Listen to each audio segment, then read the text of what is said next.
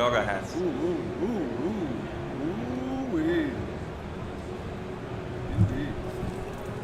So is this live? Not Are yet. we live? I think Are we testing? well, we might be actually live. We're going to assume that we're live. Good morning, everyone. And salutations, my fellow Illuminators. It's B-Boy JT, and we're back at it again with some more Disney Lorcana action here in beautiful Southern California for day 2 of the SoCal Crusher. I forget what I call it. We had a very fantastic time yesterday. We're going to be back at it again. With me, as always, we have Shane and we have Lorcana Stan. Talk to him, Joe. How you guys sleep last night? Are you guys ready for tomorrow? Slept well, but you know we were so excited to come back, right? I didn't want it to end yesterday. We saw the Sleepy Ducks at the end. The salty ducks. The salty ducks. The salty ducks became the Sleepy Ducks after day 1. It was a long day for a lot of folks here at Collectors Expo, but we're happy to be back. Absolutely. How you feeling, Lorcana Stan? Yeah. Well, I'm feeling great. I don't know how I'm sounding tonight or this morning. So what time is it? I don't know. I felt like I slept like a baby. I slept like a rock, and I felt like I slept for about 1 minute. My eyes hit and then I woke up, and now we're And here. here we are. And now we're here. Do I sound any better on this mic today? I'm not even I think sure. we're good. We're good. If we can get someone out there in the chat universe, I know we just fired this thing up, but production's in the building now. We're working on a lot of things behind the scenes, making sure we're in the right category today. You guys can find the stream. You guys have all been following the channel, following the action. So make sure you get those things on social media and let them know that we're out here getting laser focused and busy. If someone's out there in the chat right now, let them know if you can hear us, so we can know this thing is working before we get too far along in the broadcast, so we know that you guys can see what's happening here. Yeah, we're one going to thing try to I'll- have a 3-man booth for the pre-show anyway. We're just hanging out until we get started. We are getting started here very soon. If you're just joining us, we are at day 2 of Collectors Expo here in Anaheim, California, and we are going to be playing 2 rounds of Swiss before cutting to top 8. A lot of high-quality players here in this day 2 field, but the people that didn't make day 2, they still have action. They still have things to do. There's a free tournament for the people that didn't quite make day 2, so we're happy that they can be involved as well. All right, how about now? We're saying we're getting a lot of feedback, a lot of echo. I think this mic might be chalk, and I think Let's call it. Let's call that one. I think this mic might be chalk. But what we can do, if you just speak up a little bit, they should be able to hear you through these mics. Since you're in the middle, both of these mics, we kind of turn and kind of make out a little bit. You should be able to hear in the middle, and I think it should work out. How's that? All better now. Good. Okay, that mic right there is cooked. That one's gone. We tried it. I'm glad we tried it. Try new things. We have gotten a lot. We have gotten a lot closer over the past 48 hours. So That's true. If we lean in, You should totally be able to hear it. So tell us about the ensemble today. I mean, yesterday you were wearing some dapper duds. Today you're back at it again with some beautiful threads. Can you just talk about what you got going on today and what you're wearing? Fit check. And let me tell you what, I put this Dapper Merlin cosplay together. Okay. Several years before Lorcana was public. And I'm happy that Lorcana has given me an opportunity to recycle it several times. Several times. I think I've seen you in this ensemble before. I like this. This is a classic. I call this really a classic. I've got my back from Bermuda sunglasses. Okay. I got this witch's hat on Amazon for $14. Okay. I've never gotten better use out of a $14 costume piece than this hat. Okay. And of course, this one has nothing to do with Merlin, but my man Satisfactual Sign Co. on Instagram 3D printed this beautiful Sleepy flute for me. Rest in peace. I look forward to trying to play that in Infinity. Woo. You never know. It might be coming back. I love it. Go ahead and play us a little tune real quick. Go ahead and drop us a couple chords on that Sleepy flute. Here it is. And get ready.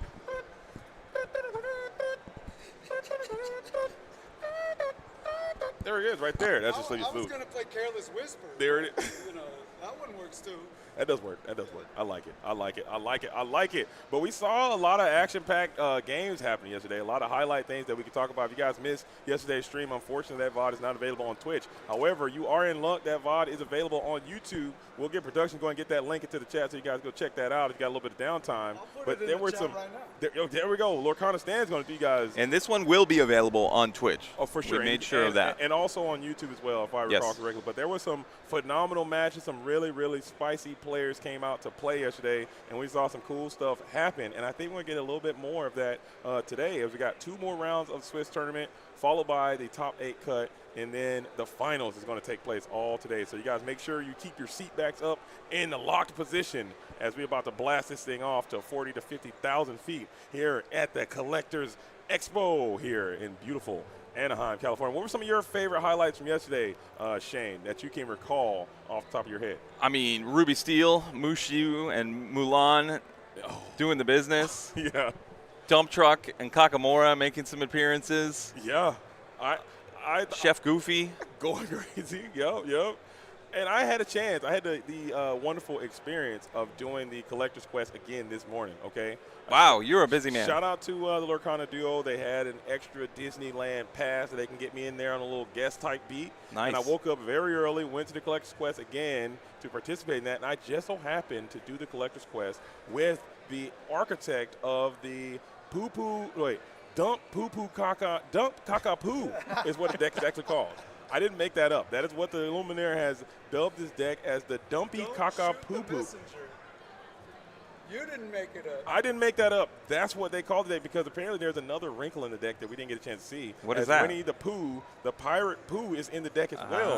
That when he quests, you can make pirates play for 1 cost less. Well, all the Kakamoras and the dump trucks are also pirates, and you're just playing all these cards for free for an additional little pink stuff. He said, and he's got it's like a very aggressive deck. I think it's quite cool, and it's a home brew. I like seeing the Illuminaires come out here and try their own unique takes on these strategies and have it work out. He is 6-1, and he's very close to making it into the top echelon of this tournament. Yeah, when we started this tournament, we knew Blurple was going to be popular. Mm-hmm. We knew Amethyst Steel was going to be popular. We knew Amber Steel. I know you got a chance to see some Tiana in action. Yeah. But we didn't quite expect things like Dump Truck or Mushu or Mulan or Kakamura or Winnie the Pooh Pirate. And it's nice that we got a chance to showcase some of those decks as well. Absolutely. I know our Red Steel player made it into day 2. However, he was 5-0 when we last saw him, 5-2, but that was the cutoff. It's okay. He's in. He's still got a shot. I do want to take a chance to talk about some of the players that we didn't get a chance to cover that are high up in the standings. We have Complex, first place, our only undefeated player at 7-0. Riley's Wrath in second, 6-0-1, so just right behind him. And then Cloud, he's a Southern California, San Diego guy.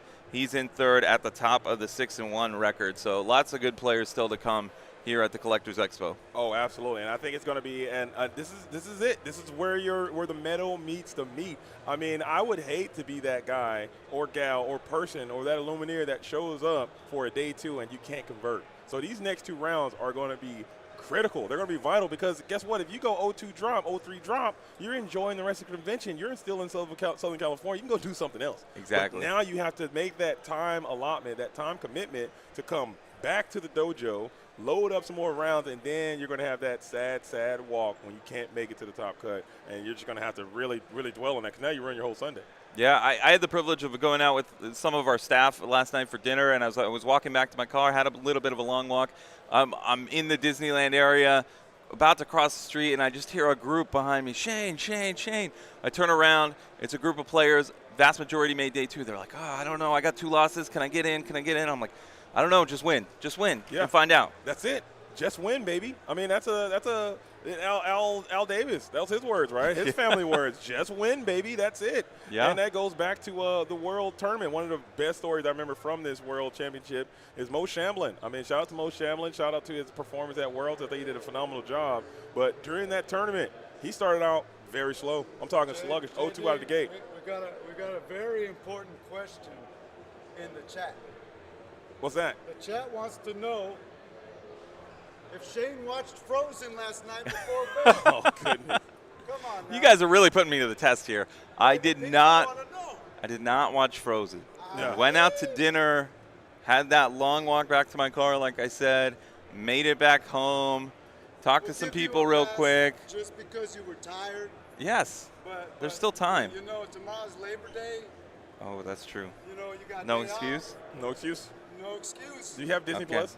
I There do. you go, I people. do have We're access. committed to watching it tomorrow. All right, it's in. Absolutely. Who do I have to report to? Do I have to do like a review? A full put it on your Metafy. Oh, yeah. We'll put you on blast on all the social medias. Okay. Okay. I'll be sure to let Twitter know. Okay, Once okay, I okay. have watched Frozen and how I feel about it. You haven't seen any of them. No Frozen. I've seen the horror movie Frozen. We went over this. How did you miss that? It was like a very powerful film. I go to the movies. Okay, Yeah. here's the thing. Everyone loves streaming. Everyone loves watching movies at home. I love going to the movie theater. Right. I'm old school. And it's hard to do. You don't have kids. Yeah, that's where I saw it. That's exactly It's it. impossible. That's exactly it's impossible to do it. Never mind. I don't No blame kids you. for me. That makes So a lot of sense. I missed. I love all the '90s Disney movies, into some of the Pixar movies, but there's a gap. There's a gap there, but I'm feeling it slowly but surely. Yeah. And now you got Disney Plus. You can watch from the comfort of your own home. You don't have to go Exactly. to the movie theaters Exactly. anymore because that would. I personally use my children as like a human meat shield sometimes. Human meat shield. A human meat shield. I use my children gonna have to as unpack that. as a way because me as who I am and what I am, it's sometimes culturally not cool to go do certain things. Like if a Okay. Disney movie comes out, I can't naturally just go by myself and go watch. Even though I would want to, people might judge me.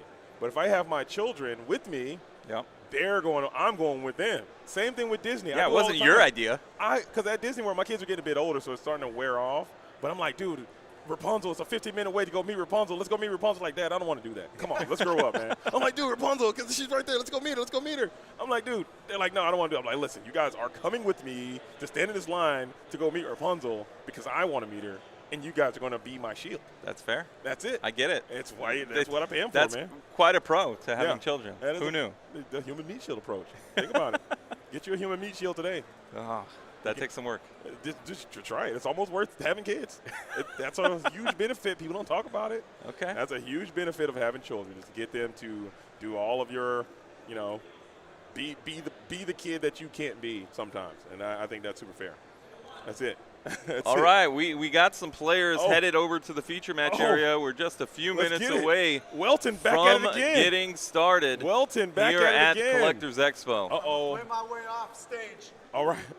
All right. And you guys gonna get more of Lorcana Stand next round. So keep it locked. Absolutely. And we got our friend Brent Mackay is going to be a here. special guest broadcaster coming in, pulling them off the bench. We got SoCal's finest in the booth next. Oh, and you as well. I'm putting you in the SoCal Hey, class. we can be 1A, 1B. It's okay. Okay. We got Brent Mackay. It's SoCal's finest, and we got Lorcana Stand. This is a whole SoCal representation except for me. I'm the outsider. And my whole shirt, what am I Hey, doing here? you are more than welcome here. I'm disheveled, man. Let me take this thing off, man. Let me wake up. Wake this thing out of here for now. It's in my pocket over here. There we go. Now Look, we're ready to it's go. like it never happened. That was smooth. Button my shirt up, man. I got my buttons broke. Okay, cool. Okay. Cool. We'll You're just letting it loose. I love it. I love Fast and Loose, baby, is the name of the game, man. But what a day, what a tournament. We did get to see Welton perform last night. I believe he got the victory on stream to close it out, if I recall correctly. And now he's back at it again for another, no, not to close it out. He was in round number 6. He was on stream. So this is table 1. We are going to feature our undefeated player for the first time as well. Okay. Complex in the mix. Riley's Wrath must be Welton. Yep. because that's the name in Ravensburger Play Hub.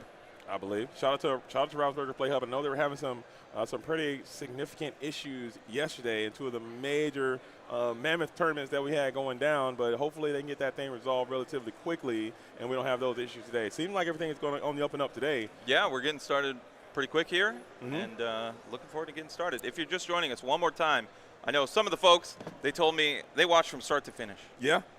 We appreciate you. But some people are coming in and out all the time. So what are we doing here? Collectors Expo. Okay. Day 2, round 8. This is a 2-day event out of 9. So next round, that's going to be really exciting. There's going to be people playing for that coveted top 8 spot. And this is like you said, this is Southern California. This is a hotbed of digital Lorcana. But what I want to see is everybody that's in this comment section, everybody that's in the building right now, make sure you find a friend and let them know what's happening here right 100%. now. Get out there and let some people know that this needs to be observed. Get into this Twitch, get into that YouTube, talk to your friends, let them know that we're out here because there are some great players and they need to be showcased to see who is going to come out on top of this region, to encourage them to do more events like this in the future. So if you're in Southern California or if you know somebody in this region or if you have friends that are here, let them know that we're performing right now and they can get out there and cheer on some of their new favorite players from this region. And there's still time. If you're nearby, there's side events. There's sealed deck. There's all sorts of things going on. You can make it over here to get over here and play. Where you at? What are you doing? Yeah. I hate that. We're SoCal. We got the best players. We got this. We got that. Now it's time to show up. You don't show out. Yeah, come on out and represent yourself, man. Hey, I got one more bonus for the listeners. Over at the booth, near the broadcasting booth, there were some Chapter 1 packs open. We got some extra cards. Come over, pick yourself up a card. We got foils. We got rares. Let's get it. They're over there. They're there for the taking. Dude, I might have to go and get one myself. I took a peek. Did you grab some? I got to say, there's one thing I was interested in, but I left it there. You left it? I left it for the people. You gave it to the next person? Yes. Double. Is the score cooked over there? Do they need me to get in with the? They're doing the input for the stuff right now. What's that? They're figuring out the iPad and stuff right now. Oh, do they need me to do that? All right, so I'm gonna Head step over out for a there. second. Check it out. All right. Flying solo right now. That's okay. We are at Collectors Expo. I want to set the scene for the folks at home.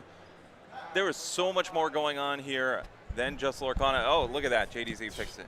It's Always, done. baby. We're quick. Hey, we're Perfect. multifaceted, multi-talented, multi-angle, multi-everything. We get it done, okay? We don't take no for an answer. We finish the drill. Look at those beautiful face cams. Back at it again. Yeah, that's what I talk about. We made some Always improvements. Overnight upgrading. improvements. All we need to get production to get those cameras below that frame, though. If we can get that done on the OBS, so we can get that little corner out there. We're going for absolute perfection right now, production. If we can get that happening, that would just be absolutely phenomenal.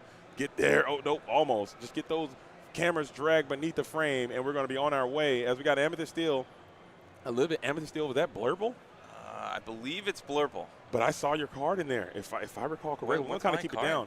Your card, your Blurple card is going to be that Vision of the Future. That's a card that a lot of people have not been. That's why he's undefeated. That's why. I saw a lot of Finders Keepers yesterday, and not a lot of wins when they're playing Finders Keepers. And I'm going to tell you what, I tuned out of this stream after we got done, which is kind of insane. There's another full-scale Digital Lorcana tournament happening on the East Coast in South Florida. Shout out to SSG. They're in the building. They started before us, ended after us.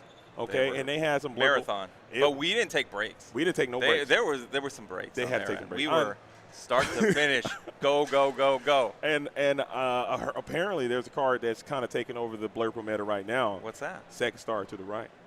I heard that. Let's see if that can be something. I heard it's making an appearance. Let's see if that can be something. 5 cards is a lot more than 3. It's a lot more. It's 5 cards. It's still 5 cards to get out. And that's, wait a minute. I ain't heard no bell. Blue Steel. That's Blue Steel. Undefeated Sapphire Steel. Okay, I ain't heard no bell. Let's wake up. Let us wake up. I want to see, is this the Allies strategy? This is the undefeated deck.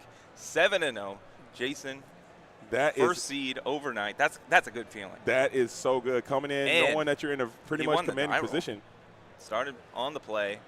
And you're going to lead with the Palace Guard as well to check down that Mulan. Checking out the build. We're going to have to see a little bit more of this as we put the Jasmino down to the inkwell with another Mulan. We got some new cards, and we got some filtering. He's going to find what he's looking for. I'm big on that Jasmine as well. I think that Jasmine, Fearless Princess, it's got your keyword. Take the lead. No, come on. Whatever that keyword is going to be, it's going to be evasive, light, almost evasive. Mobile. Maybe just call it mobile. Pseudo-evasive. I think they should call it just mobile, okay? Because you got evasive is always evasive. Mobile is just, or agile. It should be agile. There it is. These Mulans are doing some work, doing some filtering, but they're not matching up too well with what Welton has on his side of the board with that Palace Guard and that Calhoun. So I don't know if those Mulans will be questing anytime soon. Realistically, I guess you could double challenge this Palace Guard, but that's probably not the way to go. I would agree. We're doing something. It looks like we're going on a quest here. I think Bleakley might be inbound. Bleakley is the star of the show this weekend. Look at that. Dude. Gain of lore, getting in the inkwell. And 3-4 looks a lot better on this board. For sure. And that 3-4 can also cleanly check down this Calhoun. However, you will get into a combat situation with this Palace Guard, which then you can come back in with the Mulan and just get into this weird little dogfight scenario. So this might trigger a standoff here, as you got like everyone, you know, those movies, the old westerns, were all kind of just pointing guns at each other. That's kind of what these games kind of end up being these days. So I'm taking a peek over at Welton's hand. He's got a Doc. We know how good Doc is. He also has a giant Cobra that can get in the mix, maybe discard a card for some value. That way you can maximize the Doc value later down the road. Looks like he's debating Cobra, Lawrence, lands on Lawrence. 4-4 looks good, especially against something like Pleakley. So yeah, and that will help your arms raise. So now you need to use that additional ink that you just acquired from your Pleakley situation and figure out a way to continue to accelerate a bit and put out something big here. Speaking of something big, that Scrooge is I am quite a huge. big fan of this Scrooge McDuck. I know there's no text on it, right? Yeah. It's just a big body. It matches up really nicely with a lot of what's going on. And we talked a lot yesterday. Sapphire loves 4-costed characters. You want to get directly into that 4. We did it a little differently here in this matchup with that Pleakley. We were up to 5. Instead, we're going to drop the Scrooge. And Yzma, I don't know if we saw Yzma yesterday. This is a very strong card if it sticks on the board for a turn cycle. And we'll see. Could he have something like a Strength of a Raging Fire to interact with this Yzma? But Palace Guard's doing a lot of work. I think Palace Guard's a good one-drop. I'm looking at this Yzma, and I've tried it myself. I'm not a huge fan of this Yzma, and I'll tell you why. A quest for 2, but that ability, when you have to exert it to execute it, you're not going to be able to get that lore, and she's very vulnerable. And it also requires you, or kind of forces you to play in this weird way to where you're dumping your hand to get some maximum value from your Yzma. Yeah. I do like it. I think it's a great card, but I think Tinkerbell. there's more to be desired from that Yzma. If they're going to blast that Tinkerbell, sprinkle. Nope, no damage on Calhoun. There you go. There you go. And Tinkerbell's a good one to take down the Lawrence, and then I think we're going to see some challenging here. Yep. So Scrooge McDuck and Pleakley able to take that out. So a great turn for Jason. That Tinkerbell doing a lot of work. You know, a lot of times you play Tinkerbell Giant Fairy, your opponent doesn't want to quest it anymore and give you an opportunity for extra value. But just the play ability of that 1 damage to each opposing character had a huge impact on this board with the combination of some challenging to follow it. However, Yzma is going to survive the turn, but like you said, Welton has a number of cards already, one of which is Doc. So there's a push and pull there, right? You're trying to empty your hand to get maximum Doc value, but if you draw 2 cards off a Doc, then the Yzma can't really interact very well. So I think this is a scenario where Welton most likely is going to keep the Yzma upright for a turn, try and empty his hand as best he can, and then maybe try and draw a few cards off of it next turn. Sometimes you can get down to 1 or 2 cards and you're just like, hey, I don't really like these 1 or 2 cards. So even though you're only gaining 1 card in the transaction, you're still filtering through some additional cards. So that could be a route he takes as well. For sure, but this board, though, at the same time, if you're worrying about this Yiza, you're doing this song and dance with the Yiza hand Doc stuff, look on the opposition side. You have some big stats over there. Pleakley's holding that 3-4. Scrooge McDuck's a 5-5. Tinkerbell, 5-4, 4-5. So it's huge stats over there. Mulan is just being bait to cause your opposition to exert there. And Tinkerbell splashing that 2 damage. Very, very well holding that board down. And you got that Strength of Raging Fire, which is looking quite poor. Maybe you can set up a way to kind of take something down here. But yeah, you got to believe Welton wasn't thinking he would start this turn with only 2 characters. But that Tinkerbell really putting in a lot of work. And really the Pleakley, man. Yeah. It's a big body. It advanced his Inkwell in order to give him an opportunity to play that Tinkerbell a little ahead of schedule. I'm really moving on up in the Pleakley world. I was big anti-Pleakley gang, but now I am pro Pleakley through and through, as Calhoun will get a significant trade up. A 2-4-4, you'll take that every single day. That Lilo showing tremendous value yet again. Another standout card. You're talking about Pleakley as a standout card from this tournament. I'm thinking that Lilo is another huge standout card. Speculated high, lived up to that representation of what a great card it can be. There are some cards that are starting to fall in my eyes, but we'll see if they can kind of redeem themselves as we are pushing way into round number 8 of the CC. CCC. No way. No more acronyms, dude. Collectors Expo. Exactly. The Southern California Crusher is what I'm calling. We're gonna keep working that in. We're working on the clock as well, as far as production is concerned. It's a little frozen in time. That's okay. I see what you did there. I think Jason might have a lower too. So hey, it's early round jitters. Early round jitters on day 2 of Collectors Expo. And this is playing for all the marbles. You are in that undefeated position. Now you're feeling free and clear to start to quest these glimmers. You got the Pleakley and the Mulan going for more lore, leaving that Tinkerbell up and active as your deterrent from any type of clapback. You still have that Strength of Rage and Fire in hand, but your board is not big enough to do any tremendous damage. So I think you might have to continue to stand off and keep passing. I think this is going to be a Doc turn. I think this Lilo is going to sing Strength of a Raging Fire, but we can only deal 3 damage right now. Unfortunately, there's some big bodies like the Tinkerbell and the Scrooge McDuck. And then if you sing with this Lilo, then this Tinkerbell can put in work. So yeah, it does come at a cost. I think you can't really safely exert with that Tinkerbell around because you're going to lose the Yzma as well unless you have another plan. So I think that unless you're trying to exert that Yzma to draw some cards, maybe. I think you might have to do that. I think this might come down to this is exactly what I was thinking. Play your outs. You strength the Tinkerbell, and you hope you draw another strength right here, right now. Yeah. Did he get it done? Or do you got what it takes? I'm not seeing it, but he still has the Yzma activation potentially. Some risk there, but I mean you're kind of committed with that Lilo exerted. And we'll see what he decides to do. Yeah, because but even if now you put that damage on the Tinkerbell, so if they can't heal this Tinkerbell right now, and you got another Lilo coming in, and you have to get after that. Oh, he's drying, so you can't do anything with those two. That's unfortunate. Yep. Oh, so no. it's only the Yzma. Okay, he is going to activate it to draw some cards. So he will be able to refill, but if he drew the strength there, he would be unable to deploy it. So yeah, this Tinkerbell might have a field day here.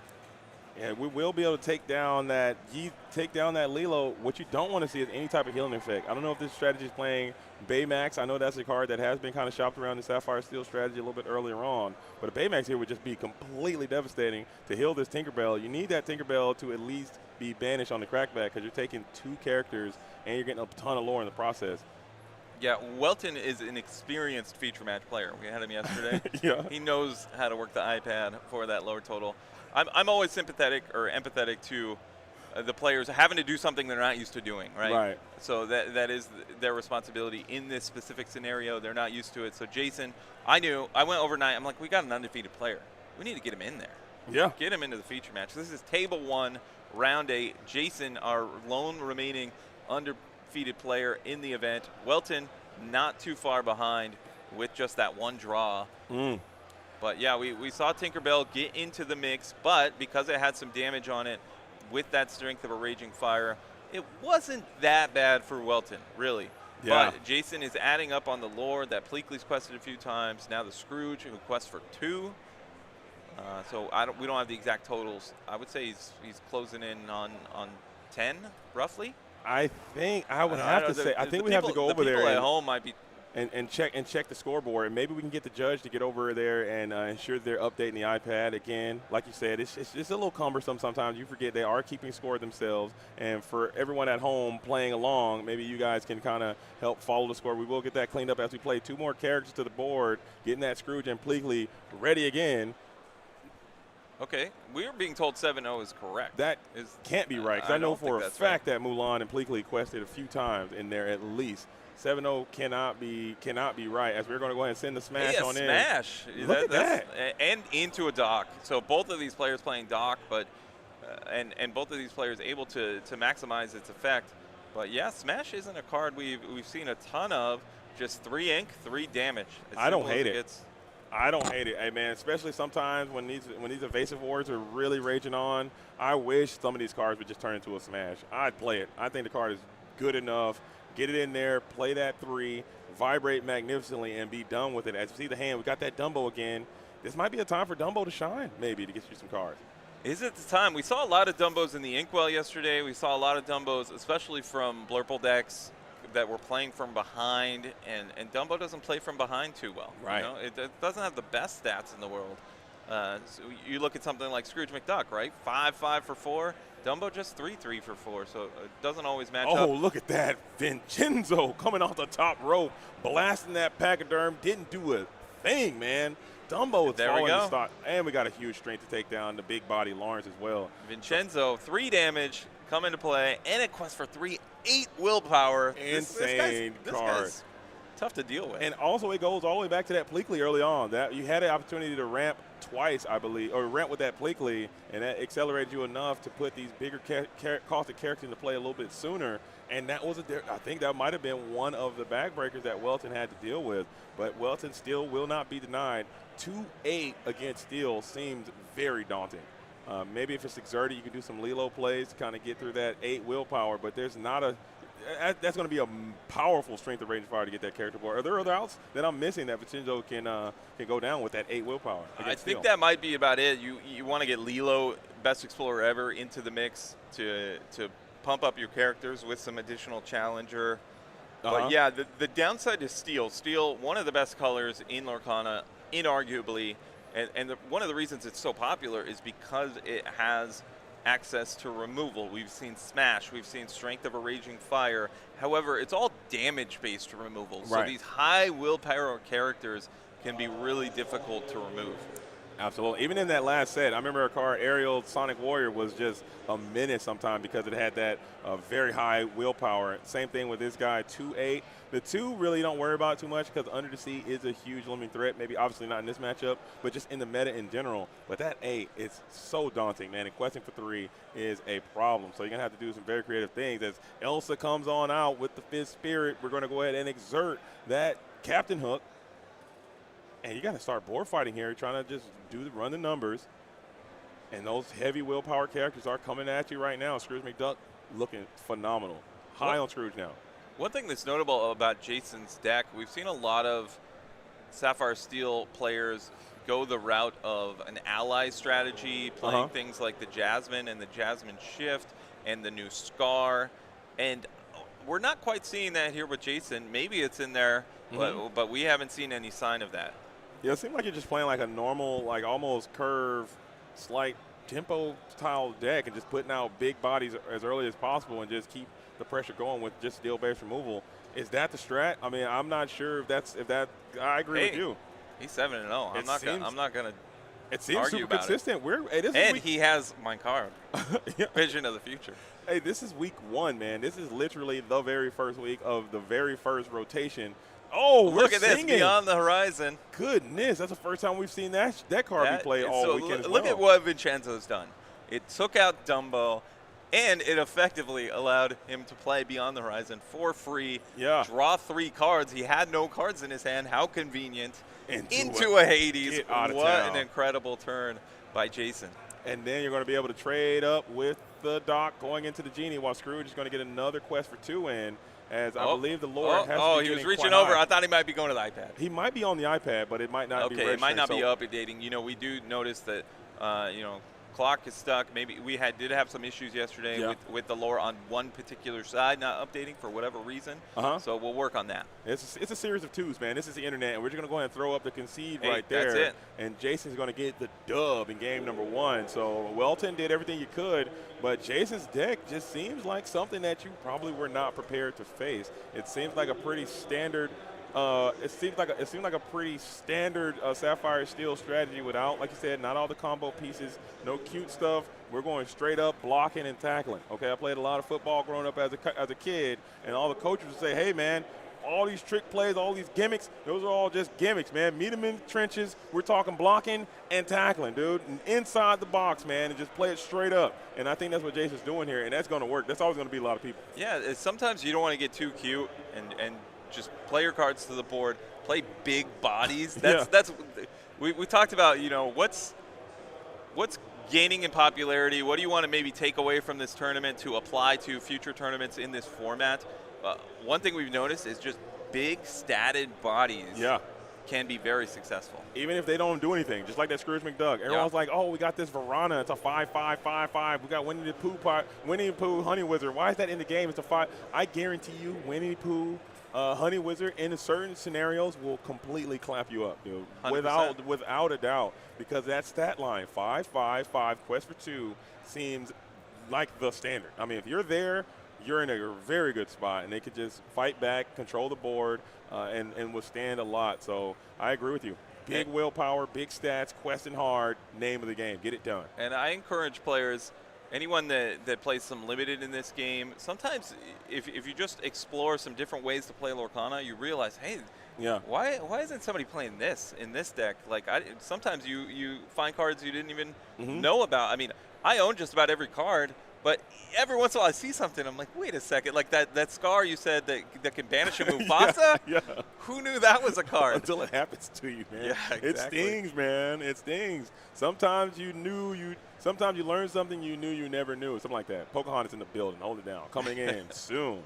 You know what I'm saying? We knew coming into the weekend that Hades was good, and Beyond the Horizon, that's a card that is an optional thing. You know, you can make your opponent discard cards. If they have 5 or 6 cards in their hand, you have 0. That is a huge swing. You can get them down to 3. Sometimes they're holding specific cards for the specific situation. You say, no, discard those, get rid of them. You get 3 random cards now. Oh, by the way, I'm going to draw 3 fresh new ones. Yeah, yeah. And I remember when this card was first revealed as well, it was speculated super high as like a game-warping, game-ending card, and like the end was over. We were at the horizon, the game is done, and it really did not fail. It really kind of failed to meet up to those expectations as Jason starts no one-cost Mulan this time.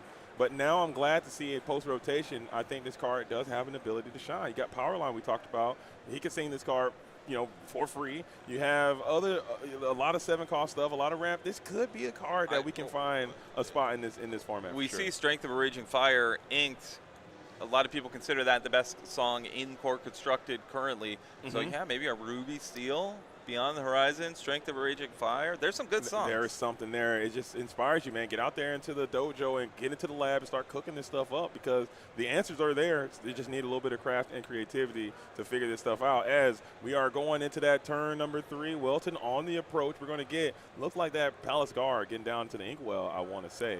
And then what do we do next? Maybe get that Cusco involved? So Welton the aggressor in this situation on the play. Meanwhile, Jason, he did not have turn 2 ramp in the previous game. However, he had the Pleakley to get that extra ink eventually. But he does have the Tipo this game. And I'd bet he's hoping he has something like that Scrooge McDuck that we saw previously for sure here on turn 3 with the 4 ink. But now you got a devastating situation that Jason does have to walk into as you play that Cobra down on 3, representing a Strength of a Raging Fire Singer. We are going to go ahead and quest that Captain Hook. That does seem quite safe. I don't know if there's a punish there with no Basil, no Rush characters available in this color combination. Oh, he doesn't have a 4, though. We're just going to spend this turn ramping some more. We could see a double ink here, a quest with a Tipo, and then a Pleakley. Then that'll get you some deep terrain there. Up. I think, oh, no, a challenge. Okay, and what's now the plan here?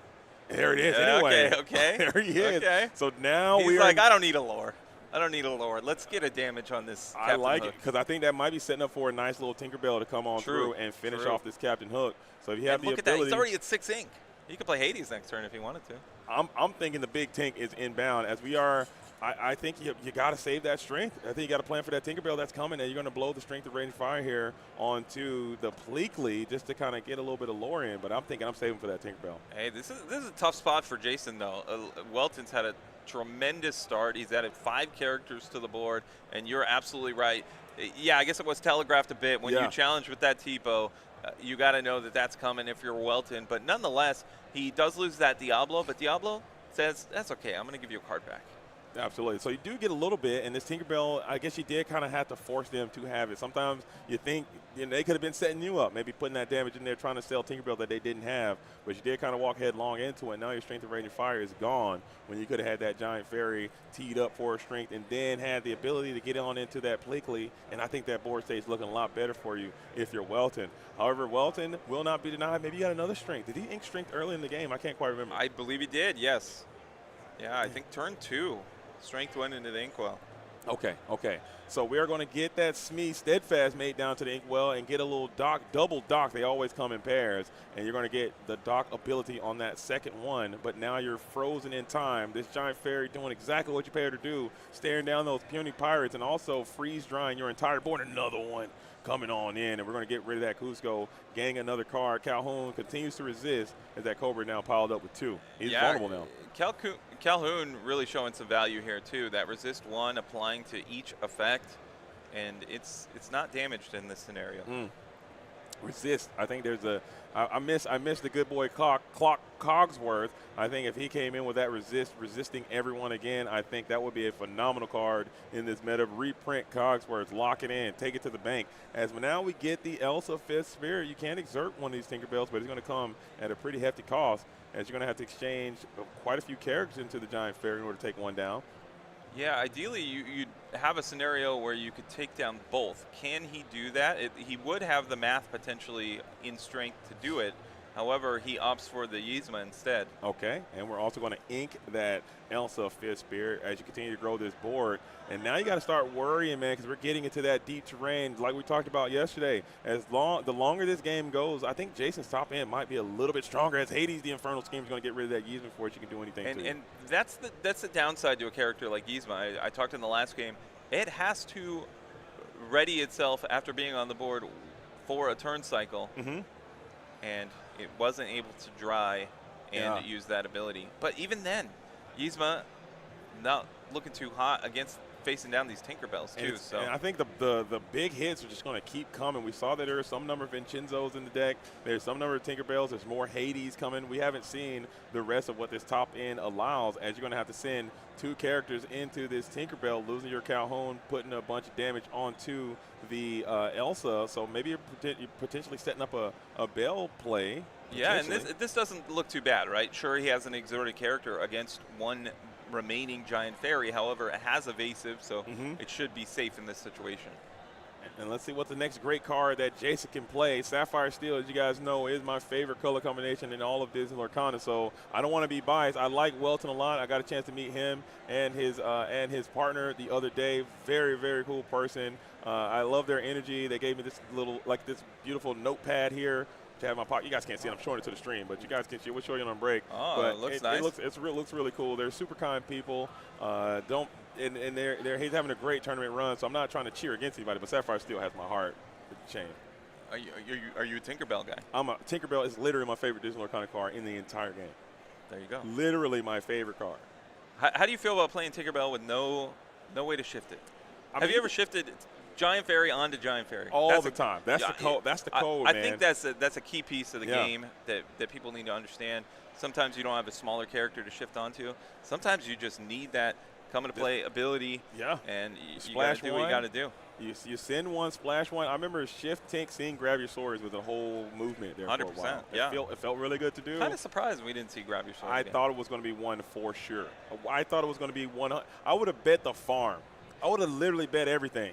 Well, grab your swords coming back. Meanwhile, Welton says, okay, you handled the first Yzma. What about the second one? And we had a dock in there as well. So Welton drawing a lot of cards this game. 3 docks in play. And it's still, that board is kind of wide. So I'm thinking Jason's spot isn't the worst, but Welton's spot is looking quite stable as you get to that point where you can just hit a huge little quest out, and that Tinkerbell's value will be negated. As we're going to go pay 1, we'll bring out the Mulan just to kind of cycle a card. Sending the Aurora down to the discard pile into a dock for 2. A lot of ink to work with. All right, Jason is digging. I bet he's looking for a way to remove this Yzma, because if Welton finds another Strength of a Raging Fire, he would be in really, really good business. Oh, wow. We've seen it again. We're digging hard. As Beyond the Horizon being sang again, which is when you get, because it is a scene again. So he gets to the smash. Found it. Talk he found to it. me. It only took, let's count it up. I think he drew 7 cards that turn. Make it 8. Make it 8. Oh, my God. Sail the Azurite Sea. Dig. He drew for the turn, played dock. That's 2 more. Beyond the Horizon. That's 3 more. And Sail the Azurite Sea. Let's add another. I'm trying to tell you right now, these Sing Together cards are super OP. They're very, very OP when you can sing them solo. How do you feel about this Aurora? When you got a 7-cost character singing a Sing Together song by himself, 100%. I think that is just super powerful. But this Aurora, Dreaming Guardian, that's a sleeper. We haven't had the chance to see it come up. I think that is going to be for that Blurple matchup. Blurple low-key gets blasted by Ward. We already know that there's not a lot of removal to work with. But what if you just shut off a lot of the removal? They have to choose the Aurora. But get this, what if you get 2 Auroras in play? Oh, they just get then this. no chance. In Yu-Gi-Oh, I call it can't choose anything. I call it the marauding captain effect. You know, that's where 2 marauding captains can kind of protect each other. 2 command knights can kind of protect each other. It happens sometimes. That's a very powerful position, especially if you're against the Sapphire and Amethyst strategy, because no Hades, no Elsa, no Belle, no anything. You just kind of sit. No Into the Unknown. You're just kicking it. They cannot engage with your board at all, and you can just continue to just amass, and then quest, and you're going to probably win that one. So both of these players drawing lots of cards this game. We see the 3 docks. We saw the Beyond the Horizon and dock on the other side for Jason. So this is a pretty even board state. A lot of characters, a lot going on. We see Dumbo join the fray. Notably, Jason does not have any evasive characters, so that Dumbo could potentially get in the mix and try and give Welton the advantage come next turn if it's still around. For sure, and we are going to ready, and that Tinkerbell is also vital because look at this side. Look, It's holding everything back. Just holding it all together. It's the glue that holds it all together. And you have 1 7-cost character, 4-cost character, 6-cost character. You just have more bodies over there, more mass over there. Strength of Rage of Fire gets after that Dumbo again. So Yzma's taken down by Smash.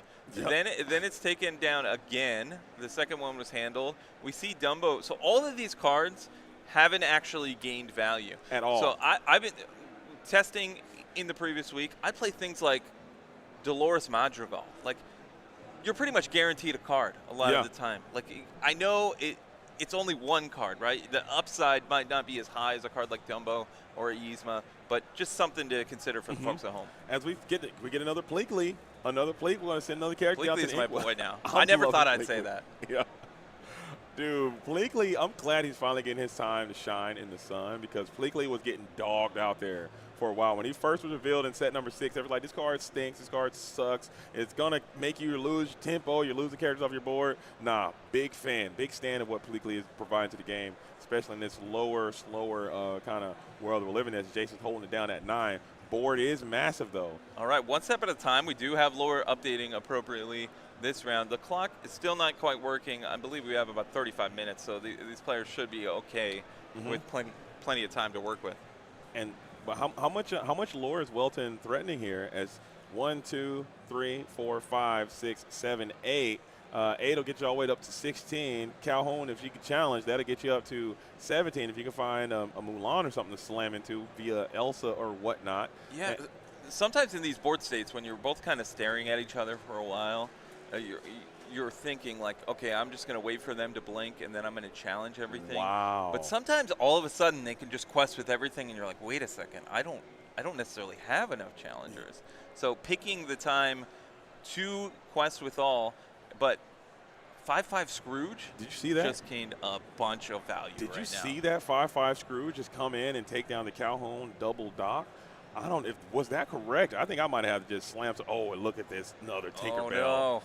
That's another one. This one might be getting out of hand for Welton here. As Jason, that Tinkerbell just gave you all the momentum you need. Now you're free and clear to quest your other Tinkerbell. You can quest your Hades. You can quest all your Glimmers right now. And I think that's what Jackson's going to do. Yeah, he's turning on the gas, looking for game 2 here. He is up a game already. Another Pleakley. Look at he this says, Pleakley. I don't, and it's not optional, notably. Yeah. I made that mistake. I'll admit. I played Pleakley on an empty board, thinking I just wanted the 3/4 body. No, do not do this at home. I made the mistake, so you don't have to. He's going to the Inkwell, Mal. And I'm not giving you the take back either. I'm sorry. No. I'm not going to do it. He's gone. Oh, yeah. You could have just inked it. You could have just inked it. Instead, I wanted it to come and play Exerted, you know? No, I made it work. You can ink and then play him and then get a double ink. So you will get a ramp. That's true. That's true. You will get a You ramp. can So do there that. is some value That there. is an option. To But kinda- congrats to Jason. He is now 8-0. Undefeated. 8-0. He Undefeated. is well ahead of the field at this point. Our only undefeated player coming into day 2 remains undefeated. I'm going to say it. He's in top 8. Absolutely. I think he's going to make it. I think at this point, you can get to the position where you can start doing what they call initial drawing. You start to just talk, hey, I don't want to play. There's only one more round. You can do it. But at the same time, we kind of spoke about this yesterday. I'm playing it out. I'm playing it out. If I'm 8-0, you better believe it. I'm playing it out You because want that I'm gonna undefeated look at the record? charts. I want to be going on the play all day if I can. If I think my deck is hot, if my deck is running like a hot piece of coal, like that deck is moving, I'm gonna play it out because you get on the play all day in the top cut. You just increase your opportunity and your chances to go ahead and win this thing, man. So Yeah, I think you, unless you can look at the numbers and see if you draw, you can maintain that top position. I think I play it out. that's likely, but yeah, it makes sense for him to look at it very closely to determine what the best course of action is for him. But yes. Okay, absolutely, absolutely. But phenomenal matchup, cool deck. Sapphire Steel is in the building. It is not down, and like you said, there was no frills, there was no muss, no fuss, no coconuts in that deck. There was no tricks, no tomfoolery, no Jasmine Shift, no Scar, Tipo, no allies, no Helping Hand, no Alice, no none of that. Helping Hand is a card that I've heard some people trying to hype up. There was a no frills, okay? This thing was straight up activity and activity only, and I love it, dude. Sideline to sideline, we're playing downhill, we're running the ball, we're getting 3 yards in a cloud of smoke, we'll punt, play some good defense, get out of there, dude. Since day one of Disney Lorcana, Tinkerbell Giant Fairy has been putting in work, and we saw both players draw so many cards that game. Yeah. So many characters on the board, and Tinkerbell was able to just say, hey, you got to stop that. I agree. You got to stop. Yeah. Hang out. You know, I'm going to find the second Tinkerbell. Yeah. I'm going to find the third Tinkerbell. And that's kind of where we are. Like Calhoun has that effect. That big 5/5 Scrooge has that effect. Tinkerbell has that effect. There are certain cards that when they're played, there is no exertion. Okay, there's no questing, there's no challenging, there is no singing, there's nothing. They're staying ready, and you're going to stay out of the way, or you're going to probably lose this game. And that happened there a couple of times. That Tinkerbell hits the board, you accelerate. You started kind of slow too with the Tipo. Tipo comes in, and it's like, okay, you're losing the board a little bit, but now you accelerate it. Boom, Tinkerbell hits the play because he went that one turn to go sail, Tinkerbell. Yeah, it was Tipo, Yo, Sail, Pleakley, that's what it was. Then Tinkerbell. So he was way ahead Yeah. in the ink race.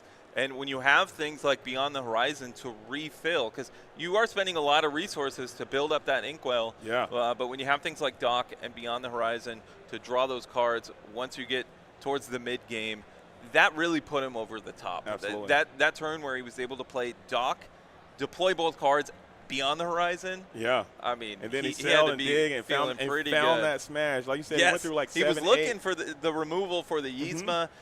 Yzma, 2 Yzmas, and a Dumbo, all 3 combined, drew 0 cards. Literally came to the board and left as soon as they came. Didn't do anything that you put him in the deck to do. You hate to see it. And we talked about it as well. Like, I think being able to sing this Beyond the Horizon, there is some inherent value there that a lot of people I don't think have been talking about going into this set 7 meta. It's a card that it's kind of speculated a little bit low, I would think. It's uninkable. It doesn't have those super high ceilings like it used to with the Prince John stuff like it did in the previous sets. But we saw that the Vincenzo sang it. We saw the Hades sing it, and the game just felt like it turned as soon as that happened. Yeah, if you think about when Beyond the Horizon was introduced to the game, there was things like Ariel Spectacular Singer, and it was combining with other cards to sing together the Beyond the Horizon. But you said it live and in color that Beyond the Horizon, if you're only singing with one character, Vincenzo already got value. It already removed the Dumbo. Oh, by the way, it's going to assist me in drawing 3 cards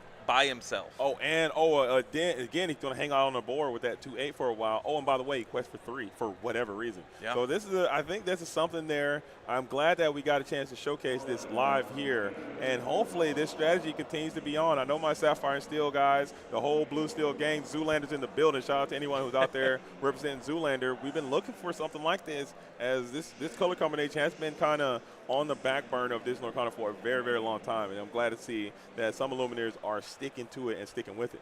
And the Blue Steel community, traditionally, since the very beginning, very polarizing opinions. They They have a lot of good options. There's a lot of good Sapphire cards. We know there's a lot of good Steel cards. There's never been a true consensus Sapphire Steel deck. And coming into the weekend, I'm like, okay, we're going to see Jasmine. We're going to see Scar. We didn't see that, and that's okay. He's 8-0. Yeah, And we did see a Jasmine, but we didn't That's see right. the It was Jasmine. a different We saw Jasmine than the we one, expected. yeah, we it saw was the other new one. Jasmine from Fabled. Yeah, that the one where she's taking the leap, man, and she's evasive, another evasive character, and notably that Jasmine can trigger her ability multiple times in one turn. I think that's really cool to look at too, because she can take out some whatever big threats that are in the way with her super crazy willpower. Hey, production, can we pull that card up as well? Can we pull up that new Jasmine?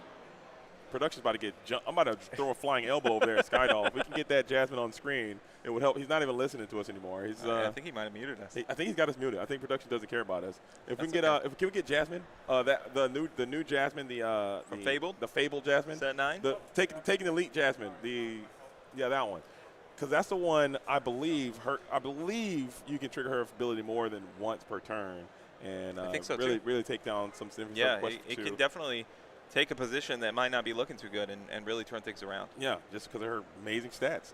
And just like you talked about, having characters on the board with phenomenal stats, I think is going to be what the future of this game looks like in this format. Maybe coming in Whisper in the Wells, or maybe in the future formats or future releases of product or whatever, that could change. But right now, it's all about being big and being on the board soon. And there you go. Here Look we at go. Oh, we got both. Look at that. Okay, production's making up for it. Okay, shout out to We production. got a 2-for-1 He's back. special. He's back. He's back. I love it. And, yeah, look at this card, 3/7. We talked about earlier. Ridiculous willpower. That's the name of the game. Coming in on 5. You can ramp with Pleakley. You can ramp with Tipo. Get that thing out quite soon. Quest for 2. And also you can discard. You can pump this thing to. This can challenge anything. Literally anything. Anything in the game. Oh, you got a Vincenzo? Yeah. All right, let me discard a card or two. Let me go and base boost this thing up to a 6. Yeah, 2 cards. You're sitting at a 9/7. At a challenge, that's clearing whatever, so it doesn't matter. I love this card. I'm glad Jasmine is finally getting the love she deserves because she's been kind of getting dunked on. Here. You know, in a way, Yeah. say you have a dock, a Beyond the Horizon, your hand's a little awkward. Just discard a couple cards of Jasmine, refill. Smart, desperate plan. It works well with that too. Set your discard up maybe if you want to play the Circle of Life type beats. I don't know. You got options, man. I'm interested. I know there was some Circle of Life in the tournament. Yeah. We didn't quite see it on camera. I would love to see a Circle of Life deck have success sometime in the future. Someone's going to cook. Maybe the Jasmine's involved. Maybe we saw Namari for a moment there. Maybe that'll be involved. Any sort of discard outlet. We haven't really seen prior to Circle of Life cards that can utilize cards in the discard pile. We've seen it a little bit, but Yeah. I think that's the strongest one we've seen so far. So that's a strategy that we could participate in going forward. For sure. And I just the card, okay, the effect of what it does, it being a scene together, it being inkable, it being able to get something from the discard pile, it being there is something there, okay? I want a Circle of Life, a Stitch Carefree Surfer Easy. sometime soon. It will happen. And I've seen people cooking. I'm not trying to dox anyone's goo before they are able to reveal it. But there's an Illuminator that I've known very well that I sat there and watched as I was getting on the airplane, and they were cooking something. And I was like, man, that looks like some spicy cuisine you got going on there. And when that thing is released, when it's fine-tuned and released onto the Quest world, you guys better watch out in the Lorcana universe because somebody's going to be in Shambletown, and it's probably going to be you, not me, okay? It's out there. The goo is happening. I'm waiting.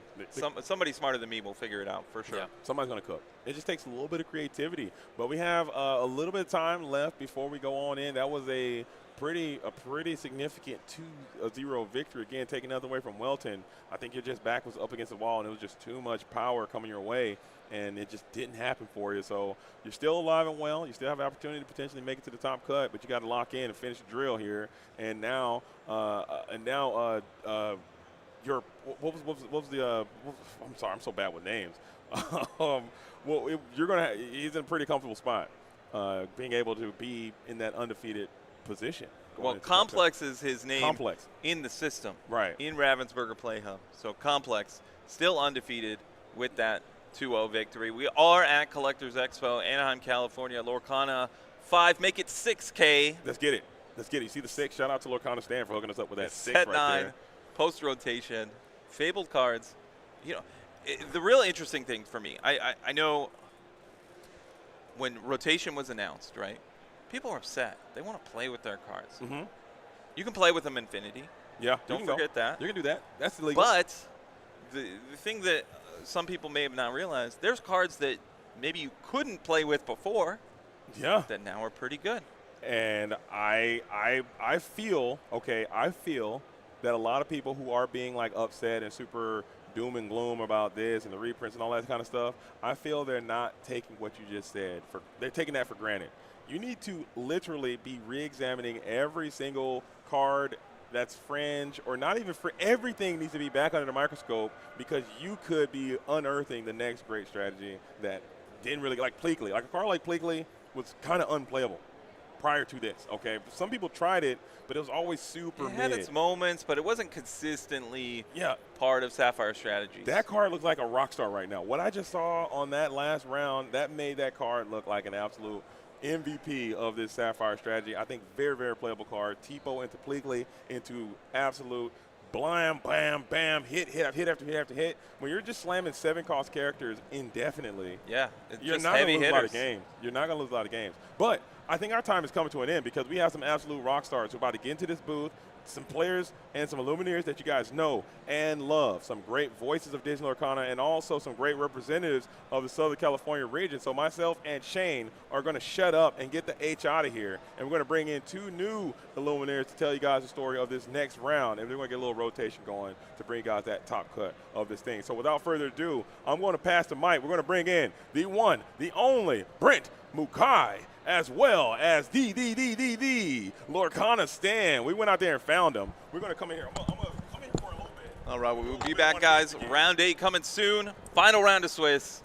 Don't miss out. I went out there, and Brent was playing in this tournament, and I was like, hey, if you're not going to win, you're going to come over here to this booth. You're going to get your work on. You're going to get some calls in. So we got Brent, and we got the man, the myth, the legend, Lorcana Stan is going to bring you guys this next round while myself and Shane take off. So we're going to go ahead and pass the buck on over. Yo, Brent, how are you feeling? Talk to him. I'm feeling great, man. I'm feeling like the buck is being passed. I'm hearing myself in Let's get it. the headphones. All right, so I'll give you a little quick rundown. Please, Live please, on here. please. So if you just watch this meter right here. If you want to go higher or lower, you can control this. This Oh, is your sorry, voice. I'm late, guys. And then this right here is the sound coming in. So this one is, you see that? Yep. And then you can just crank that up. Yep, And yep, then yep. You want to be louder or quieter? You can just do that. Fantastic, brother. There it is. And you got the chat up right here, Stan. Thank you so much. Hey, what is going on, everybody? It's me, Brent Mukai. Coming in. They let me in. I don't know why, but I brought my buddy, Angel Kronk. Lorcana Stan, I don't think that you thought about the headset when you brought the big ol' hat. I do love the hat, but it might be a little tough. It's funny, brother. You say I don't know how you got here, bro. We requested you to be here, and it's funny that you said something about my hat. Can you hear me all right? I can hear you fine. Yeah, my man.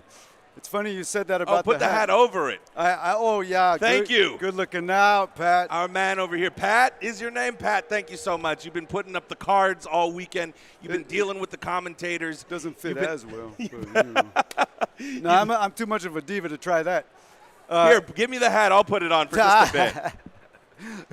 We don't At got to least for a screenshot for the gram. Yeah. We don't got to worry about lice, man. We're man. repping the bald crew here. Nowhere for the lights to live, man. So you tell me, man, what have you been seeing this weekend? What have you been excited about? Like, what were some of the highlights? We're on day 2 right now, for those of you here at the Lorcana Collectors Expo 6K in Anaheim Convention Center.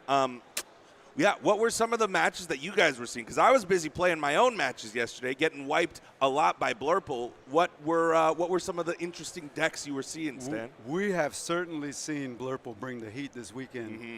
I am a little intimidated as a devoted, maybe I'm stuck in a rut, sort of devoted to Amber Steel.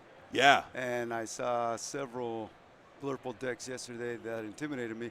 I actually missed the last match though, because I was juggling all my tchotchkes related. All the doodads. Related to making art. Yep. Because I was over there talking to Brian Weiss and Kendall and Rachel Elise, and getting a card signed by Rachel. That's right. We do have some prominent artists here today. Throw back those graphics. Thank you so much. Pat is your name? Yeah. Pat, thank you. Pat the man. Pat the man. So Pat was giving us some subtle hints here about what might have been going on yesterday. I see some Ruby Steel. I was watching the gentleman. I've played him before. I can't remember from where, but he is a great player. Also, somebody was bringing the Emerald Amber with the goofies in there, with some of the Max Goof stuff, right? Is that correct? Yeah, we saw a lot of interesting, goofy things. I even had the chance to. I got a box on Friday. Yeah. Were you at Disneyland on Friday? I was at Disneyland on Friday. I had to leave early though. I had a job. Did you get the bell? I did get do the bell and the yeah. beast. Yep, got the bell and the beast. It's an interesting story actually. I had to leave. What, Beauty and the Beast?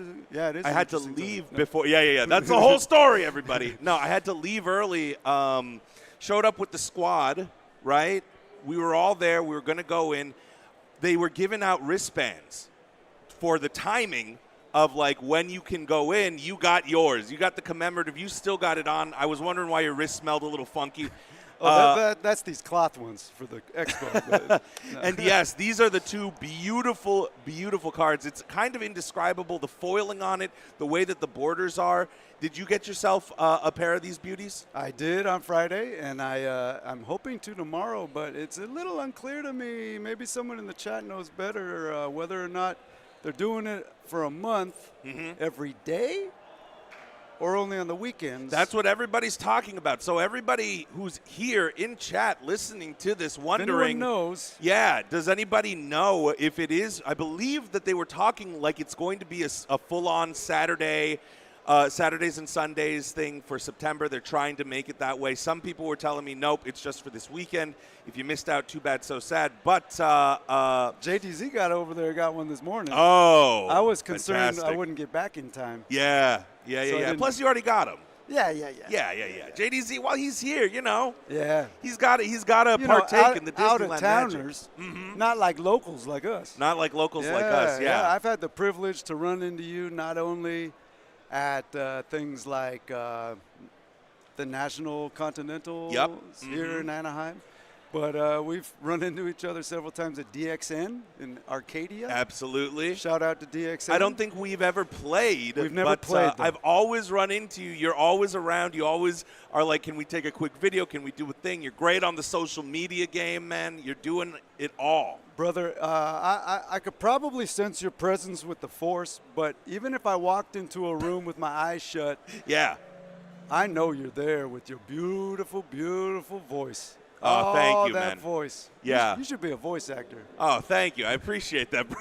A lot of people have told me that. I should look into it.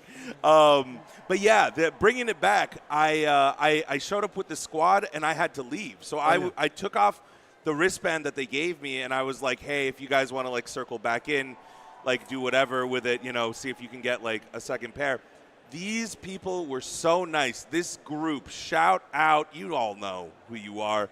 I don't know how much we want to be shouting out like the individual local game stores and whatnot, but love you guys. They stood in line. They went back in, and they got my wife and I both a pair of those. See, so it's just, I love that story. I'm telling you, man, that's the community here, though. Yep. And you're locked into the SoCal community, man. We're in a little bit of a different spot. Like, for those people who are here, this is a big deal.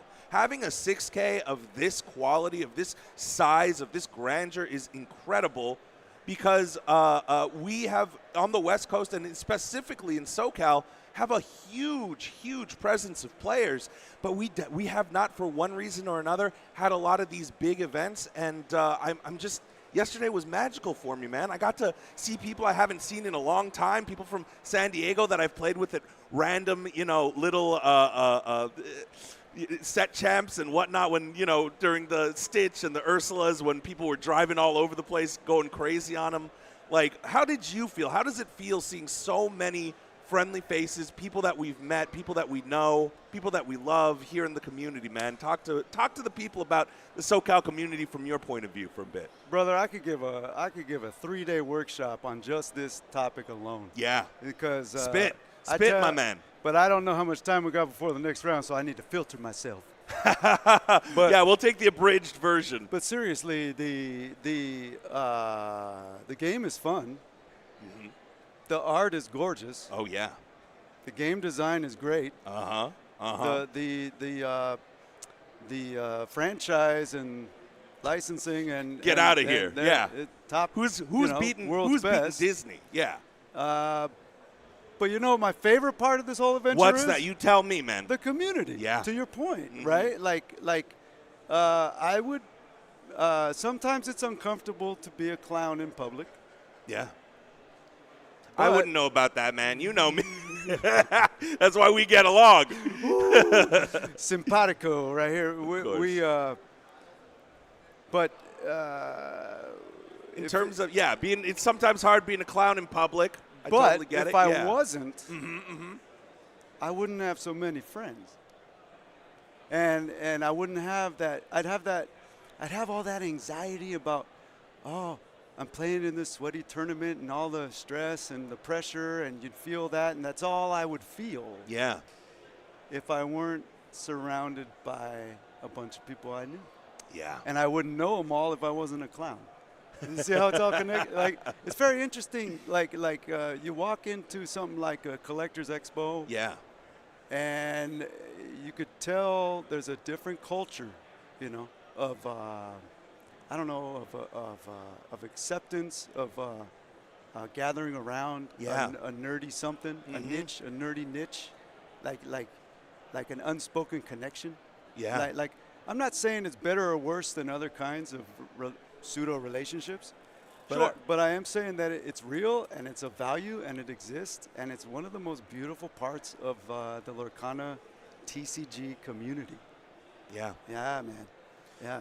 I 100% vibe with you. If you don't mind taking here a look we at this go. here, you are the main man. You are I'll say one of the three main men here. I am a guest. I am super grateful to be here, but this is a little bit of a above great my how- pay grade right now. Yeah, it's great how JDZ and Shane and I all wanted you to be involved to some extent. And it's funny you're putting me with them because I would say they're in charge, not me. But all games have been recorded, you know, checking to see if we choose. Yeah. That I don't know, you know. So text or put in your chat over there with the guys and see. Or ask JDZ or Shane, text them. Fantastic. Yeah. Do you mind opening this up so we can see chat? We can get a little Ooh, bit of let's see if interaction anyone has in said there. anything, Yeah. yeah. If anyone is, Hey, does anyone out there in TV land have a question for the beautiful man sitting next to me? Go on now, put it in the chat. Let's find out. See if, Lorcana people Dad out are there. loving you. They're mentioning you. They're saying Lorcana Stan, we love It's you. mutual. This Lorcana Dad. Do you know Lorcana Dad? I do know Lorcana Dad. Yeah, he gave me a nicest sticker guy. the last time I saw him. He shout out to him, agreeing the community is awesome. First time we met, tip of the hat, bro. I didn't know this was on YouTube too. What up, YouTube people? We're not meaning to exclude anybody, but we're the Bald Bro gang here, and If someone if someone sees a good chat in the YouTube chat, come put it in this go chat. copy it and it's- paste it into the Twitch chat. I apologize. I'm so impressed with these professionals that have a lot more experience than me doing this stuff. The energy, the analysis, the real-time improvisation, the storytelling, but also the ability to keep up with the chat. Ooh, like how do people pay attention to everything? You know what I mean? Absolutely incredible. I'm learning myself how to manage all of it. There's players, it looks like, that are getting set up in a bit here, so the game will be starting soon.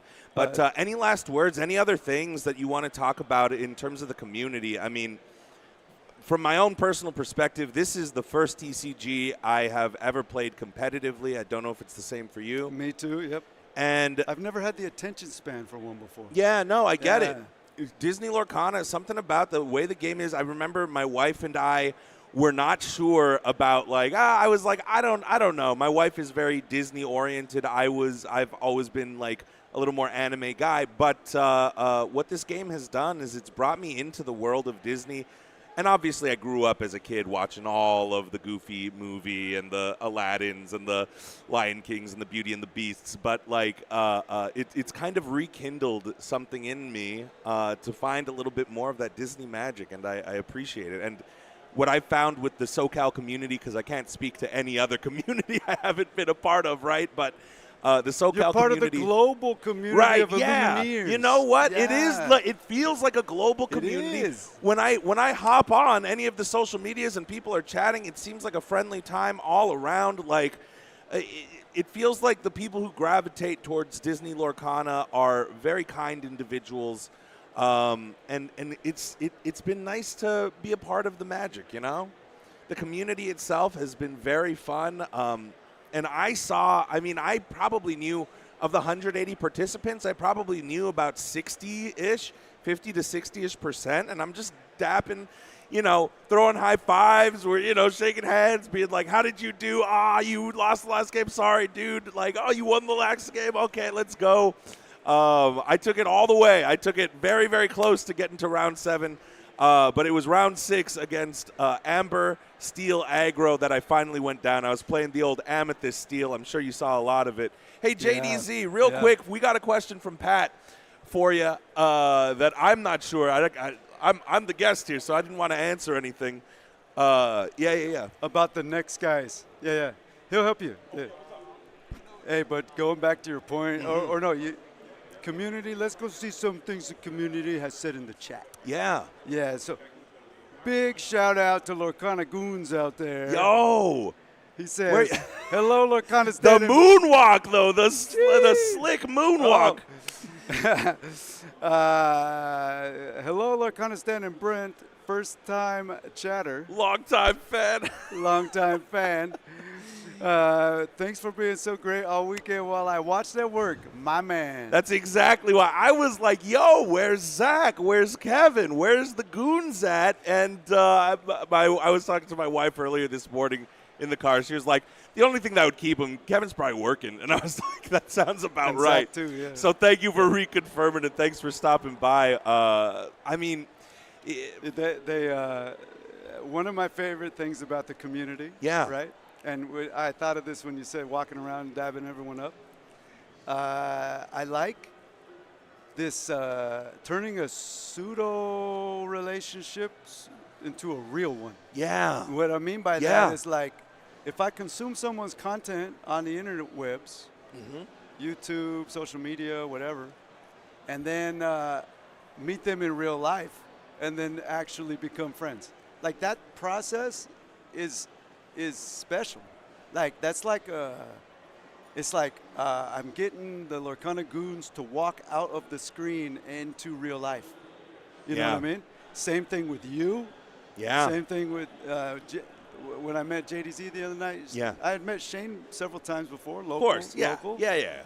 But we don't always see the people out from the Inland Empire like him, right? We don't always see the San I'm not Diego even people. there. I'm over in the valley. Yeah. We don't always see like Bakersfield people, like all these salty ducks, right? So it's good to have events like this that brings even SoCal people more together.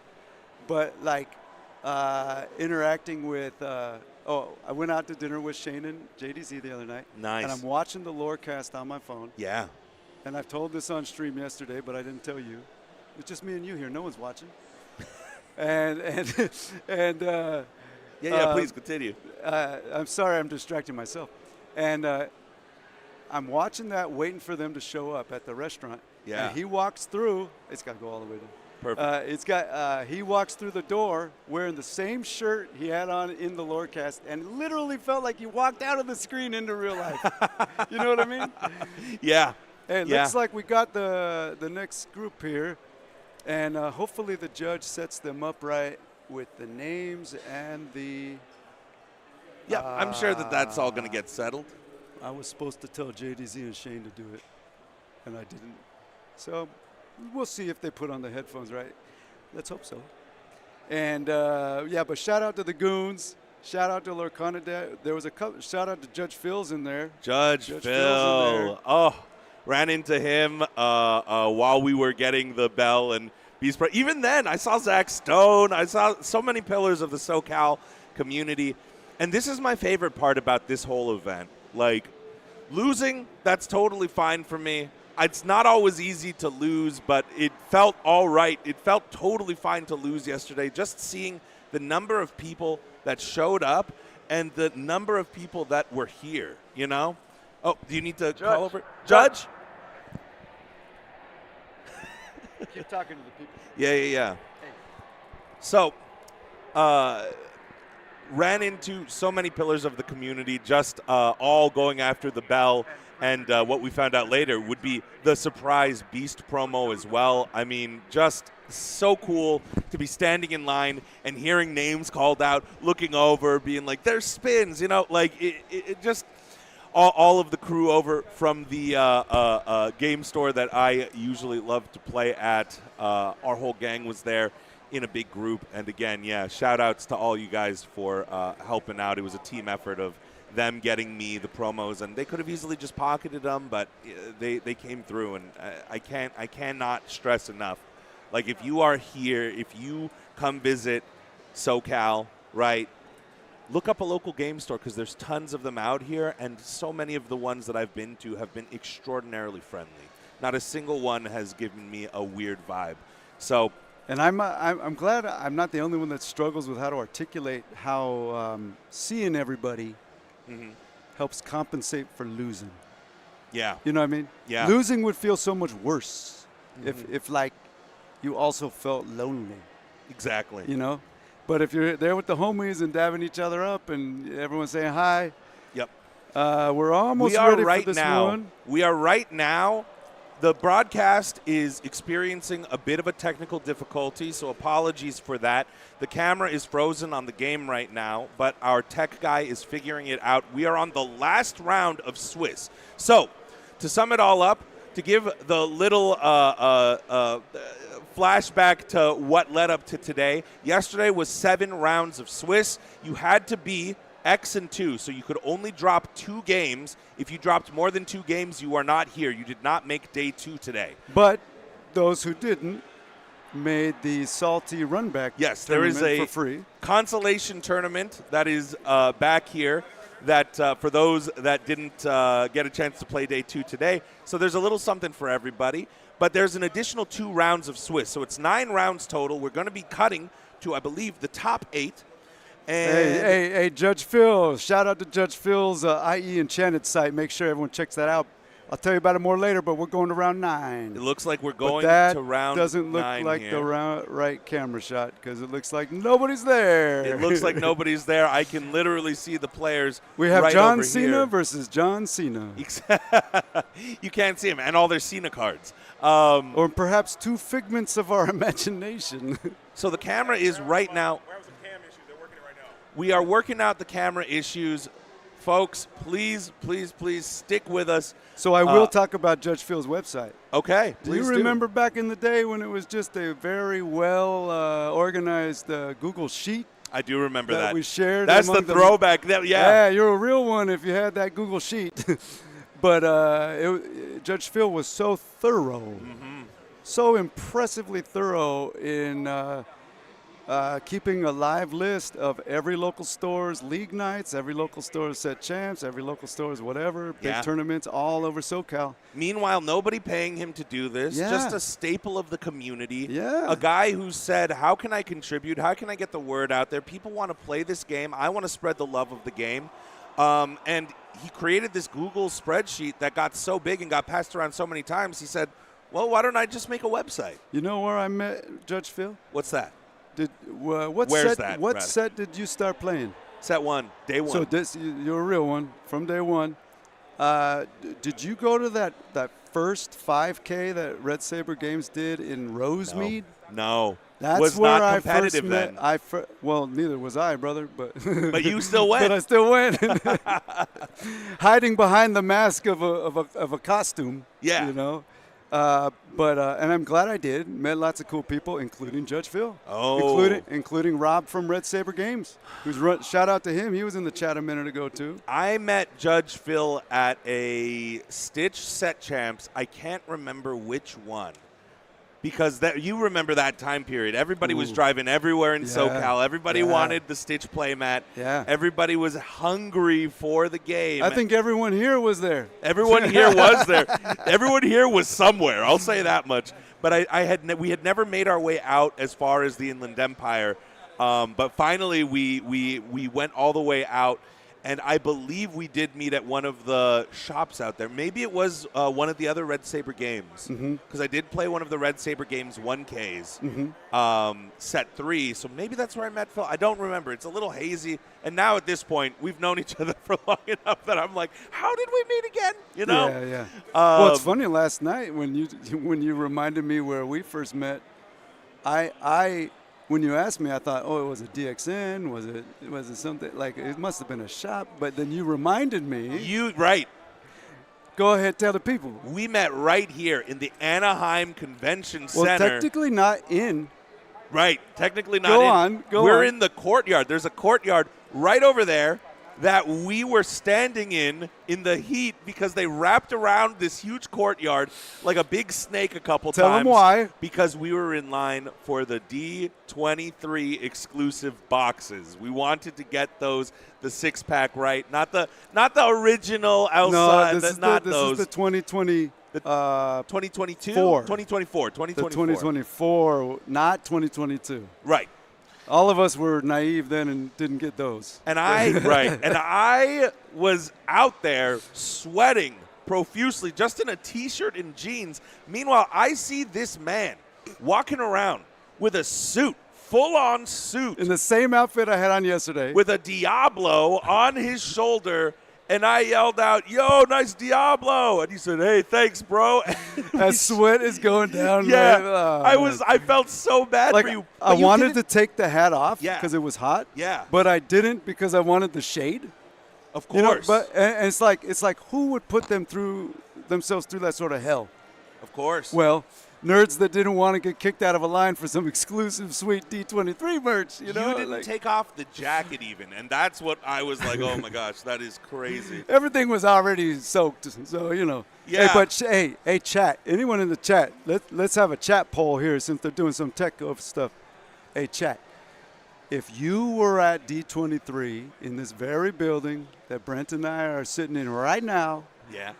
If you were at D23 in 2022 and got that first Brave Little Taylor Mickey and purchased that first $60 set that's worth whatever crazy amount it's worth now of the first 6 for like $60, $50, $60, whatever they were selling that for.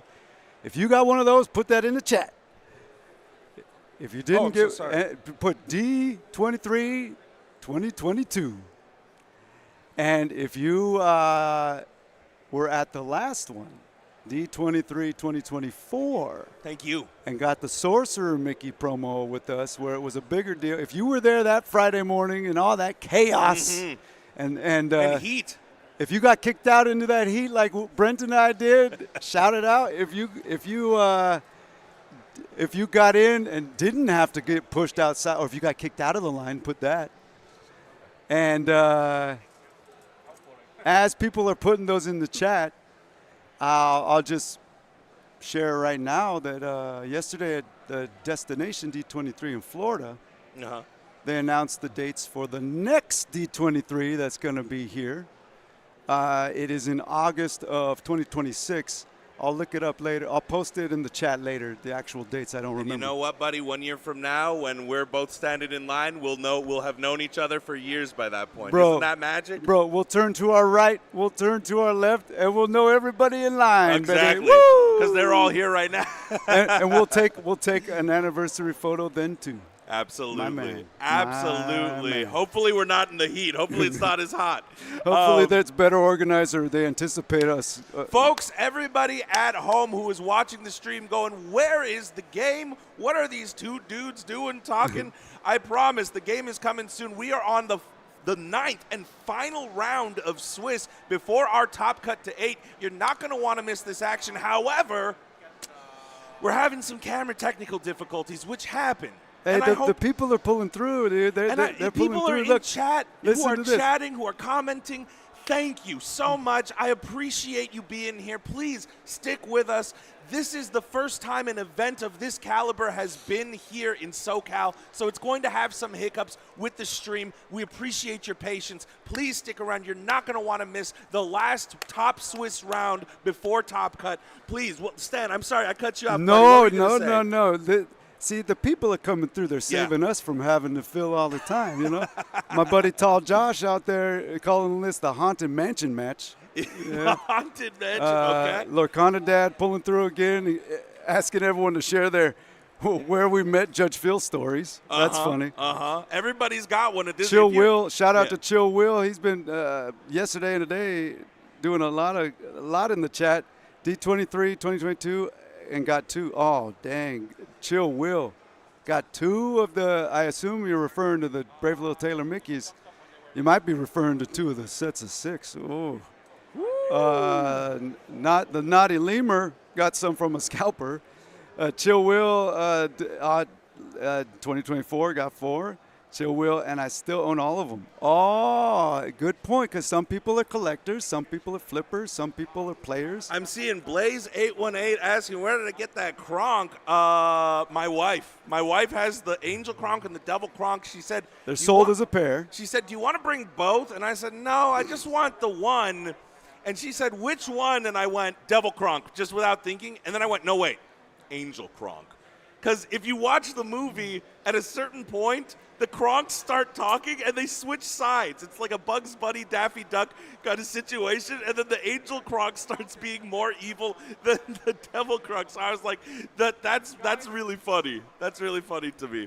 I love that they got that trope. You know, that devil on a shoulder, angel on a shoulder trope is all throughout lots of stories. But there's that classic Donald Duck one too, with the Devil Donald and the devil, and the angel Donald. And then when Emperor's New Groove came out, they're like, okay, how can we take that trope and up it a notch? And I think that's how they did it, where they switched. You know, the point you're saying. You know. Yep. And they do sell them in Disneyland. They currently sell them. They're not old. They're currently sold. I last saw them at the Emporium. They're not hard to find right now. And if for those of you who are like, Brent, he's just looking at a text message, I wanted to open up the YouTube chat, see if there was anything we he's missed. over on the YouTube chat. I'm on the other chat, the Twitch chat. We got it all covered now. Catchy Films saying, what's the issue? Don't see chat moving. A lot of people are on Twitch. A lot of people are talking here. We are swapping cameras in 5, so we are going to get this issue fixed. Round 9 will be broadcast, and we are going to be calling the play-by-play. Another 5 minutes from now, we might have to restart the system, all of that stuff. I'm not quite sure, but please stick around. I promise we are not. Oh, here we go. Are we good? And is this live? We're live. We are live. It man. is Cloud. It is Izzy. We are coming in here. Cloud and Izzy. Looks like Izzy is on the Blurple. One of Magic Cloud's sauce. friends shouted him out in the chat. Oh, okay. Yeah. Okay, let's go. It is a Blurple on Blurple match here.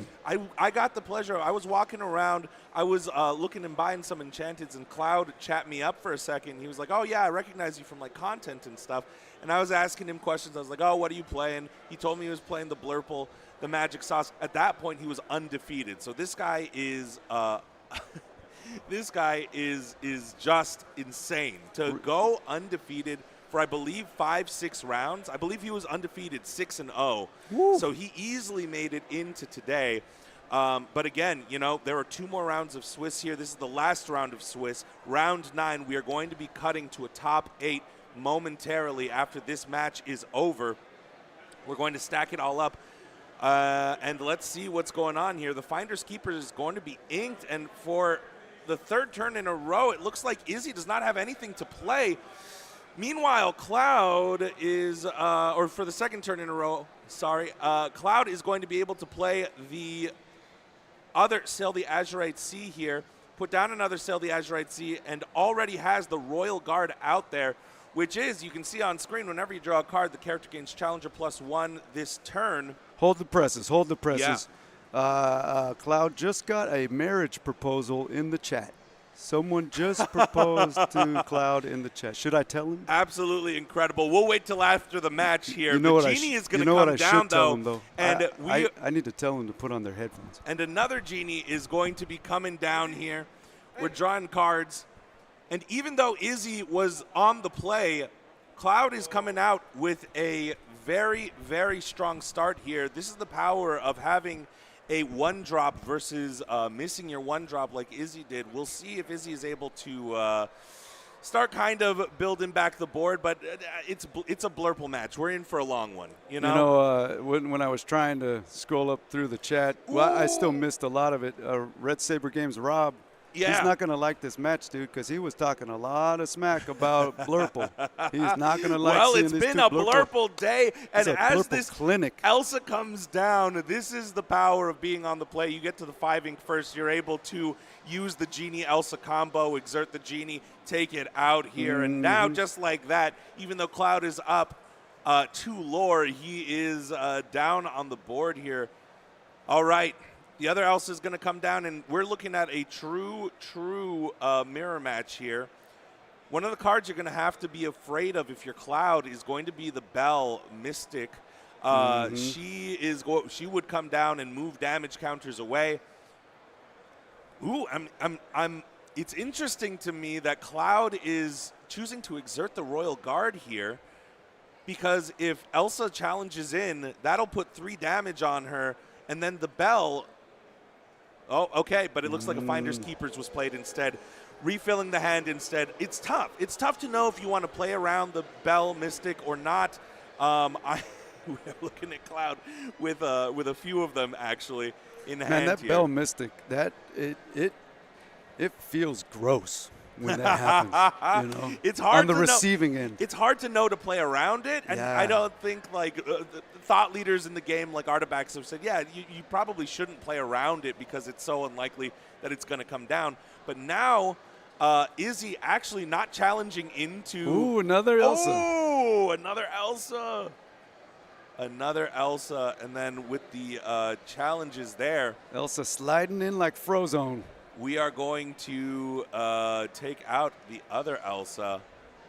I was thinking that if Izzy had challenged in, that Royal Guard was being used as bait, because then you could have put down the Bell and just moved the damage over. Right. And then it would have taken out the Elsa, the 5th Spirit. But this is how swingy these matches can go. Izzy not off to the start that he was hoping for, I'm sure. Electing to need to play a Finder's Keepers is not what you want to do when you are behind on the board here. But with only 3 lore on Cloud's side, it looks like it's going to be okay. Only up to 4 lore here. Maybe if it was later in the game, you wouldn't want to make that play. But the Dumbo is going to hit the Inkwell, which is a little surprising to me. That Dumbo has been the talk of the town. I believe it's up to $70 now. Sometimes you got to bury a $70 card, man. And now Cloud He has putting it down out. his own Dumbo, being able to quest out the Elsa, draw a card. I mean, things are looking a little dire here for Izzy, even being on the play. It looks like he might have bricked a little bit. I'm no Blurple expert. I was out here playing Amethyst Steel, but man, this is looking a little dire. Have you talked to Shane or JDZ at all about them keeping track of how many times people have won on the draw this tournament? I lost track of the count, and I'm not even sure their count was accurate. Yeah. But they were predicting that we wouldn't hardly see that at all right now. On the meta. draw. Yeah. Yeah. But we might see one of the counter examples to that right now. We with might. Cloud. We absolutely might. I mean, in the mirror matches, it comes down to who's maybe a little teched better for the mirror, and then it also comes down to who just draws the better cards, who gets what they need when they need it. We are Now, seeing a Izzy real Blurple clinic right now. kind of trying to figure out the best play here. Can't quite see the hand, but Hypnotic Strength is going to be played here. Pumping up the Genie, giving the Genie 4 strength, which is nice, drawing a card, but I don't know. I mean, we will be able to take out one of the Elsas, which is nice. We were able to draw a card. Still doesn't feel like it's the exact play that you want to play here, but Bell is going to come down. Yep, that's a good, well-timed Bell. Yes, the Bell Mystic comes down, moving the damage counters out, putting both a 2 lore questing 4/4 on board as a threat, but also taking out on just playing her. Yeah. I would have misplayed that Elsa. round. I would have already been tilted if I was Izzy. And Well, I yeah. would not have made those correct decisions right there. That was nice. That's why these guys are playing at the top of the game here. They made day 2. We are in round 9, the last and final round of Swiss here before we get to the top cut. And it looks like Cloud's got a lot of answers here. I mean, I'm seeing a lot of ink, a Dumbo. a lot of answers. I'm seeing Okay. Yeah. I don't want to talk too loudly. They're sitting right there, and I have a voice that carries. Let's talk about that, but or let's not talk about that. But I'm seeing a few Bell accomplished mystics. Well, here. they're supposed to have headphones. For context, they're supposed to have headphones on. Oh, but that was part of the technical difficulty. That was part of the technical. They decided to just go without it. Thank you for letting me know, dude. Yeah. If I had not known that, it would have. Yeah. I'm just screaming out all the players' cards. No, well, we scream because we're vibing, man. This we're is an vibing. exciting part of the match. It really is. This right now feels like such a critical, crucial part of the matchup that I'm just like, what does Cloud do? We're getting an education right here, man. This is like the top of the edge of our collective understanding. You know, I'm wondering if what Cloud is thinking about is challenging the Dumbo into the Genie and then playing down the Bell accomplished Mystic to put the damage from the Dumbo into the Genie, take out the Genie, and maybe weighing if that's actually something that's really important right now. So much math. We'll see if it is actually it looks like it's the exact play we're going for here. Oh, but it looks like the Genie already had some damage on it. Genie had 2. Misspoke. So the Dumbo was able to take it out cleanly. Now the Bell accomplished Mystic will come down. And these matches can be so swingy. These matches can be so grindy, can be so long. Reminds me of the Ruby and Sapphire matches of old. Pouncing Practice, Helping Hand. These are cards that Cloud is playing, which we don't usually see. A little bit of spice. I've never seen them Helping Hand play. Can you please put up on the screen that last card that you had there? I did not understand. Oh, the Helping Hand. So it looks like a Helping Hand was played to give support to the Royal Guard to then give it to Dumbo to take out the Genie. And just like that. That's the special spice. Yeah, I mean, Izzy is trying to claw his way back here. Hades is going to come down, and that's a big card. That is a big, nice. in a meta where there's hardly any removal, that Hades is key. And that's a big part of the reason why Blurple is doing so well these sets here. Cloud's already drowned in ink, though. Yeah. I mean, both of these players with massive amounts of ink here. You know, you've said 2 words. I'm taking mental notes about commentating and describing this stuff. I've heard the word grindy before, but I've never heard anyone say swingy.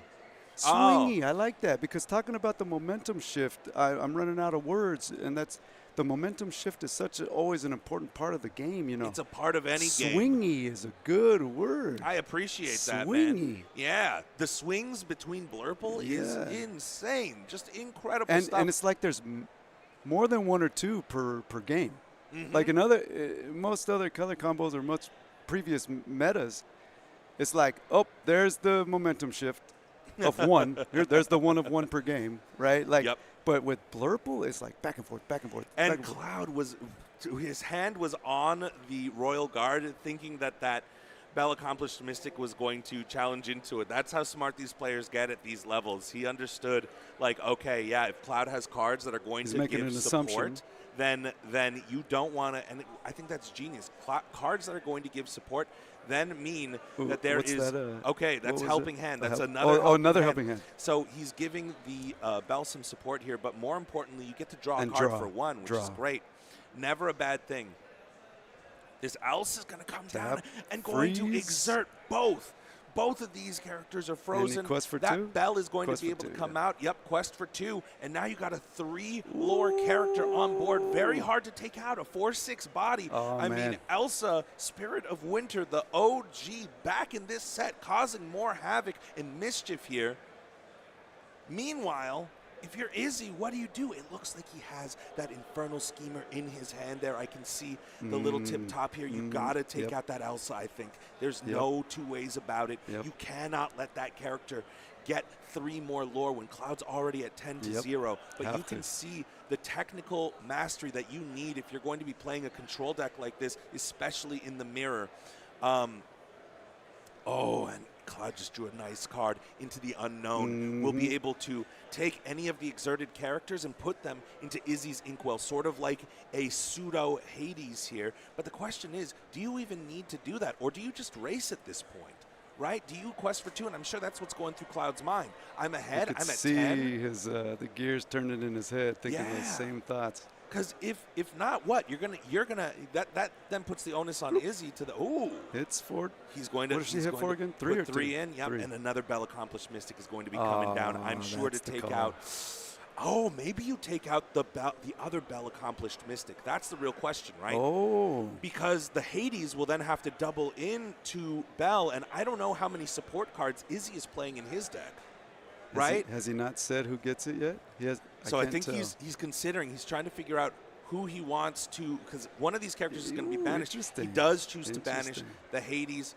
He says, okay, if you want to make a fair trade here, Dumbo swoops in, the Dumbo and a Rafiki to boot. So now, even if you want to challenge in, right, like the Rafiki is going to put 3 strength into whatever you do. Yeah. This is. I have not gotten a chance to witness a lot of the Blurple mirror matches. Yeah. This is actually a technically very hard deck.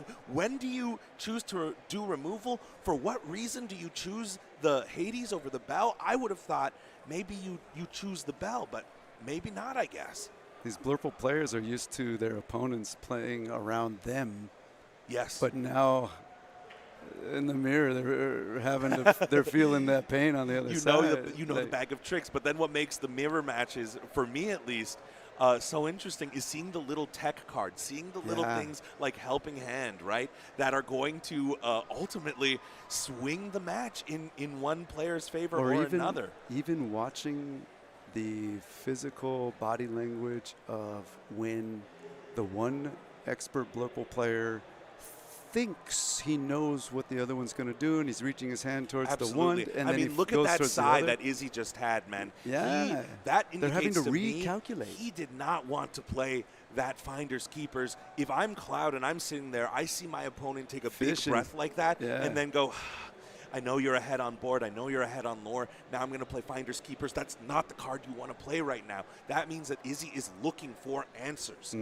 Izzy does not have the answers. Cloud is shaking his head. Look at him here. He's looking down. Both of these guys, though, look at this. Look at the aura. If there are Izzy any and Cloud Blurple players in the chat, be taking notes, because I think we're all getting an education right here. That is absolutely right. And if you're Izzy, I'm trying to think, what cards do you have at your disposal that will take out everything that needs to be taken out? Now, obviously, that Bell will be able to challenge in neatly into that other Bell. But then how do you take out, that's 1, 2, 3, 4 more lore. Cloud's going to be reaching up to 14. And at that point of the game, 14-0, it might be too late. And you don't want to just quest that Hades, right? Like, Iago is going to be played. And Iago, you know, this set without the Peter Pan Shadow Finder, now that they've taken away that phenomenal Amethyst card, Iago kind of losing a little bit of the pep. Not as much pep in the step as you would have seen last set. But Dumbo is going to go ahead and draw a card. I mean, in the face of the Iago. Cloud says, you want to take out my Dumbo? Fine. But I'm going to draw a card. I'm going to gain some lore. I'm going to put 3 damage into your Iago. Did you hear yesterday the Dumbos in the building were going for like 100? I believe it. People are getting competitive. But I heard by the end of the day they went down to 60 or 70. Wow. So that's interesting. Very, I don't know what sort of commentary that says. Less players today than there were yesterday, probably. And the people who already bottom had already bottom, right? But it's interesting to see the secondary market value fluctuate within a day. Yes. Oh, incredibly interesting. Interesting hand. So interesting hand he has. To me, not questioning that Rafiki, I don't know how much you worry about the trades, but even at this level, even at this stage of the game, I think Cloud is starting to run out of gas on the cards. So if there was any chance for Izzy to take the game over, this is the turn. This is like Are the you saying this is crucial the turn. swingy moment? This is the swingiest of moments, man. You know? Potentially. Yeah. Potentially. Is there a playground around? Because I'm seeing some swings here. Bird The- goes into Right. Dumbo. Nobody is shocked that the Iago's going to make that clean trade there. Oh, and the Monstro. Hello. The Monstro comes What out. a time for him. And you don't need to discard a card this turn, so you still have some time to ink, play another something or other. He's just going to quest it. Cloud Get is on going to the get board. to 15, though. And this feels the teensiest bit overwhelming. However, getting that monster on board, absolutely massive, because now you are threatening any of Cloud's characters that are not evasive. So he'll be able to cleanly take out the Royal Guard and the Rafiki, because all Izzy will have to do is keep discarding a card, re-ready the Monstro, and keep challenging in. That's a whale, man. That is a card that, I mean, I see now why Izzy chose and elected to play the Finders Keepers. That has put him back in this game. Yeah, and now for Cloud real. has all this ink, but Ooh, right into the unknown. into the unknown. Absolutely into brutal. the unknown. Oh, and I'm wondering if Izzy maybe is thinking he should have played around that discarded card. I don't know if you do. But what are playing the around odds? Into the What are the odds unknown. that he'd have two at a time? You know, Absolutely. he might play around Absolutely. one, but who would play around two? But the thing is, like, if you discard a card, you keep your Monstro safe. Oh, I don't right. know if it's Yeah. worth it. I It's don't a know if tough it is call. worth it at that point. But, you know, because you're not going to be challenging in, it might be just a waste. That might be a card that's like, okay, it's too specialized. right. You know, so Cloud, though, with almost no cards in hand, I don't know if Cloud does have a single card in hand. No, I don't think so. So now Izzy is going to 5 be able for to her. retake this match over. Who's he gonna tap? I wonder if it's going to Yep. be yep. Because we got all evasive. So Yep. we say, okay, we don't care about your Rafikis. They can have their challenger 3 all they Whoa, want. yeah. But if you turn them sideways, I'm getting free. All these guys are gonna and the- fly. And the And Scrooge the McDuck duck. comes down. This is exactly what Izzy needed in order to turn this Ooh. game, to turn the corner here. And now Cloud Bird. is top decking. Yeah. In Blurple, that is What not a the tough way spot that you to be want to in. be doing this. I don't think Cloud has found any of his Finders Keepers. I think he is going to gas out here, and now Izzy in complete control. This Oh. game was looking absolutely unwinnable Yeah. just a few turns ago, and now Cloud is the one on the back foot. Izzy, with all these Finders Keepers he's been finding, he's been keeping too, man.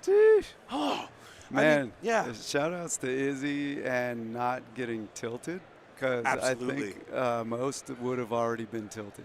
Oh, of course. Yeah. You and me, man, we'd be Oh. there. We'd be sweating. I'd be I would have scooped at 10. Yeah. 10-0. I would have scooped. That's what separates that. That's why they're there and Yeah. we're here, brother. Yes, You know what I amen, mean? man. I love watching this high competitive play. For It is real. so fun, man. And now Cloud is saying, okay, you go ahead and take out these Rafikis. He'll need to. Izzy needs to. But almost all of the characters are, Does that I quest for believe 3? that Izzy is 4? questing, right? It wouldn't make sense. I would typically, yeah. So he's questing Going for 4. 4. Yep, those two are going to challenge into the Rafikis for free, by the way. Let's just talk about that. 4 absolutely free. And the Hades comes down. And I think this game is over. I think this game is over. I don't think there's a single card Cloud can. Oh, and the Basil.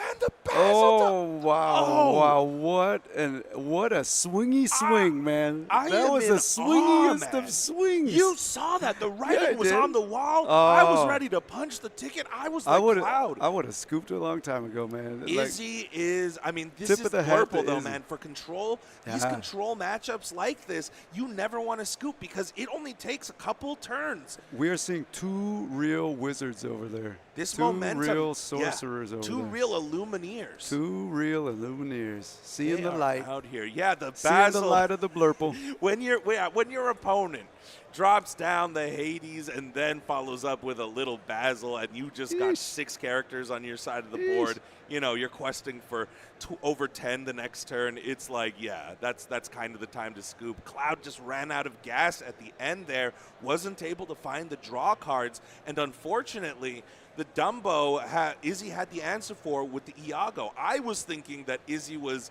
feeling upset. He's like, okay, this game might be a little bit over here. I'm going to play this Finders Keepers, and we'll see. You know how I said there was a bunch of Cloud fans in the chat? Uh-huh. There's also a bunch of Izzy fans in the chat. All right, man. All right. Speaking to the call back to the camaraderie of the community, you know, everyone cheering each other on. Absolutely, Whether man. they're here physically in person or far away through the zeros and ones of the webs, man. And I'm going to tell you right now, the real winners are all of us here. Amen. All of the people who showed up, who came out for this event. It could have been a dud. We could have said, you know, I'm a little busy that weekend. I'm not going to get the right cards. But SoCal showed up, and I was tearing up yesterday just thinking about how incredible this community is. For real, man. Just being able to dap up everybody and see familiar faces, some I haven't seen since Stitch Set Champs, bro. I saw a guy that I haven't seen since Stitch Set Champs. Champs. A year and a half.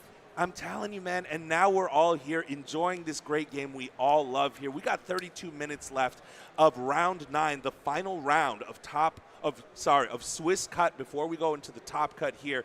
Everything is on the line for these guys because even if they are both guaranteed in, which I'm not sure of their record right now, I think they could be fighting and battling for the seeding, which is going to be so important. Can you confirm that, Pat? Can you confirm that?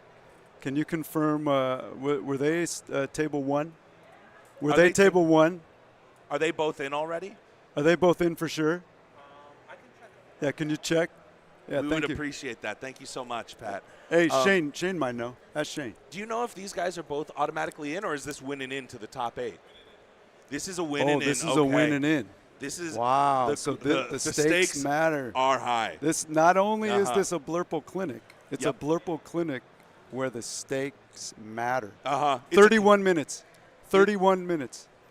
It is a cage match out here, and 31 minutes. That's going to be tough for a Blurple where it matchup. matters. And I don't know what happens if they end up tying this. We're going to find out. We have not increased the speed. I know it looks like we press 2 times speed right now. These guys are just going fast, and they still the level of sportsmanship. We know we only got 32 minutes left. We don't have a lot of time here. They still do the fist bump. They still do the fist bump. Hell You got to yeah. make time. That's how we do it out here in SoCal, man. It is an absolute friendly place to play. Of course, 100% of no place is going to have, you know what I mean? There's always going to be some kind of character out there, but, you know. I almost saw a fight once. Oh, really? Oh, let's not get into only that. once. 99%. Exactly, yeah, and that's it was the point. me against you No, it over those wasn't, T23 boxes. All right, the TPO is coming down. Excuse me, everybody, just spouting my love here, but Genie is going to come down first. Cloud is taking the lead here. They already picked players. Oh, okay, gotcha. So these players absolutely need to win here. Izzy is the one who is up a game in this match and is coming out with a quick start here. The Tipo and the Genie, but now Cloud is the one. What a First to 5. Almost a replay of last match, right, where the Genie came out Izzy for Cloud. If Izzy plays Elsa now, it's an exact replay. Yeah, exactly. Which we might see in these Blurple matchups. Anything is absolutely possible here. Let's take a look at some of the comments. If anybody is commenting, hey, everybody here, if you are, we got some Cloud love at YouTube as well. Let's see. Blurple is the king here at this tournament. We'll see what Izzy chooses to do. I would assume that if you have the Elsa, you'd already have played it. I'm seeing a Bell Accomplished Mystic, though, in his hand, so he might be thinking about moving the damage over from the Elsa 5th Spirit into the Genie. That was a common play, which means, and Cloud already knew. So while you are, in a way, healing up that Elsa, you are taking care of the Genie, which is the bigger threat with the 2 lore pips. Absolutely. Evasive. Did his draw thing. But that to me means that Izzy probably does not have a lot of the cards that he's looking for as of right now. When you say he, you're referring to Izzy? Izzy, yes. Yeah. He is on the draw this game. So even like a Finders Keepers next. Dumbo. Ooh, the Dumbo's going to come down, and Cloud's going to be able to Pay very cleanly get another card, gain a lore here. I mean. Interesting hand. Oh. Interesting Very hand. interesting hand here. And now Cloud is the one with all of the draw power. He has the second Dumbo, which he's electing to ink. I suppose you don't need 2 Dumbos in this matchup. Why would you? and to finders keepers, and that's going to be critical. If I'm recalling correctly, I don't think Cloud found a single finders keepers last game, and that was what ultimately lost him the game, was just not finding the right amount of draw when he needed it and gassing out here. The Basil's going to come down, the Genie's going to come down. And lots of, our collectively, we're all very used to Amethyst being the king of draw. Absolutely. But losing things in rotation, we're still seeing an awkward learning curve to, like, how do it readjust to the draw? Yeah, and if you're me, you're always an awkward learner. Me too, brother. And Izzy doesn't elect to quest the Tipo or the Bell. That's a strange one. Because he's ahead on board. You know what I've noticed a lot of what's that? This weekend, or since the new meta, a lot more cautious, less exerting. Yes, yes. A lot especially more cautious in the mirror. play. In the mirror, people are a lot more cautious to like, it's give not just free me, right? Like, here. it's disproportionately more than it had been, right? Yes, definitely. Absolutely, definitely. Because we're not playing around cards that can easily remove as well. So a lot of it for Blurple is, sure, we have the Elsas, we have the Bells that can move damage. There are going to be ways, but if your character is upright within this set 9 meta, within the Fabled meta, it is tough to get rid of them. There are not a lot of, there's really no widespread board removal here, unless we're talking about stuff like Under the Sea, but nothing really. Man, Under the Sea and that song from the Rescuers yesterday was giving me nightmares. Okay. The Hypnotic Strength is going to come through, give the Challenger to the Genie. The Genie's going to take out the Dumbo. We got 3 damage on the Genie, and it looks like we can ink and get to 5 here. And then play down a Bell. That Bell is going to then be able to see how Cloud's already reaching. Yeah, he's he anticipating. knows that 3 damage on that Genie's probably going to be transferred over to the Bell. Yep. And we're all surprised here. He quests instead, which means that with the 3 damage there, he's going to be able to make that trade with the second Elsa that is not damaged. Is he not having the best play there? Unfortunately, just did not have the Bell in hand, and this looks like a turn that's going to be critical here for Cloud. If he can start getting a wider board presence, I mean, we're looking at Bell, we're looking at Genie, and we're looking at Tipo, which isn't that much. But finders keepers, we're taking a turn off and we're drawing 3 cards here. This is, I guess, the turn. What is he fishing for? What does he want? What does he hope to find right there? I'm assuming what he's looking for is something like a Hades that he can play down on the next turn, really start disrupting, right? Maybe some Into the Unknowns, where he could, for example, if he found 2 Into the Unknowns, he could just sing it with both of those Elsas, take the Genie out, take the Bell out. But yeah, if he has an Into the Unknown here, I'm sure he's thinking about turning that Elsa sideways to sing it onto the Bell. But do you even? I don't know. I mean, Cloud with just a full grip of hands here. Oh, stream went down for a second. Perfect. We're back. Don't know if you saw that on your end, but just a minor glitch there. Didn't see it. Sail the Azurite Sea looks like was played, and Cloud was drawing. He looks like he wants to ramp up even more. So this is a round where Cloud says, you know what? I got these 2 Elsas on board. It's not so bad. I'm assuming this Elsa is going to trade into that Tipo there. Gain another one, or he does have the Into the Unknown. So do we sing the?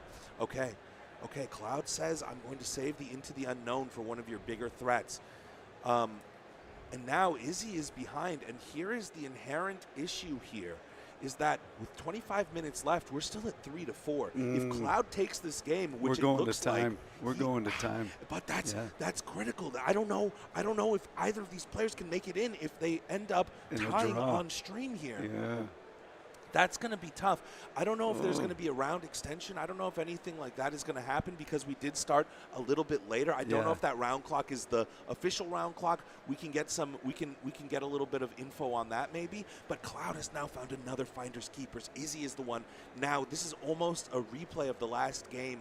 Izzy is now the one on the back foot, does not have the draw cards that he needs. We're seeing him shuffle that Hades around, but that Hades is only going to take out 1 character. Meanwhile, Cloud is ahead on cards. Cloud is ahead on ink. He is just making on the swingiest momentum. Of course, yeah. Oh, good terminology. Where did you learn that from? A genius, maybe?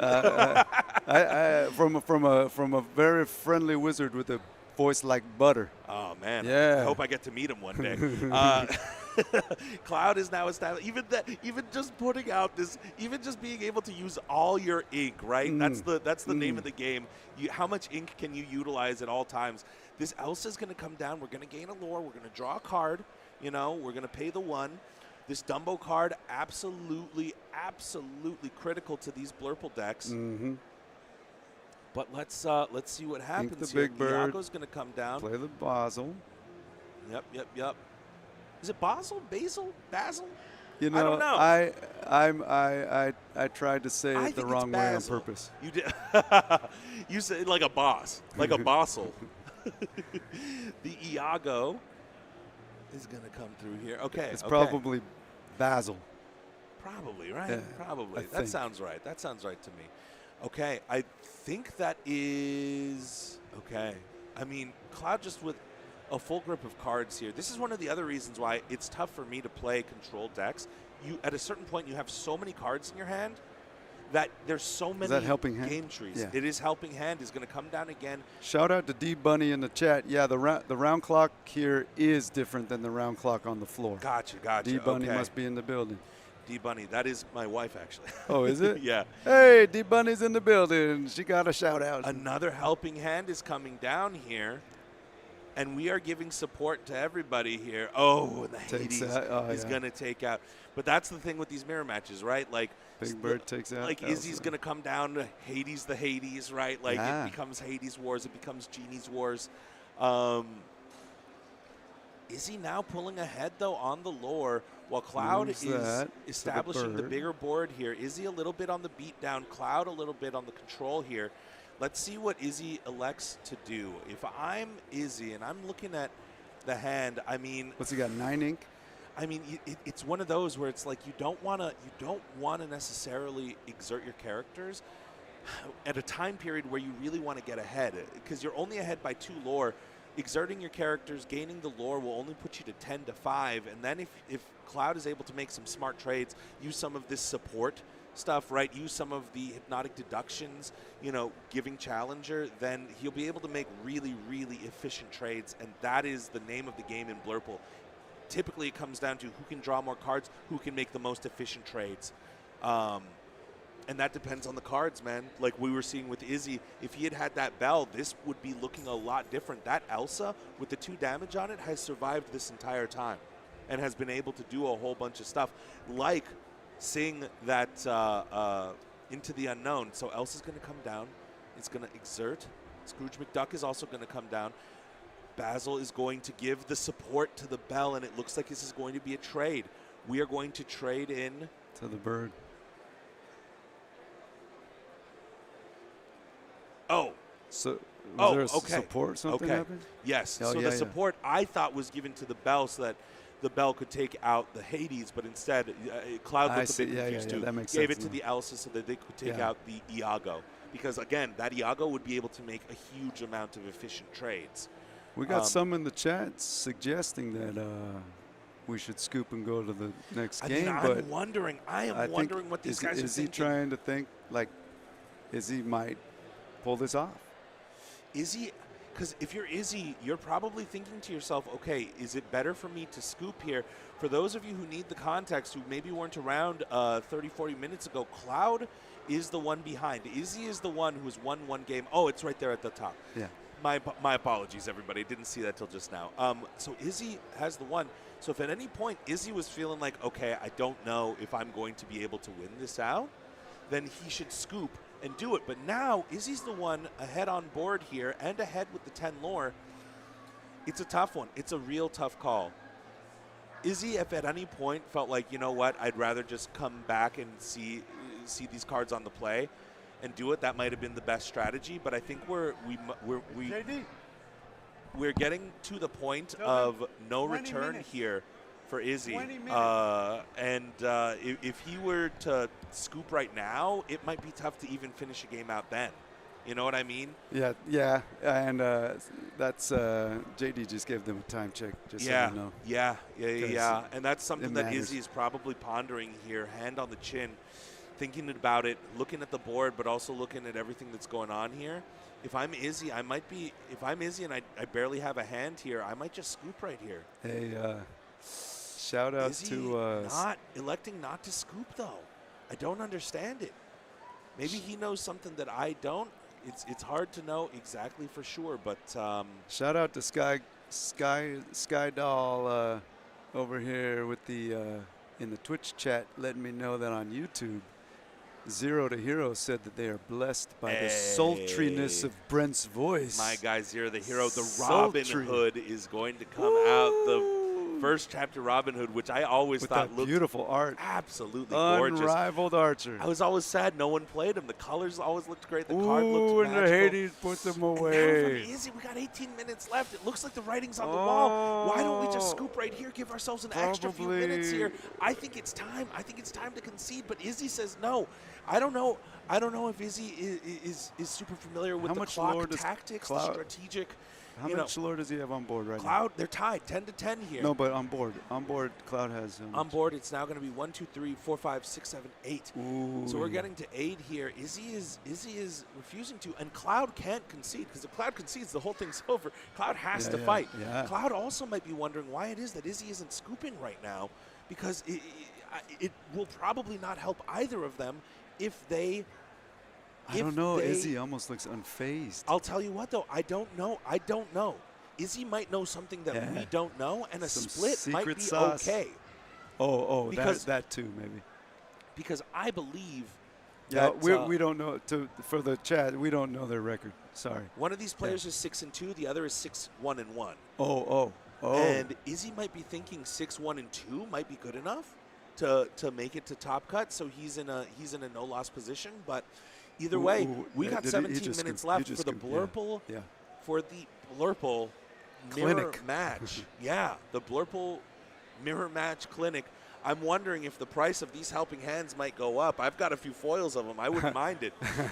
I should go look through my foils. Looks like, what's up? 1648.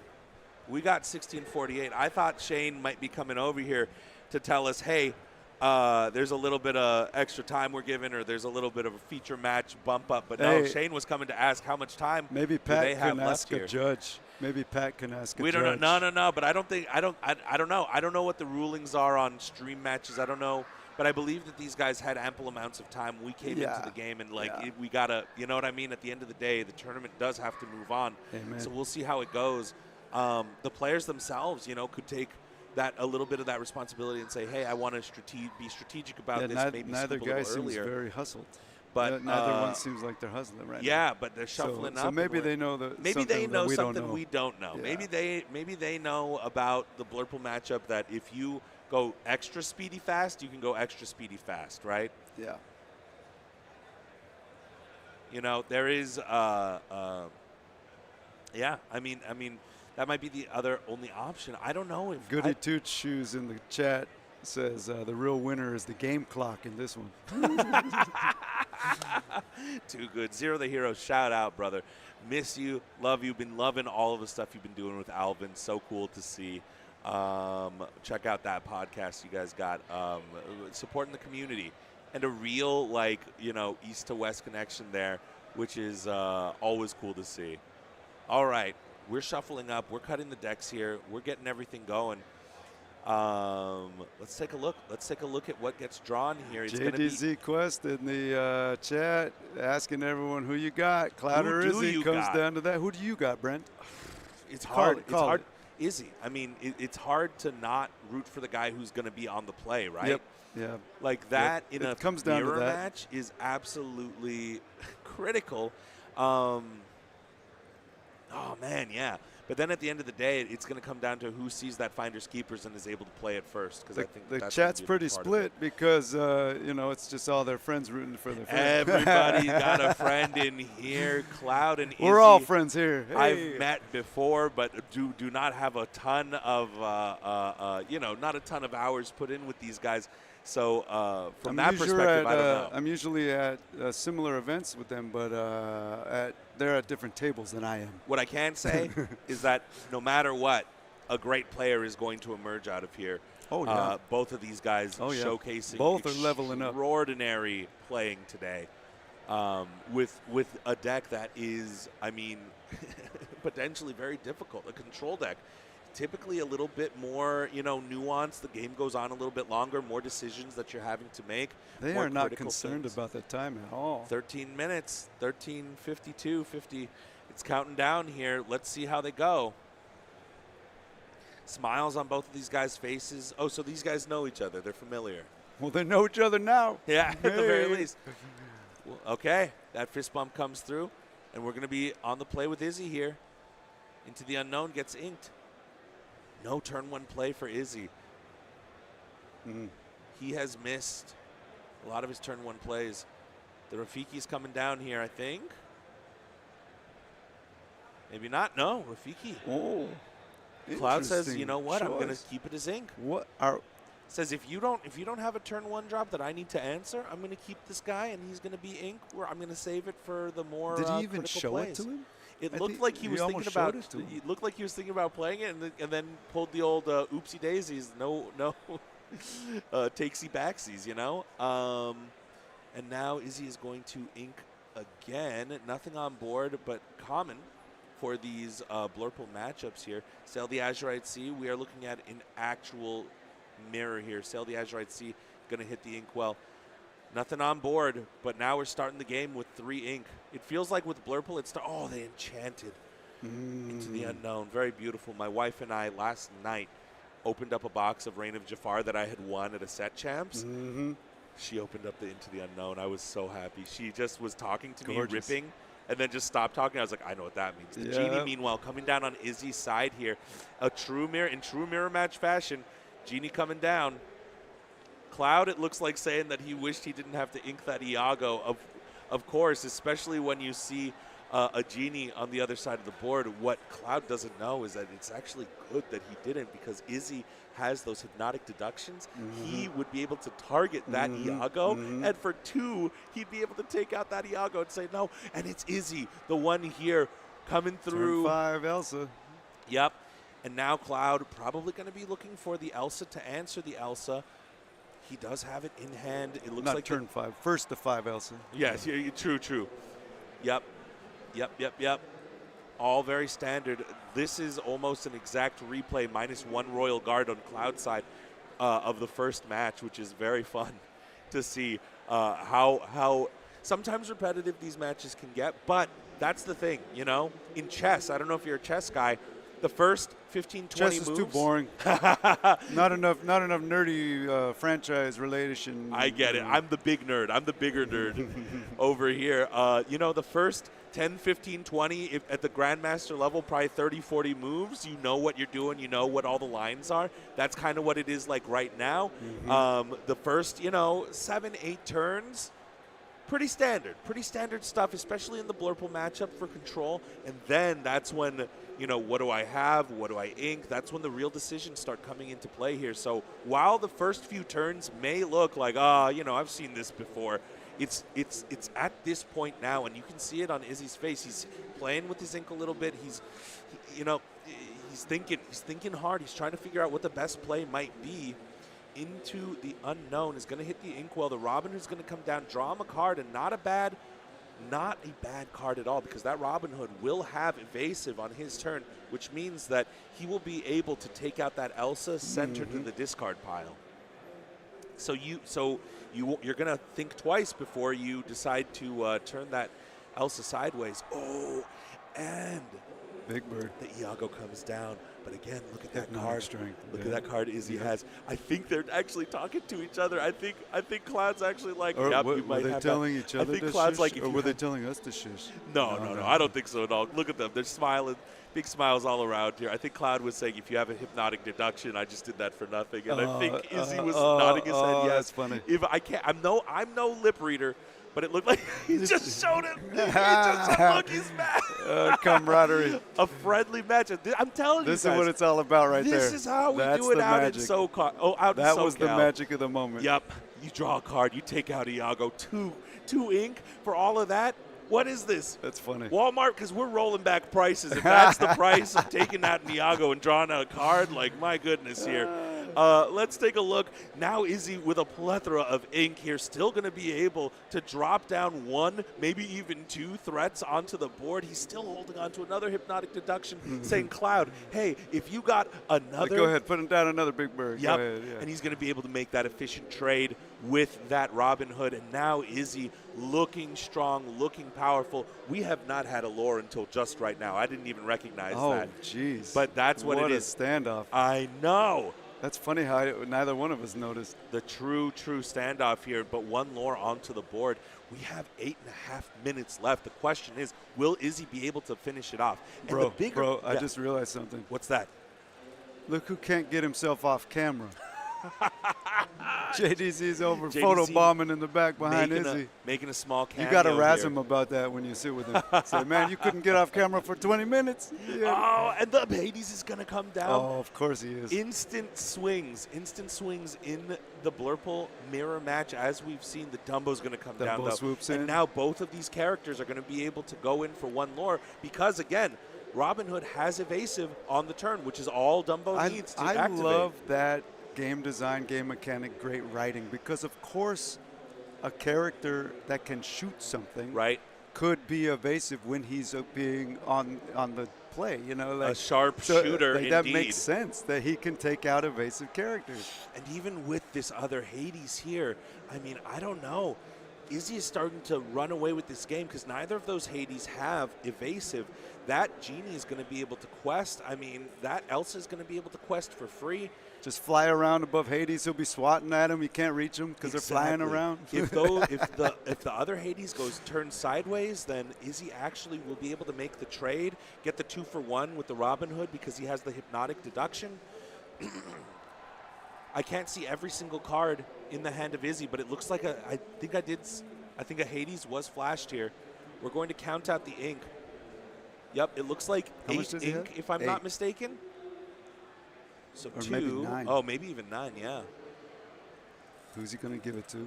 1, 2, 3, 4, 5, 6, 7. So he didn't save it for a big bird. He chose to do it right now. Is that because he wants to boost someone by 2, or is that because he wanted the draw? That is an interesting play. I'm not sure what's going on here. Oh, so he gave Elsa the 2. The 2, but why not just give it to the Robin Hood? And, I guess when you know that you're going to Hades anyway, you might as well get the 2 lore. See, we're learning. But why not give it to the Robin Hood, take out the Hades, and then quest for 3? I didn't understand that play. Maybe it's above my pay grade here. Am I misremembering? Hypnotic deduction gives +2 challenger, correct? +2, yeah. Huh. Maybe. See, sometimes I wish we could hear what they're saying. Me too. Maybe it was a misplay. Maybe he forgot. Maybe, who knows? But that Robin Hood should have been able to cleanly take out and make that trade. But now it looks like we got. Or maybe he's playing 3D chess and we're playing checkers, brother. Could be. Maybe he's thinking, I want to keep the 2 quester on board.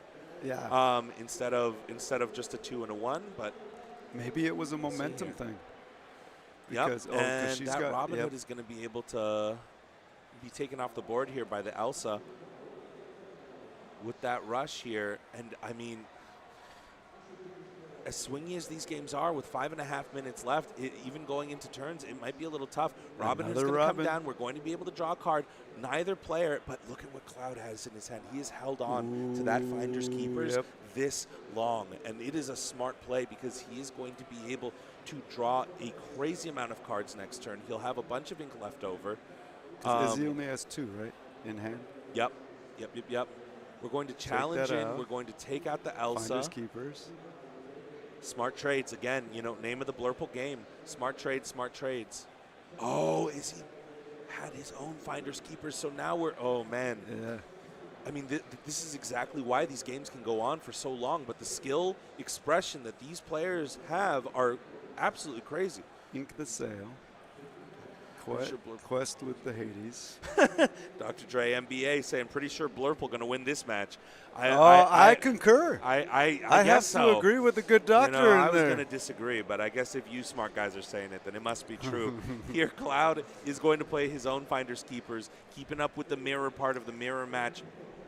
Down is going to come the Duck. We get a card off the top straight into the Inkwell here. And let's take a look at what the play lines might be. I'm seeing an Into the Unknown in hand. I'm seeing a Bell, Mystic, Accomplished Mystic. Izzy is counting out ink here. Jesse Rachel in the chat. Die roll is the real winner here. But you know, I actually like it when like that. Die roll wins used to bother me, but in a 3-game format.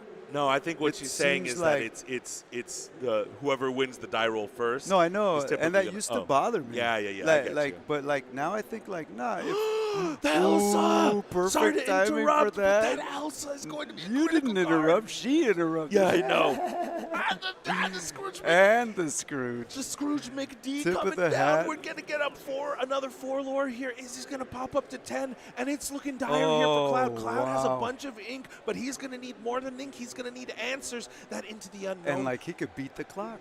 Like this is doable. I mean, I didn't think they were going to get through 3 games. here's the question, though. I mean, is Cloud going to be able to do anything? He will be able to take out one of the 2 He's got plenty of questers, ink. whether it's Hades or whether it's Robin Hood. Taps 5, plays her.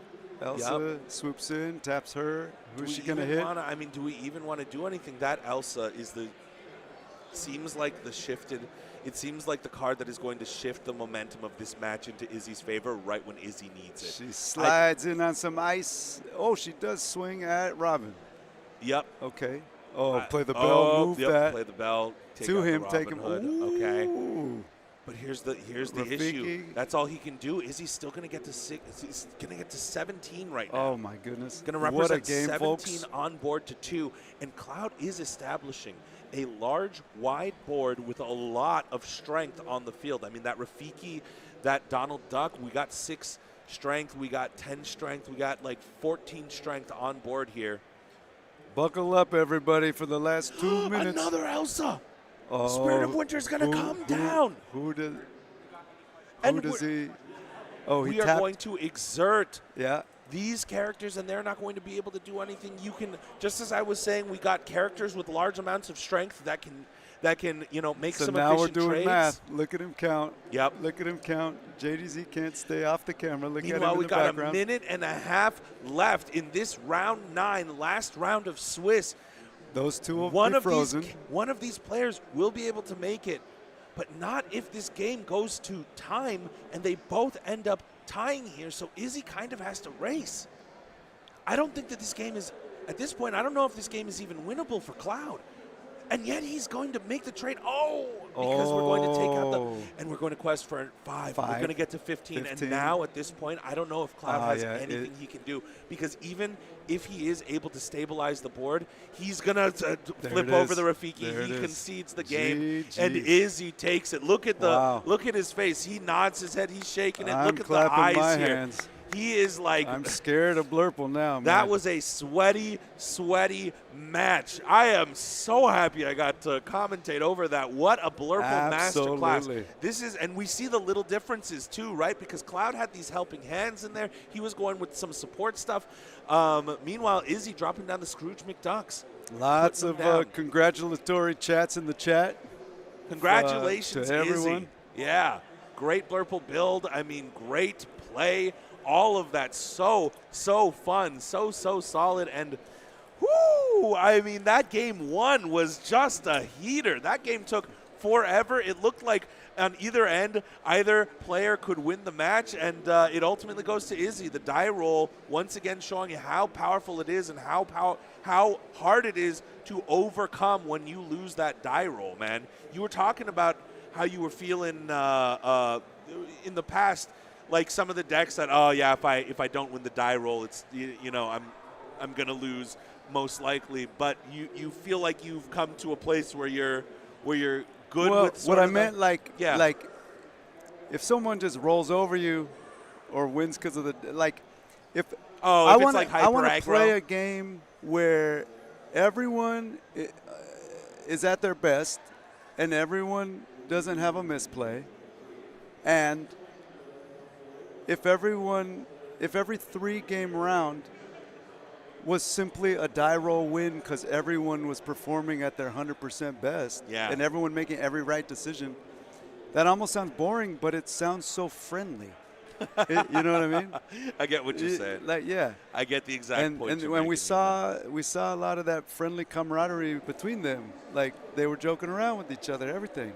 Yeah. And this could have been a stressful, sweaty match, but they were friendly the whole time. They were laughing. Yeah. They were palling around. I do believe that these guys know each other. It seemed that way, but if they don't, hats off. Either way. To the camaraderie, Yeah. to the players, to the sportsmanship. I mean, that game had it all, right? We saw all of the removal. We saw that Monstro come down. I have not yet seen a Monstro get played here in SoCal, so that is my first to see.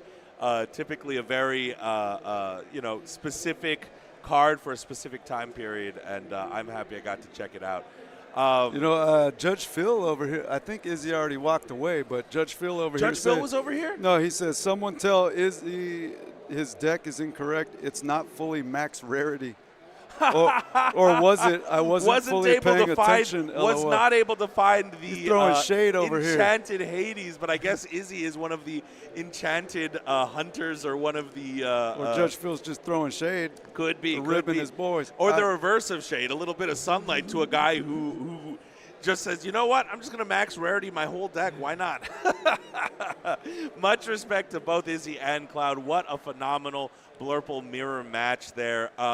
Hey, you might not have heard What's up? the other night I played Steve Warner with a blinged out deck. Yeah? Talking about a blinged out deck, man. It was a. Oh, he had all enchanteds? Oh my gosh, I don't think I've ever held a deck that worth that much. And not only that, but the game developer buddy he brought into town, Lucas, I think his name was. Yeah. He had done the mulligan for me. He's like, you could play it, but you gotta keep the mulligan, and I won. Oh my gosh, that felt surreal. Was it the power of the bling, or was it the fact that the game developer did my mulligan for me? Yeah, the master himself Talk gave about you a the blinged out ultimate deck. altar. I think the first time you and I play, Yeah. eventually, whenever that will be, Uh-huh. we should both bring a Blurple deck in honor of this match. And this getting to clinic. cast. Yeah. I appreciate you, Shane, JDZ, the entire crew at Red Saber Games for letting me be a guest. I was here playing yesterday. I brought out the old Amethyst And we Steel. roped him in. I was borrowing a Lilo. I had to borrow Cobras. I didn't. I assumed I had 3 of the giant Cobras. Did not. And my buddies from one of the local game stores here came through with everything I needed at the last minute. I wasn't sure if I was going to play. I kept telling everybody I'm like 90%, but I wanted to come through because I knew how much this meant for the SoCal community, and I was like, if nothing else, even if I lose the first 3 games, I want to show up and I want to be there. You're a pillar of the community, brother. Oh, I appreciate that, man. I wish. I think that there are so many pillars of the community here. I will take that, but I will say I'm a bit of a shorter pillar. I don't always have the time. My time can sometimes be fluctuating, let's say, right? Yeah, we all got, But I do my we best. wish we could all do this full time. Oh, right. We wish. Oh, man. If coming out and commentating Lorcana was a full-time gig. If being a pillar in the Lorcana community paid the bills, sign me up. Yeah. Woo! If Instagramming gave you Instagram pictures at tournaments you go to, man, you would be a billionaire at this point. If I could pay my bills with vibes, ooh, I'd be a billionaire. Oh, baby. man, the vibes alone. Do I call you? Can I say something, man? I learned yesterday that your name is Chuck. Yeah, man. But I've called you Stan this whole time. You've never corrected me. Are you all right with me calling you Stan? Brother, you call me anything you want, but don't call me late for dinner.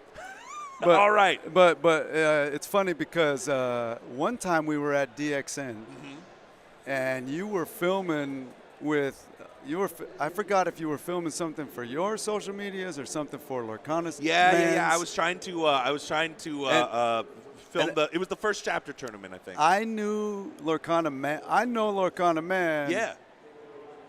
Well enough to feel comfortable interrupting something he's doing. Okay. But I didn't know you well enough to do that to you, and I think you were filming. And I thought I would, and you were talking to him. Yeah. And I went for it, and I interrupted your video like a jerk. Oh, I was doing the no, Yeah. no. You were totally fine, man. And like, but it's a risk. It's a social risk because I didn't No, know you that yeah, well. that is true. That is you true. know, but I thought, nah, I'm gonna go for it, and I went for it, and beautiful fruit was born. You know what's even funny? I don't think I think you remember me from being outside, but I think everybody was enthralled with you and your Diablo and the flute and everything. So when I saw you again in Vegas DLC, I think I reminded you. I was like, hey, we were outside at the D23 Yeah. Because everybody knows Lorcana Stan in the community. For Well, those everyone's of you, seen a clown walk around. Yeah. Everyone's seen that. Lorcana Stan, also one of the pillars. I see this guy at so many events. I don't even know where you live because it feels like no matter what event, where either if I go to the Inland Empire, even if I go down to LA, even if I go up into high desert, I feel like you're so present within the community, man. Well, yeah, when I called you a pillar, I wasn't fishing for the reciprocal compliment and response. I'll go even further, man. But at I the think same you're time, more of a pillar than me. But Yeah. at the same time, I'm going to use that as a beautiful segue and a callback to something you were saying, where it does, I'm willing to drive an hour in any direction. You know what I mean? Yeah. But to your point, we seem to be disproportionately blessed with the number of stores, tournaments, events, Judge Phil's tracking of them all. Absolutely. And really high caliber players in Southern California, disproportionately more than elsewhere. But calling back to a point you made earlier, a disproportionately fewer number of large events like this. Which is why I'm so happy that we get to do this. And I just want to, this is a great segue into, I want to shout out, Collectors Expo, Red Saber Games, Nigel, Rob, you guys coming through, Shane, JDZ, you coming through, letting me be a part of this all. I want to thank you, Pat, over here, handling on the ones and twos, keep throwing up these cards, just listening to us ramble on about cards and then throwing them up. And I look, I'm like, oh, it's already up there. Pat's a wizard. All the players who showed up Yep. to come play, incredible. You just showing up, huge. And all the judges, all the staff who's here, thank you so much.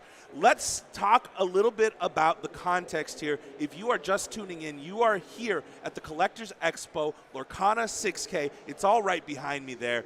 We just finished up the Swiss rounds. 9 full rounds of Swiss. 7 rounds yesterday, 2 today. Sorry, I held up the wrong It's all right. fingers. No, I'll add on the other Yeah. 2. We'll add up to 9, bro. 7 yesterday, 7 2 today. yesterday, 2 today. We just watched Izzy play the winning in, which means that he is going to be going through, I believe he has made top 8, and we are about to go to the top 8 cut. I don't know if we can do this, and I don't mean to put any of the staff on the spot. What's but up? Is there a way, Pat, to show the standings? Is there a way? Are they accessible? I don't. If there is on screen, here's great. the tough part or, with that. I don't even know if the standings are up yet. Oh, yeah. Because I don't know if all of the games are or finished. maybe even from last round. But if there is, feel free to throw it up so we can see who these top 8 Even if competitors you are don't going to have be. this one, if you have the last round. Yeah. A lot on the line here. I mean, first place, I believe, the last time I checked, is taking home 4 cases. 16 The pricing boxes. goes through top 16, but I think top 8 will play it out. Up top, I believe it is 4 cases up top, Yeah. if I am not mistaken. So there is a lot on the line here. And I don't know if you all have seen, but the price of Fable as of this morning has shot up. If you go I have not seen. and look on TCG Player, the lowest, cheapest box is on there for $170 right now. Oh, so we've crossed the MSRP threshold. We have crossed the MSRP threshold. If you got your boxes cheaper than that, congratulations. A lot of people were uncertain about opening up this set.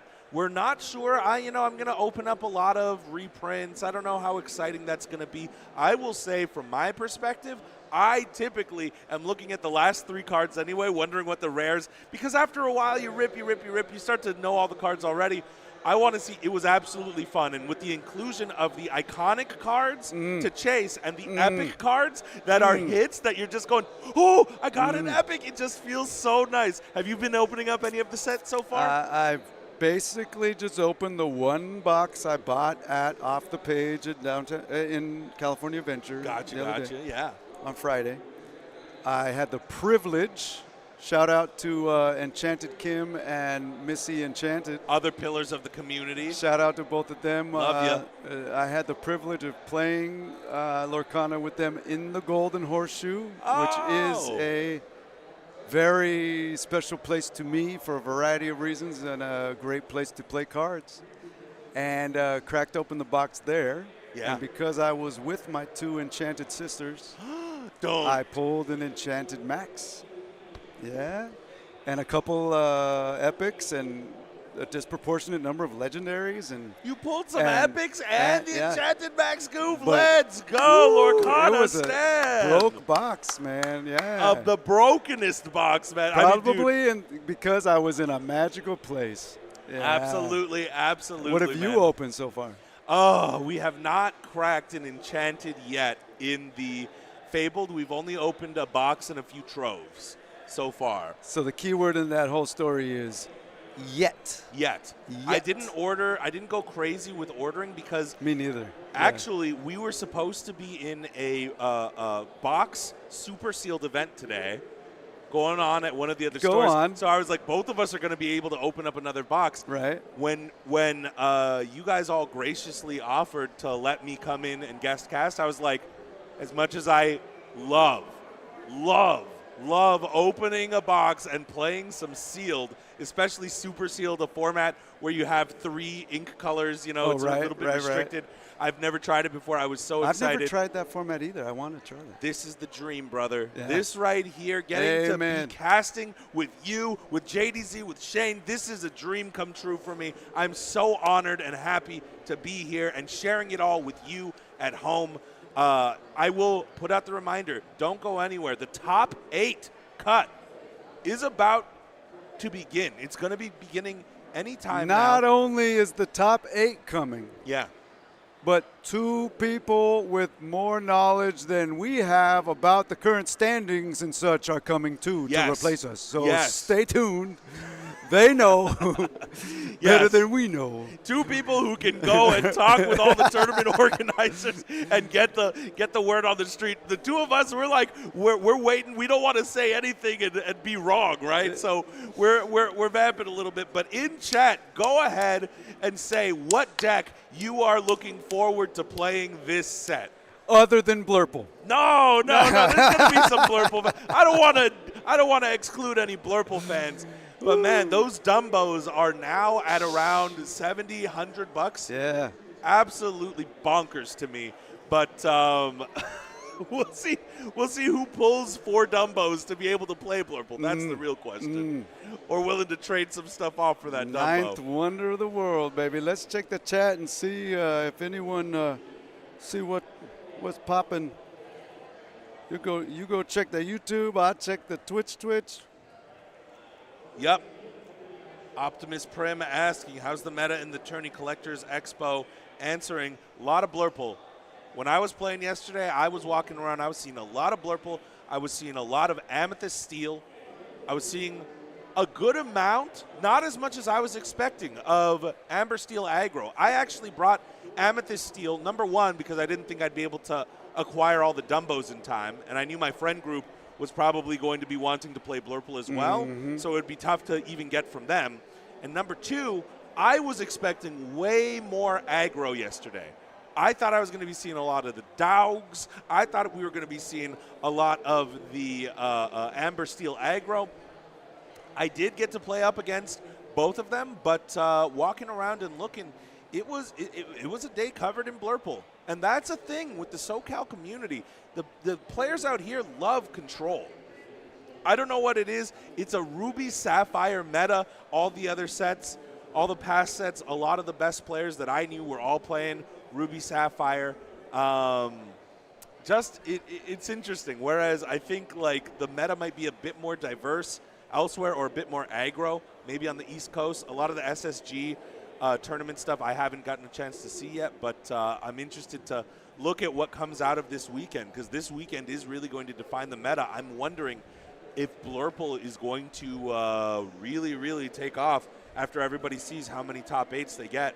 Are we all going to have to start playing around it and prepping for it and anticipating it? Yeah, You know what I mean? Definitely. Did you read the sign? I did. I didn't. Are we good? I think so. All right. Again, you know, I'll defer to you on this.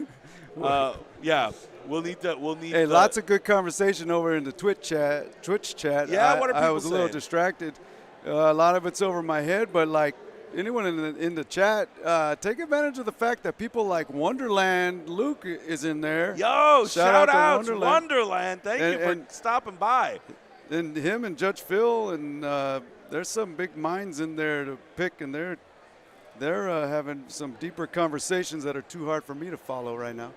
But good stuff in there. Anything happening in the YouTube chat? Yeah. I asked about what decks people are excited for. Emerald Amethyst apparently swept locals last night for a whole new quest. Ooh. So wherever you're at, wherever your locals are, congratulations. Did you have the 4 Dumbos? That's what I'm curious about. I was thinking about playing Emerald Amethyst today because I was playing a lot of it last set, getting comfortable with it. But I again, for the same reason I didn't play Blurple, I was like, I don't know if I'm going to be able to find the Dumbos, and I feel like Emerald Amethyst is begging for the Dumbos. I did play up against an Emerald Amethyst player, and it was very close. It was 2-1. I was just able to outdraw her. Yep. Shout outs. Hey, Shane's walking by. Hey, Shane. Hey, come here and talk at me. What is there an update of? Cool. Sweet. So everything will be revealed shortly. Just to bring everybody up to speed, this is the 6K. We got 4 cases up top for the champion. Just for the champion. I know that quad case is usually split across everybody for those tournaments, but that is not the case here. It is a 6K in product. These players are excited. They are ready to play. We are about to cut to the top 8 players. We started with about 180, I believe. Was it 100? I think it was 180. Did we cross the 180 threshold? Yeah. We started with 180. We started today with, I believe, about 38 players. And now we are cutting to the top 8. The best of the best here in SoCal are about to duke it out. I'm wondering if the Ruby Steel player made it. I'm wondering if the Dogs, the Emerald Amber Dogs, Yeah, I'm came curious through. on that too, yeah. And, we know we're going to see a lot of Blurple, but I'm curious to see because a lot can change in 2 rounds. Even if you went, let's even say you went 6-1 yesterday, you lose the next 2 rounds. You're not even in the top. You're not in. You're not in. That's, yeah. And I don't know how many 7-2s are going to make it. That's the question. So we're going to see. We're going to see exactly what goes on here. I can't wait to check out this top 8. Hey, man, I've never been to many 2-day events. Yeah. But I've not been to one where, like, if you didn't make day 2, there was a free side event for you, like this one. It's so the nice, salty right? Run, salty a run consolation, yeah, the salty run Ooh, back. look, a title of the top 8 is above our heads. soon. It just appeared above our head. Wow, it's actually floating here in real Look at life. that. I feel like I can touch it. Wow. It's so soon. Wow. Beautiful. Oh, man. We have fun here. Hey, Shane, is it time to tag in and out? All right, folks. All right. We're going to hand you back over to 2 professors. Yep. Oh, I'm sorry? Oh, It's you and me? no. Okay. No. We're not going to hand you back over. We're keeping Brent here. Whether you knew that or not. Let's go. Surprise, your feet are now attached to the floor. I thought there was a little glue under this seat. All right. Top 8 coming soon. We are going to be goofing around. Until then, please stick around. Oh, you're taking mine. We flip-flopped in the wrong order. All right, thank you so much. Just everybody. kidding. We were doing a bit. Yeah, sure. Let's turn this into a bit. Sorry, we didn't understand our assignment. It's hard to, Hey, Brent. Sorry, I screwed that up. It's all good, man. Make sure your mic is close. Hey, I know that was a pleasure. Pleasure's mine, bro. My man. All right, we are back. Hello, everyone. We are at the Lorcana 6K. I'm Shane Downey. I'm joined by Lorcana Stan. You can't miss him. Look at this outfit. Hey, did you go find out a bunch of information I that Brent and I did not know the answers to and look kind of silly? I got the information. I know we were keeping the viewers at home waiting with bated breath.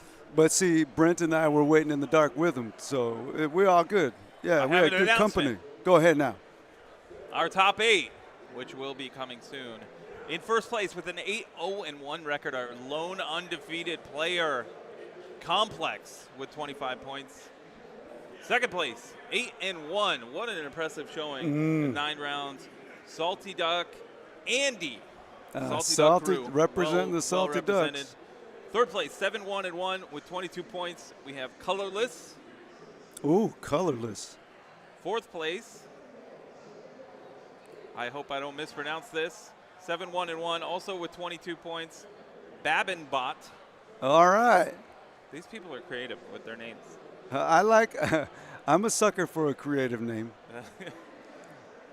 Fifth place, Another outdone. Salty Duck. Salty Duck Splish, who we saw yesterday. Is he the 22 one we points. saw on twice? Was he the one that was 7-1-1. on twice? I think so. He's maybe On the been stream. on a couple times. Yeah. Yeah. He's been busy. I think. And then Apologies Izzy, if I was we wrong. just saw on camera. Oh, Izzy defeat made Cloud. Yeah, he was sixth. playing for top 8. He is in 6th place, 7-1-1, Nice. 22 points. 7th place, 21 points, 7-2. You had to have a good break. 7-2. Yeah. Good tiebreakers is important. 7-2. Thunder Blizzard. Thunder Blizzard. And finally, our 8th place finisher, who we saw in the final round of Swiss yesterday, Lorcana duo Patrick. Oh yeah, there you go. Shout outs to the Lorcana duo. So 59% breaker percentage is our 8th place finisher. Apologies to our pal Danny O So I in think. 9th place at Oh, Danny. 57.9. Shout out to been there. Danny. I've been there. 9th place on breakers never Shout feels out good. to Danny. But that's okay. There is some consolation prizes. We are giving away prizes down to the top 16. And, of course, the players that didn't quite make it into day 2, they're playing that run-back event. Salty that run back. was free of charge. So Yeah, you I thought can't that complain was. too much. You've played more competitively than Brent and I have. This is a great segue from what Brent and I were literally just talking about right before I fumbled the handoff. Okay. 2-day events. Have you ever been to I've only been to a handful, but I never Yeah. one where if you didn't make the second day, there was a free side event for those guys. Yeah, that's. Is that common or not? I would say it's starting to slowly become more yeah. common.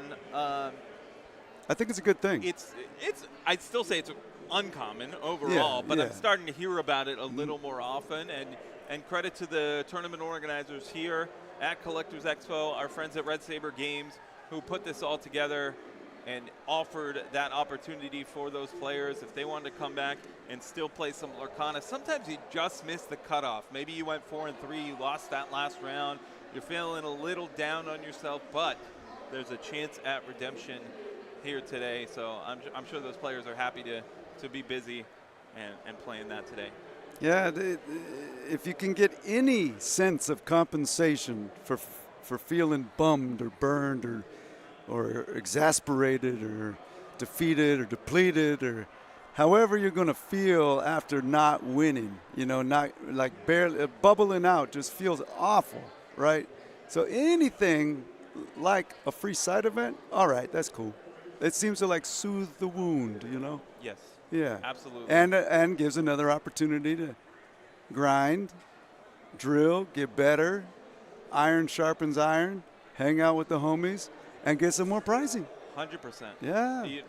There's some times where maybe you just miss that top 8 cut and you did everything right. You're like, man, I played that last round really well. The cards weren't working in my favor. Just lost the dice roll. That is a factor, absolutely. So, unfortunate for our players who finished 7-2, just shy of that top 8. But 2 players with a 7-2 record did in fact make it. So, congratulations to Lorcana duo making it in at that 8th place. You know, while I had some time away from the booth, I checked in on our YouTube viewership. I know we got the Twitch viewership. We've been paying attention. Are you on the to YouTube chat right Twitch now? Chat. I got Twitch chat pulled up right now. He had the YouTube, I had the Twitch. I'll do the YouTube now, you do there the you Twitch. go. See, I was going to say that JDZ and I were conversing during our break, and I was like, you know what? We've been neglecting the YouTube chat. I didn't even know there was one until Brent found it. And now you know. And if you're just joining us also, if you're looking for the VOD from yesterday, this is a brand new Twitch channel. We appreciate all the new subscribers. There's a little setting in Twitch to auto-save the VOD. Well, it was brand new. We didn't quite have that setting set up for yesterday, but it's on YouTube. Go find it on YouTube. Collectors Expo. You can't miss it. However, this one, if you're watching right now, you want to watch this back later, you can find it on Twitch and YouTube. So a little multifaceted there. All right, Lorcana stands digging in to the YouTube chat. I'm sure he'll find something interesting there. So if you're on YouTube, let us know. Let us know you're watching. The top 8 is coming soon here at Collectors Expo. Whoa, did I just step through the looking glass? I'm looking at myself. What the heck's going on? How technology works. Can you see anything in those glasses? Can you even see what's going on? Brother, I don't even need eyes to see. Is that so? I can see everything, man. I need assistance, as you can see. Well, I did have laser beams shot into my eyes during COVID to okay. correct some of that, I've you looked know. into that. Yeah, but it's funny. I did that so that I wouldn't have to deal with the mask fogging up my glasses. Okay, that makes sense. And then I adopted an aesthetic to be some social media person that always has his glasses on. And then, okay. Hey, you signed up for this. Yeah, I did. No, it looks like the chat and the YouTube's pretty packed. Ooh, yeah. All right. And say hello to us in YouTube land. And you're gonna check the who's Twitch hanging chat, out in Twitch. They're excited Dude, for Judge Phil and Lorcana Wonderland duo. and all them were having a big old. They were having their own TED Talk in there, man. What are they talking about? I missed I don't it. know. They're just dropping knowledge. It's too hard to keep up with. That's good. That's good. I'm impressed that for everyone that's able to multitask that well. Yeah. You know. I don't mind multitasking, but we're on camera. I want to be looking at the camera. Yeah, we want to look at you, if I'm looking the like people. this, you know, it just looks a little silly. Yeah, if I look down and my big bald head gets too close to the camera, that's like people don't want to see that. I gotta stay further back. How was that last round for you? Did you? Oh man, that was absolutely a blurple clinic. Time, right? Yeah. It was interesting to see, watch them and their body language going into the third game. More relaxed than I would have been. I would have been way act like you've been there. Frustrated and tilted, and they were all chummy and laughing and having a good old time, and it was beautiful to see that level of competitive play and camaraderie. Absolutely, yeah. Sometimes, you know, the nerves can get to you on camera, playing for that top 8 slot. We did select that table intentionally because we knew a lot was on the line. So congratulations I'm curious to Isaiah's. Do you have the results through top 8, or do you have further down? I just have top 8. Well, okay. I guess top 9 is what I had available. Yeah. Yeah, that's congrats to all of those. Do you know? Does it show what their deck colors are? Not quite, but if you're watching this at home, you're looking for deck lists, we will publish all the deck lists on Inkdex after the event has concluded. We want it to be fair for the remaining top 8 competitors. A lot of times you get to this stage of the event, you have a pretty good idea of what the other players might be playing, but nonetheless, not quite perfect information just yet. Is that one mine or his? But that will be Is that coming better? soon. That one's better? All right, we're turning you up. Turn me up. All right, baby. Yeah. It's funny how different sounds and different headphones and different mics, you know. If anyone thinks I'm too... If anyone in the chat has an opinion about anyone being too hot or too cold or too loud or too not, you know, don't be ashamed to shout it out. A rising tide lifts all boats. No one's as smart as all of us. All we got to straighten down. The chat came through. Let us know. Nice. Nice. I sound too loud to me in my own headphones. You can never be too loud. But I never, well, in here, it's like, ah. But I've never touched this. I don't know. Don't touch I it. haven't touched a thing. I know how to keep my hands to myself. I am not going to mess with my tip of the hat to all the tech people. Yeah, I want to give a shout out to all the staff. So we've talked about Red Saber Games, we've talked about Collectors Expo, and we have production in the booth judges assisting us. Brent Mackay jumping into the booth. He was playing yesterday. You know, sometimes there's some consolation prizes if you don't make day 2. Maybe you end up in the booth. You never know. So Brent, I'm sure, did a great job in the previous round. I got to go back and watch the replay. Watch you two at work. Well. Humbly, I am open to any and all notes. Okay. Thank you. We'll go forward From you. We're all looking for constructive feedback. And by you, I mean Shane. I don't mean everyone listening out there in the world. I'm kidding. Kidding. Lorcana Stan, did you know? I knew you as Lorcana Stan. Go on. I didn't know the explanation of why you're called Lorcana Stan. I thought your name was Stan. Did you? Do you know the explanation now? I know it now. Do you want to give it to the people? What was your thought process? I will. I'd be happy. Or should it remain a mystery? I'd be happy. Do you want them to guess? No. Well, I'd be happy to share and fill in the gaps, but I want to hear what you understand it to be first. Well, first of all, it was obvious to me, or my assumption going forward. Okay, we're turning me up a little now, too. Ooh. Let's go.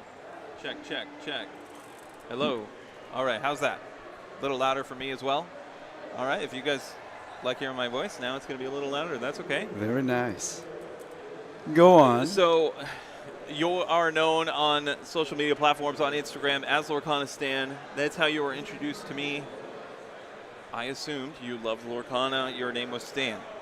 However, I was told on your birth certificate, it does not say Stan. Well, it doesn't say Chuck either, but to be fair. Is it Charles? Yeah, but nobody calls me that. Yeah. Okay. But we're learning things. You could call me Chuck. You could call me Stan. You could call me Lorcana. Yeah. What I wanted to do, I wanted to play with the term Stan. Yeah. Made famous by Eminem. That's where you're going with tell it, right? the people, tell the kids out there watching that don't even know who that boomer is, why Stan is related to Eminem. Why? Because of the song. Stan. Well, what song? What was that song about? It was about a die-hard fan that wrote to Mr. Marshall Mathers himself.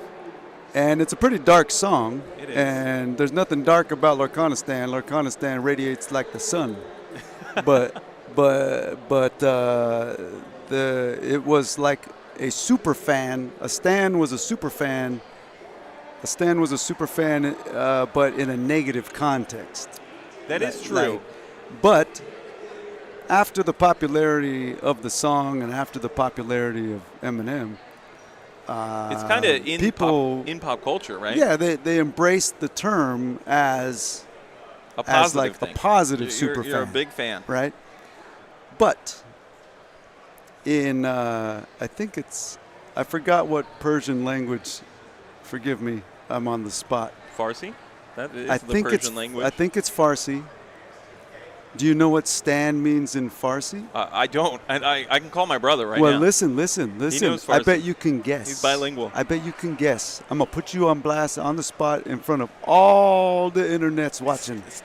Guess? It could be anything. I'm going to give you clues. Okay, let's hear the clues. Afghanistan, Pakistan, Turkmenistan. See, now I'm going to just look foolish because I still don't know. It literally just means land. Land. Okay. Land, right? And so you're Lorcana land? Well, I want it to be a bridge between the content creators in Lorcana and the content creators in the parks. Okay. I've consumed far more content created about the Disney parks than I have of Lorcana. But I saw so much synergy And I don't think players. Did you get it? I got it. So our players are setting up for our top 8 match. There's always a little bit of a gap between the final standings and top 8 getting started. But they're getting set up. Deck over there. checks, make sure everything's squared away, get prizes distributed for those top 16 players. But these players are playing for more. We have 3 more rounds. Of course, top 8, top 4 finals.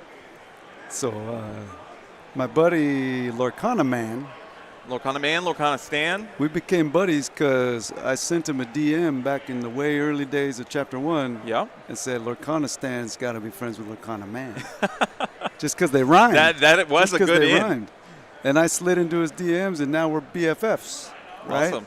But we had no clue that we lived in the same general area and played at the same shops. And, like, what are the odds, Yeah. But he always told me that no one would understand the land part. No one would understand the Stan land. No one would ever make that connection. Did anyone make the connection? Bro, about a month ago, we were sitting next to each other at a tournament. Uh-huh. And I introduced myself to my opponent. But Lorcana Man was sitting next to me. Yeah. And out of the dude's mouth, my opponent's mouth, he says, "Oh, is that like Afghanistan and Pakistan, like land?" And I was like, and I stood up and my chair went back and I slammed the table and made a scene and everyone looked. And I yelled at Howard, see, someone gets it. Was that the first one? Well, Did you yeah. get? I feel like he needs like a prize. He needs one of your Lorcana Well, Stan. I forgot what cards. I gave him a pin or a card. I don't remember what I gave, but that was a funny moment. All right, if you're watching the stream right now and you ever see Lorcana Stan and Lorcana Man together, you have to approach him and let him know you know the fine details. You know the Lorcana Stan lore. Please do. I need more of those interactions in his presence. All right, we are just about to get started in our top 8. 4, 3, 2, 1. Here we go to the switch. And Look at that. we're Look at off. that. And guess what? The Salty Duck crew had 2 representatives in the top 8. We had seen Salty Duck splish before. I was like, we got to get Salty Duck Andy in the booth. But let's not take anything away We didn't from get him in the booth. our He friend got himself Lee. in the booth. That's true. He earned it. Yeah. He earned it. Lee, on the left side of your screen, I think everything's working technologically. I don't want to spoil anything. This might be the first time We've had a couple issues. all weekend. I told JDZ, I said, look, it's going to be perfect by the time we get to the finals. Amen. Perfection. Just Maybe in it's perfect time. now. Just in time. Maybe it's perfect now. We got to the quarterfinals. We have 8 players remaining. We started with nearly 200 players. We are down to the final 8. This is where everyone wants to be when you start this tournament. Step 1, make day 2. Step 2, make top 8. Step 3, win the tournament. One of these players could, in fact, win this tournament today. Step 1, just win. Step 2, just keep winning. Yeah? Just keep winning. Just keep winning. Come on, do you know that movie? Oh, no. Oh, no. Folks. You're really putting me If on the he spot doesn't here. know a Just Keep Swimming reference from Nemo, The chat asks, have you ever been confused for a member of ZZ Top? Indeed, but I do not wear a long beard in their honor. I wear a red beard in honor of Dreamfinder because I want to be Dreamfinder in real life. Okay. But sometimes I like to put the beard into a point like Merlin, and I wear the sunglasses not for ZZ Top, but for Merlin. I also Back from Bermuda. I had a friend who saw you yesterday. Yeah. First time seeing you on stream. Go on. He asked if you were Brian Posehn, the comedian. I don't Oh, know. I don't know if you're familiar. That's the second or third time. I'm not very familiar with that comedian, but that's the second or third time someone has asked me that. I've been told once that I looked like a comedian also Go on. by the name of Nick Swardson. Oh, I And could see that if I squint. I if think I squint. you can see it, but I don't know that but that's I wouldn't a have good thought thing. I wouldn't have I thought don't of that know. immediately. I'm not sure if I'm feeling that Like comparison. maybe related. Yeah. like his I brother. I got to get on the treadmill. I don't know. No. You much more fly. Much All more right. fly, sir. We are underway. Top Inks 8. the And if you notice, there is a clock. There is a hypnotic clock strength. in top 8, but we got some extra time. 70 minutes. 70-minute rounds. Salty Duck Andy kicking us off. I believe he is on Sapphire Amethyst. That Oh, yeah, what has happened been to the one of the most colors? successful quotes. But this Dumbo, a new Dumbo that we haven't seen. We've seen the 3-3 legendary Dumbo, ninth wonder of the universe. I but think we I saw saw that once or the twice yesterday. 3-drop Dumbo. I didn't see it. Maybe you had the possibility. But And Tipo Inc. anytime you are playing a Sapphire deck, you want to play Tipo or Sail the Azurite Sea. I can't say it enough. And he successfully did that. But here we see the 3-cost Dumbo, the flying elephant. 2/2 Blurple evasive versus that Blurple. gives a character evasive when it comes into play. Let's see. I don't know exactly. We're going to remain mysterious as far as the exact deck list here. Does he have more of this Dumbo flying elephant? Could it play a role before this match is over? But right now, we're just getting started. Tipo and Diablo facing down. Blurple, Mirror. Oh, no, I apologize. We were waiting for that second Steel. color. There it is. Yeah. Not quite Blurple a mirror. Steel. Amethyst, All right. Steel, Sapphire, Amethyst. Yeah. And Diablo not going questing. He says, hey, there's a Tipo there. Tipo can challenge. No thanks. I got a Genie. Draw a card. Pass it back to you. First chapter art on that hook. Yeah, I know that we've debated this. I'm losing like 12-1. If you're in the chat, which do you prefer? Set 1 hook, set 8 Captain Hook. It's one of very few cards that have multiple arts that doesn't have, an enchanted or something of that nature. Yet. I'm losing. Yet. It might be 20-1 at this point. Well, being no, that I prefer the newer Captain Hook of the two. We see a Pete come down. Pete is an interesting card in this new meta What game. is he blocking right now? Exactly. Like I don't a know that sail there's a or lot of actions that it could block a Finder's Keepers with that 5 ink available. But Salty Duck Andy probably just wanting to add a character to the board here, and I'm sure he's going to do just that. You can make out his shirt just a bit there. He's got the Salty Duck shirt representing North County, San Diego. See, he inks that sail. Maybe he's like, hey, I can't play this sail. Takes And out the hook. Captain Hook down by Elsa. That is a very common play. You see Elsa take down things like Rafiki and Captain Hook. Captain Hook's just kind of hanging out, waiting for something to be exerted. And Salty Duck Andy correctly hangs back until he has an opportunity to take out that Captain Hook. Elsa 1 slides in and says, nope. What do we got? Something in the YouTube chat about... A whole new quest says, set 1. The art is just striking with Skull Rock in the background. I agree. See? I agree. Whole new quest. And with losing out. Tinkerbell in the lantern. Was that one of the 6 from the D23, the first set of D23? I think it was. Maybe. I don't remember. You'd know better than me. You've been The to Sapphire D23. was the I've never had the Robin Hood. pleasure. The Ruby was the Maleficent Dragon.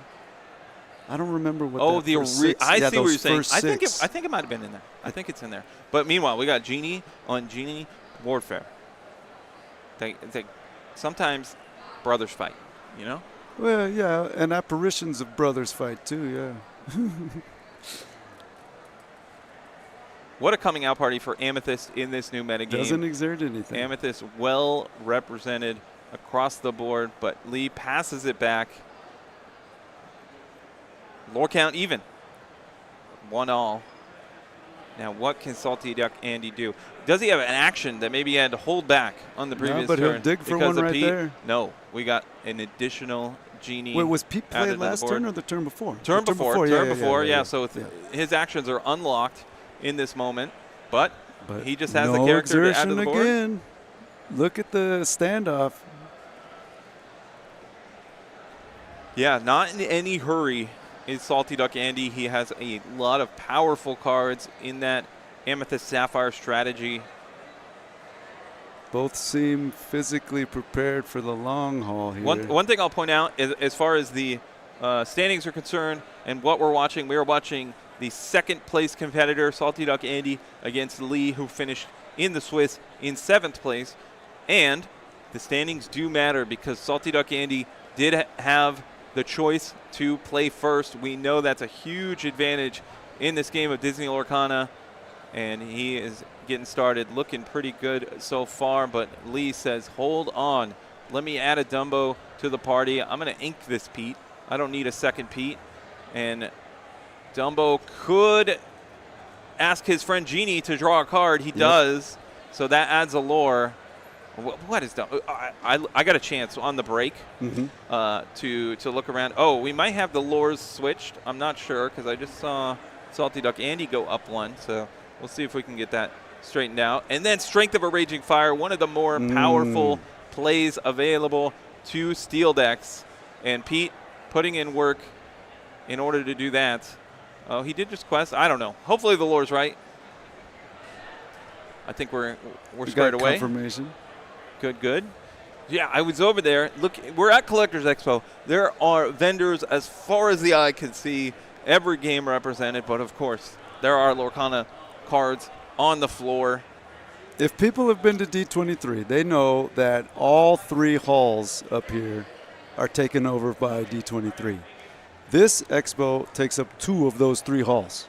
So it's literally as big as 2/3 of, well, not all the extra panel rooms everywhere else, but of the main hall. And here we see the downside of Dumbo. Yep. Dumbo forced that Genie to be exerted. Even and the then Tipo taking out the Diablo. You had Elsa and Genie combine, and then we ended up with 3 damage on a character, and Bell comes down, takes down the Dumbo, of course, with that 3 willpower. And look at this board. Look how much has changed since Lee last had a turn. We got Rafiki added to the screen for Salty Duck Andy as well. A wide board. He went wide. And so Lee's got some catching up to do. He's in a tough spot right now.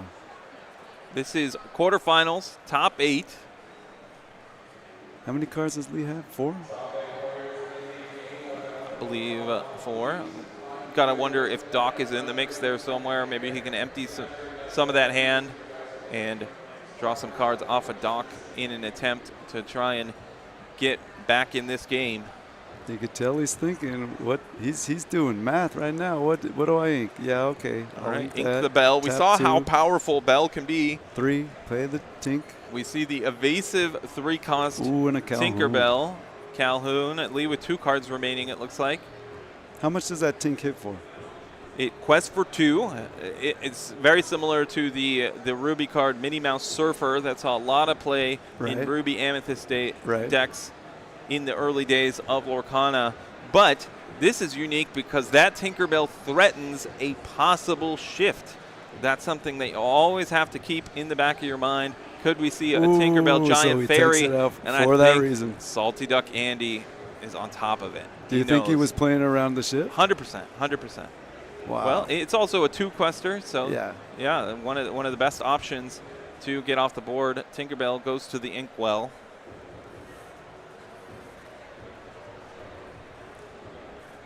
All right. There's some concern about the lore totals, but there's concern in the chat about the lore totals. We'll make sure. We'll do what we can to get that straightened out. Just underway here in the quarterfinals. This is game 1. Salty Duck Andy and Lee.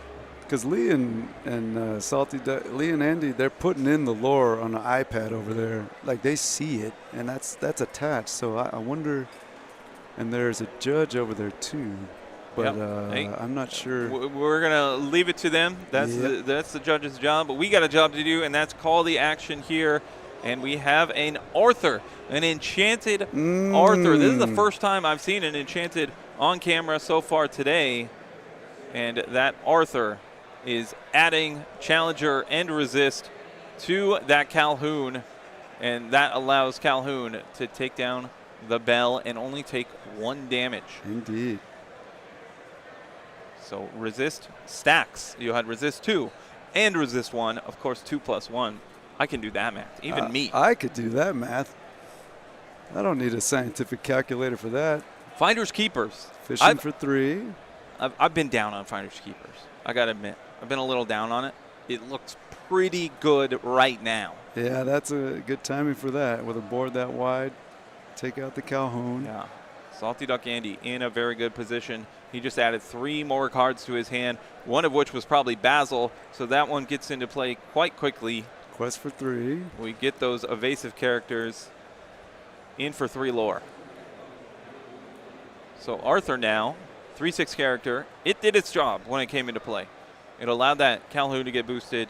Now what can it do here? Well, it's not evasive, so maybe it goes on a quest. We'll see.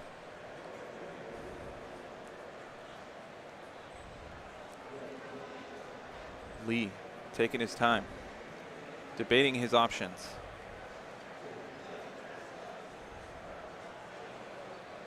Playing very carefully, and I don't blame him. Thinks, what is We got it? Madam A Mim Skater.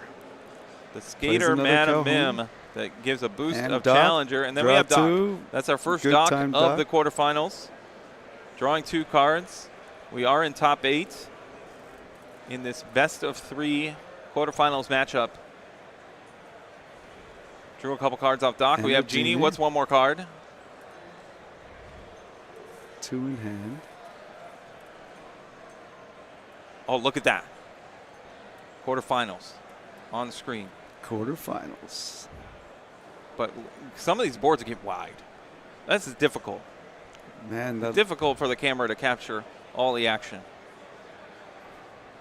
I sometimes people, they have a lot of characters. They'll have like 2 rows of characters. That's kind of nice. That's nice for us, that's at least. intimidating. Is it? Mm. You don't want to be staring down 2 rows of characters? Mm-mm. I guess that can be intimidating, can it? All right, Taps 4. 4 to play the Dumbo. So he said, hey, I didn't like your Dumbo. I took care of it with the bell, but I got my own. Oh, I was saying, I was on the floor earlier Yeah. looking around at the booth, looking at the options. There were some Dumbos for sale. For how much? Do you want to guess? see? Do you want to guess? Oh, that's foil Dumbo. Cold foil Dumbo. Cold foil Dumbo, 120. Exactly. Oh, You nailed it. Wow. Lorcana Stan, you win a prize. That's only it is 'cause not I- a foil Dumbo. That's only because I watched Lorcana Goons too much. Ah, Hey. Lorcana Goons and the Shout Market out. Watch, our friends What's over too at Lorcana much? Goons. Yeah, no. So Dumbo was $90 for a regular version, $120 for the cold foil. Big money. Yeah. And Dumbo, he hasn't really showed off, but he's going to draw a card here, I believe. You could either quest for 2 or draw a card. We're going to draw a card. It's got quite a hand. And Ink's Basil another. into the inkwell. To be ink. Oh, I think we played a sail that turn. Yep, double inking the Basil. We already got one in play. We don't need additional Basils. And Lee's having some trouble with these evasive characters. He can challenge Genie into Genie. That Genie already has 2 damage counters, so that would finish him off. But he's got a little more work to do.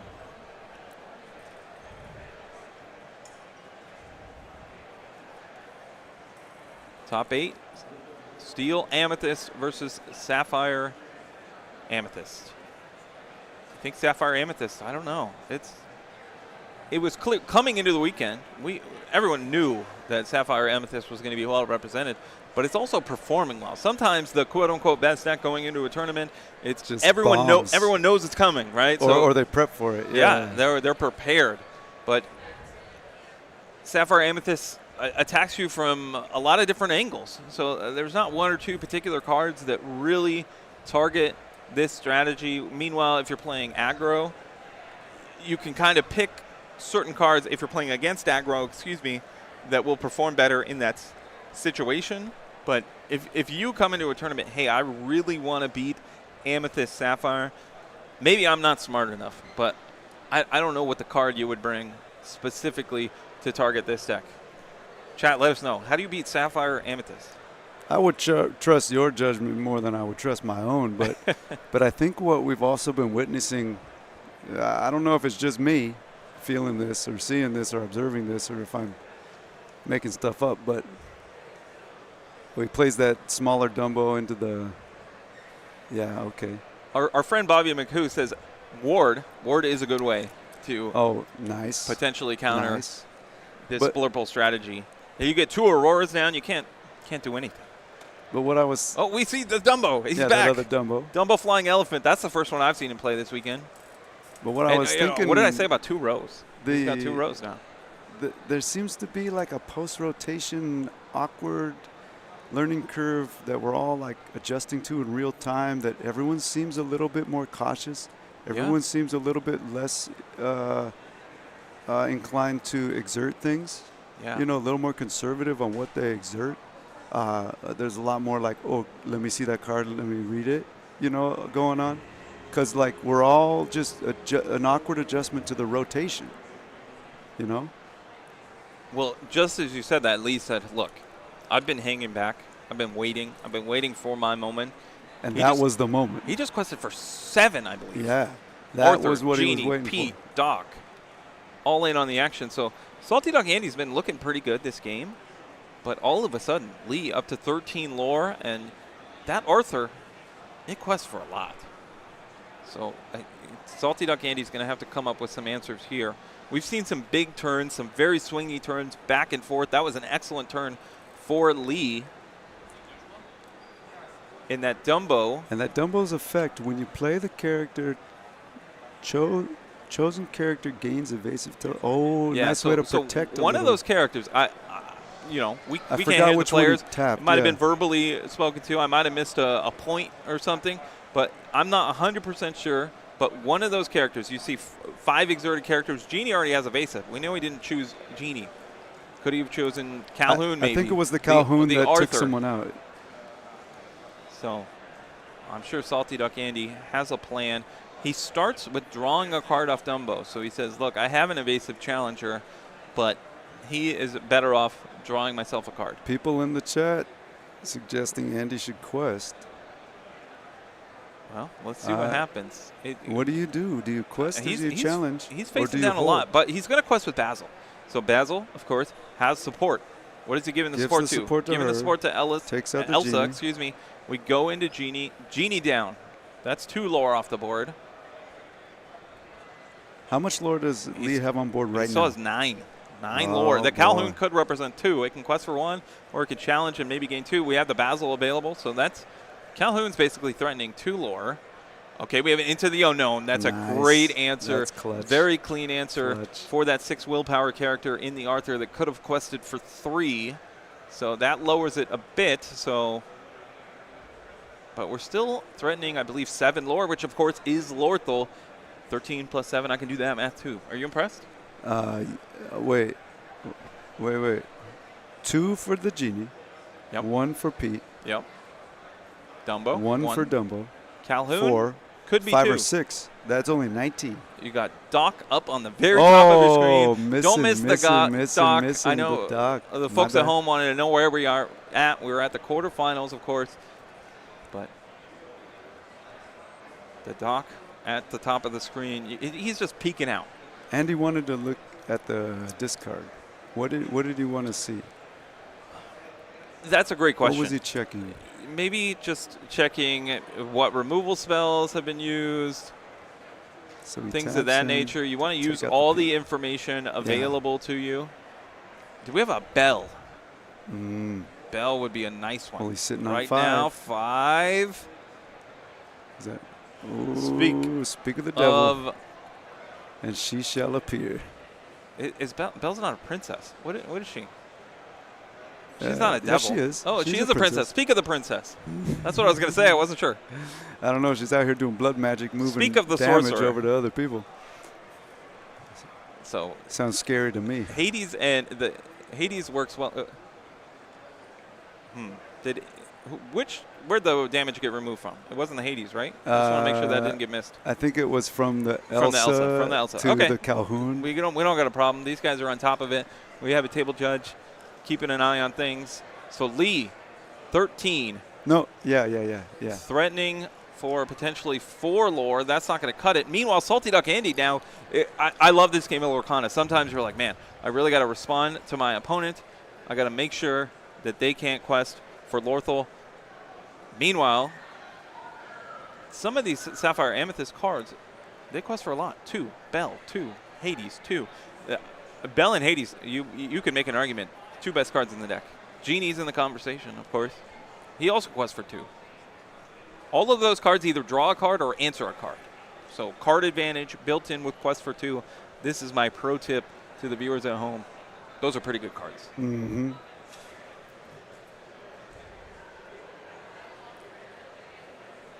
What is Lee thinking right now? Andy has so much on the board. Yeah. Look at him count. I mean, what does Lee want? So what does Lee want Amethyst to Steel see? decks have cards available to them like Giant Cobra, right? Mm-hmm.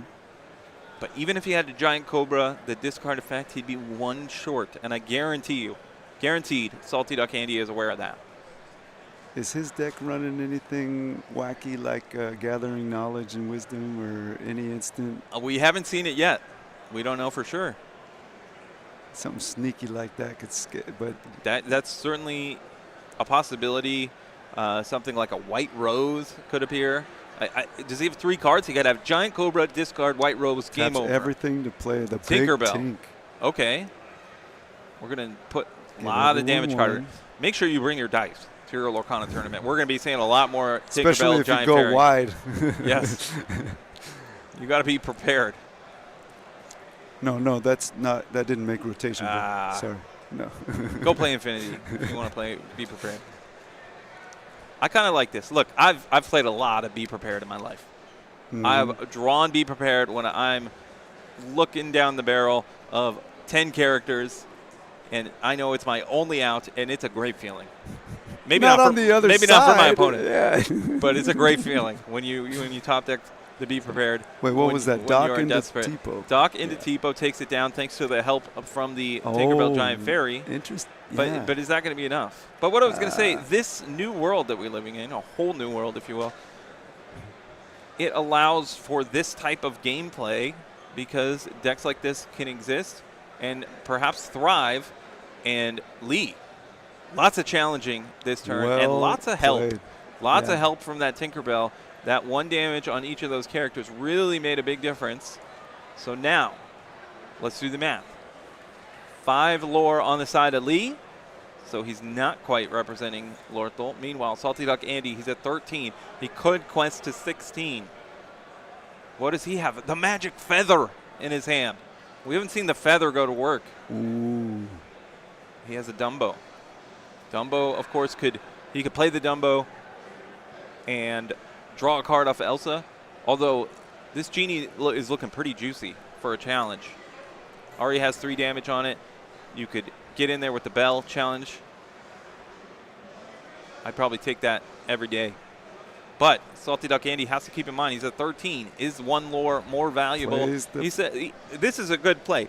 You want to draw cards, get additional information before you make your decisions. Is he looking for a specific answer, or is he looking for any answer? I think another Into the Unknown, perhaps. Yeah. And maybe that would allow him to have his cake and eat it too. You get to quest and also answer the Genie, something like that. That's a really good song, man. You know a movie that came from? What movie? It's not Frozen. Yeah, it is. No. Yeah, it is. No. Into the Unknown. Oh, that song. I thought. Never mind. I didn't understand. I'm that. sorry. I know. Look at it. I there can tell. There I can tell that is Elsa belting out Into the Unknown. I did not answer the question. I did not ask it clearly, to be fair. Okay, we did indeed challenge with the Elsa. Mm-hmm. Genie is down. But we have to keep in mind, if we quest with this Bell or do something that exerts the Bell, then the Tinkerbell is live to challenge on in, and then that extra 2 damage would take down the Elsa.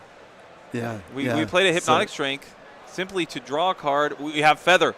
Feather can give Bell evasive, and then Tinkerbell can't challenge. Welcome all part to of the Lorcana. plan. I kind of like this visually. Put the Feather underneath the Bell just to represent Bell is evasive for a turn cycle. Magic Feather, brand new card. That's good Fabled. practice. This is Fabled released weekend. But Magic Feather, a unique effect, gives something evasive, but you can return it to your hand. You can replay it. If you have a lot of ink, you can make multiple characters evasive through a turn cycle. But right now, both characters on Salty Duck Andy's side of the board are evasive. We're all even, 13-13. This has been a knockout fight, and we're just in round 1. We are in game 1 of the quarterfinals.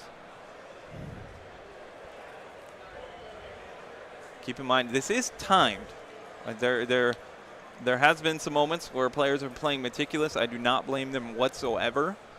but we do want to make sure once this game is concluded, maybe give them a little reminder of the time that they have available.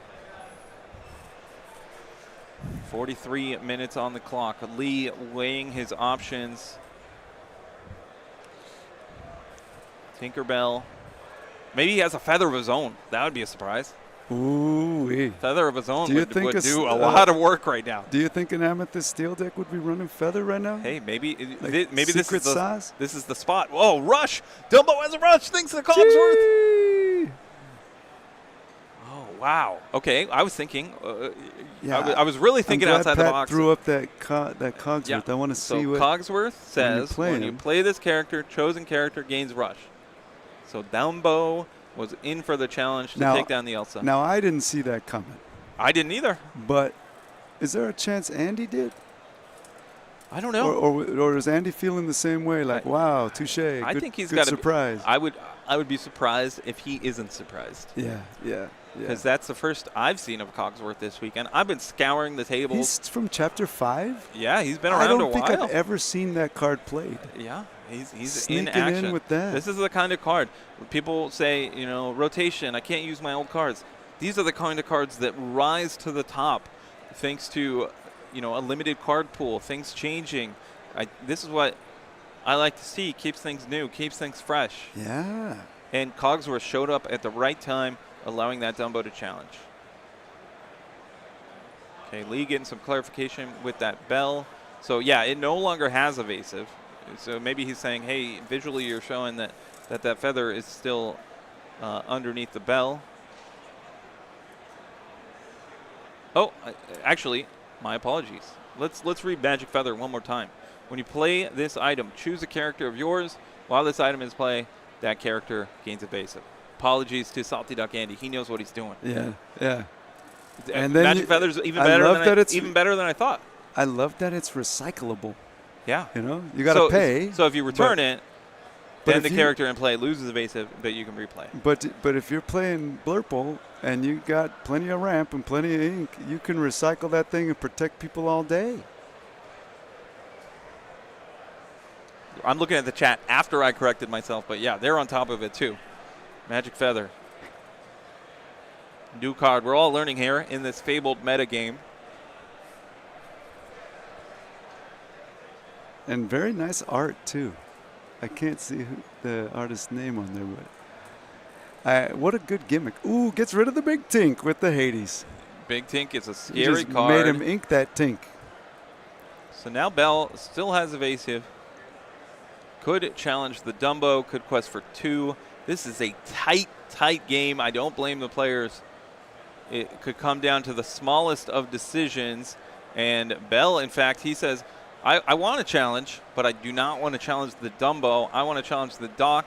That way my Bell remains in play. And the item, so that the item can stay attached to the character. Okay. Do we have a giant cobra? Do we have Who's we?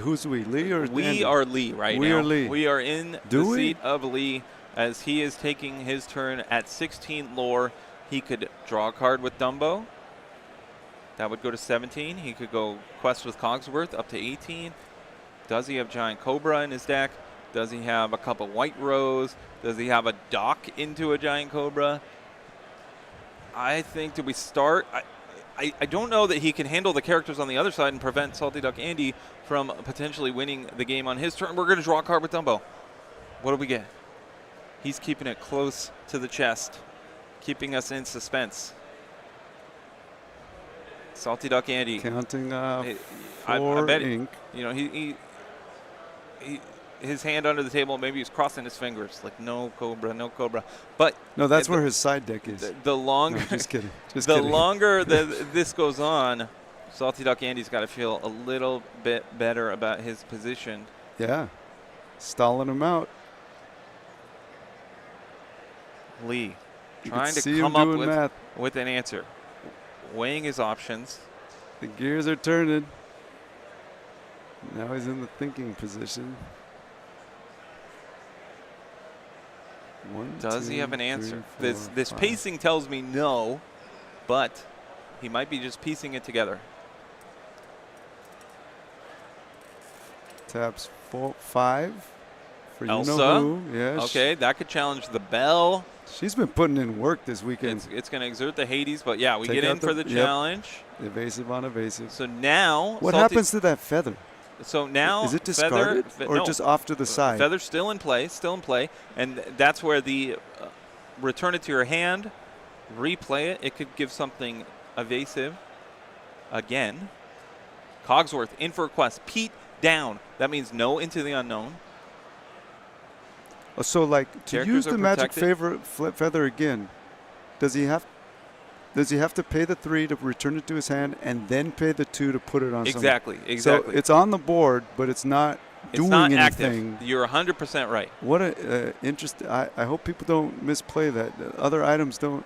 Is there any other item that acts that way? I don't know. think Chat will so. tell us. But this Pete is important. Protects from into the unknown. Protects. Maybe Andy is desperate. He needs to play a Finders Keepers. Or it's something like a Hypnotic Strength, Assail the Azroid Sea that could just dig one card deeper. Yeah, those are off. Good time for a Pete. So it took some time for Lee to piece it together, but a strong turn from him. Yeah. And now Andy, 15 lore, looking down at 18 lore. Remind This me, game has who been was so who was close. On the play? Andy was on the play. Oh my! Lee has an opportunity to swing the advantage to his side. I lost track of how many people won on the draw with you guys. It making wasn't those very tallies. many. But A this few is people one of those managed to do it. exceptions. A few people managed to do it, but we were trying to keep track throughout the day yesterday of how many players were able to be victorious on the draw. It was not 0%, I assure you that. And remind me in the audience, Andy was 2nd seed and Lee was 7th. Is that what it was? Exactly, yes. So that's what gave Andy the opportunity to go first.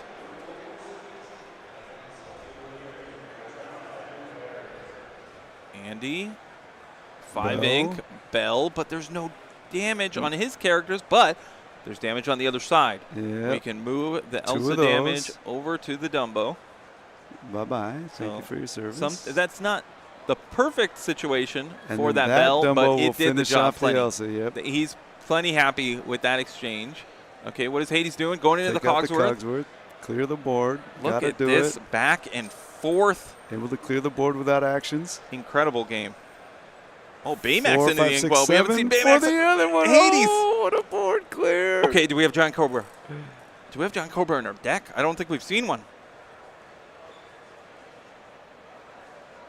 Lee, if he had Cobra, we'd see it already. We'd What know. a position. Oh, he has to be saying, man, That- I did everything. I tried to scratch and Wow. claw my way back into this game. That was a That fascinating shows the game. power of Hades. I told you, into the unknown, turned off. Hades says, well, I'm a character. I'm not an action. I'm going to put your character in the inkwell. Well played. Both of them. Very well played by both players. That was another clinic. Salty Duck Andy up a game, and you can tell that takes a lot of mental energy. These players have been playing all weekend since yesterday morning here in this 2-day event. Tremendous game. Does Andy have more than 60 cards? That looks like a big deck. Maybe it's just all double sleeve. Yeah, maybe it's double sleeved. I'm not a double sleeve guy. I just put it in a sleeve. I'm good to go. If it doesn't stay in perfectly mint condition, so be it. When I was a brand new TCG noob, I was going to take it all serious, especially because of the value of many of these cards. Yeah. Chapter 1 days, everything was worth money. And I double sleeved everything, like real methodically and everything. And yeah. Only because one guy told me one story of this one time that someone spilled a drink during a tournament, and it ruined. And I was, but I got tired of double sleeving all the time, and I stopped. And I've never seen anyone spill. So knock on wood. Yeah. That can't be the only reason you double sleeve. I'm a pretty clumsy guy. I spill things from time to time, but if I ever have a drink at a tournament, I try to keep it at my feet. I've even spilled it at my feet. Sometimes I forget it's even there. I'd rather it spill on the floor. I put my bag down in someone else's puddle under the table before for the same reason. That can happen too. Where are we? All right, we're getting some questions off to the side, but we got it told. Some people, we need like a live on air thing behind us. Somebody asked us where the bathroom was. We're like in the corner. There's so many other people you can ask. Like, yeah. I wish, like, she might have been asking, like, hey, where are you guys streaming? I want to watch. And, like, but I couldn't tell we're because she busy. had on a mask. You know, like, I couldn't read lips. I don't know. I heard something, but we are not the customer service here. We are the Lorcana broadcasters for Collectors Expo here in Anaheim. All right, both players with their altars. We know what Salty Duck Andy wants. He wants Sail the Azurite Sea. He wants Tipo. Lee, meanwhile, he wants to be the aggressor on the play. He wants 1 drop, 2 drop, 3 drop. 1, 2, 3 sync strength. That's the motto of Steel decks. 1, 2, 3 sync strength. Man, I wish someone made it that simple. Explained it that simply to me way back when. That's pretty it's clean, that man. simple. One, two, just count three. 1, 2, 3. Strength. That's it. All right, Lee on the play. We're ready to go here in the quarterfinals. 31 minutes, 50 seconds remaining. We started with 70 minutes on the clock. All top 8 matches will be timed at 70 minutes. We see Madam Mim, the skater Madam Mim, go into the inkwell. That boosts all the challenger, but Lee says, look, I'm on the play. I want to be the aggressor. I don't want to be challenging. I'm going to get Diablo down on the board, and then Salty Duck Andy with the answer, with that Basil that could potentially challenge the Diablo. Now, if you're Lee, you want a Calhoun. Calhoun says, okay, your Basil can challenge my Diablo. I'm going to draw a card, and then I can challenge back. So this Madam Mim, tiny adversary. She's affectionately known as Skater Mim, but that is not, in fact, a skateboard. But giving everyone else that +1. Well, you're the Disney lore guy. What is she on exactly? Do you know? There's a scene in. Now maybe someone in the chat will correct me. I don't remember for sure, but I think there's a scene in The Sword in the Stone when she shrinks down and is messing with Merlin when he's in her house, and or messing with Arthur, where she shrinks down and tries to win him over. Okay. And I think at one point she like surfs by on a match, like as she shrunk. And I think this is that scene. I see. So things going well for Salty Duck Andy. He had the Sail the Azurite Sea on turn 2. He had a 1-drop to challenge the Diablo. Lee, meanwhile, did not add anything to the board on turn 2. And now, see, he missed the memo. He missed the memo. Oh, of the 1, 2, 3 things. Yeah, he missed the 2. He's inking the strength. Plays that Dumbo you haven't seen a lot of. You know, Dumbo 2/2 evasive, but it's primarily in the deck to give something evasive. So if you're just playing a 3-cost 2/2 evasive quants for 1, that means he doesn't have something better to play.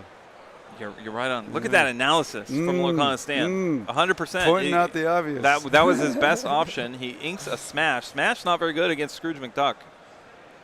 And we're going to play Genie. I bet Lee's a little happier that his turn 4 play is a Genie compared to that Dumbo on the previous turn. But Dumbo is evasive. No evasive characters on the other side. But that Dumbo, it's risky, right? What if there's an Elsa? Elsa could handle that quite easily. And he says, look, if Elsa comes down, it's going to exert it anyway, so I'm going to quest. 2 willpower. We see things like Rafiki, like Captain Hook. Elsa loves to challenge those characters. But we just have another big boy. Aficionado of antiquities. Indeed. Look at that alliteration from Scrooge McDuck. That's my man. He doesn't need any additional text. He's good enough. He's my top hat brother. 4 cost, 5/5, quest for 2. One of the best stats in the game. And what's better than 1? We got 2 Scrooge McDucks in play now. That Dumbo, it's still going. But Salty Duck Andy showcasing that sometimes just big, beefy bodies is what you need in this game.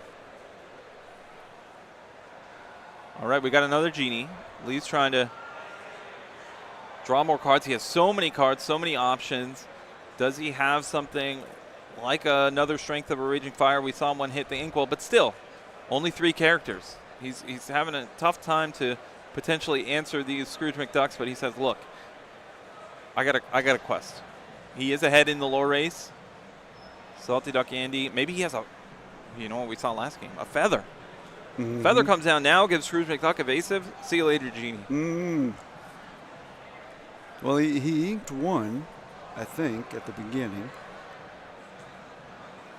Yeah, maybe. How many do you run in a deck like this? It's inkable, I don't think that think. It is inkable. That hasn't been determined. There's no consensus. Yeah, this is release weekend. Some people are playing Feather. Some people on no Feather. Maybe Salty Duck Andy said, "I'm playing 4 Feather." We don't know. I doubt it, but I would love to be surprised. Hypnotic Strength. Hypnotic Strength into the Taps Inkwell. We got 5. 5. Is this Elsa? No, it's Belle this time. But no damage Okay, to no move effect. anywhere. No effect. No effect. But it's a 2-quester. He says, look, I'm just going to add 2 questers to the board and continue to quest And a heavier and try to hitter. get to 20 as quickly as possible. Yep. So not exactly what you want to be doing with Belle, but so you have to recognize when it's correct to play certain cards without getting their maximum value. And Salty Duck Andy deciding that was the case here with the Belle Accomplished Mystic. If you want to get a really, really fancy Belle Accomplished Mystic, you got to go over to our friends at Disneyland California Adventure. Mm-hmm. We are across the street here at the Anaheim Convention Center. Get your quest on and collect your Belle. All right, Lee.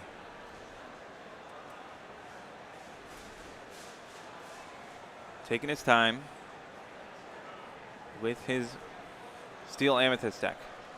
He And recognizes all 3 of his this characters is are evasive. he's got a lot on the line here. If he doesn't win this game, his tournament is over. Why is he hesitating if all 3 of his characters are evasive and Andy doesn't have anyone that's evasive?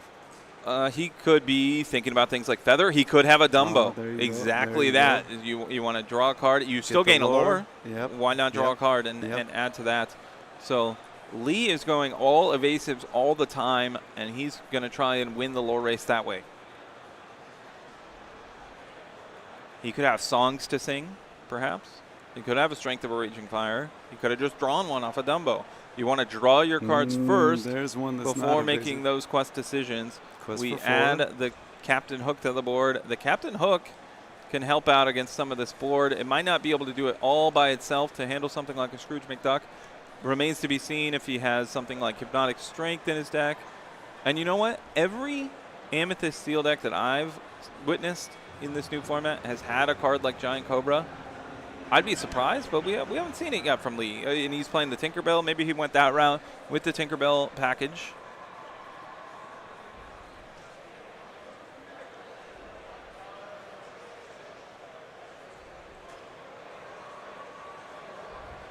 What does Andy do here? Does he just quest and say, catch me if you can? Well, he Like, can't what- challenge unless he has a Feather. I would certainly consider questing, but there could be a lot of options. There could be an Into the Unknown in hand. Maybe some card draw that could change things.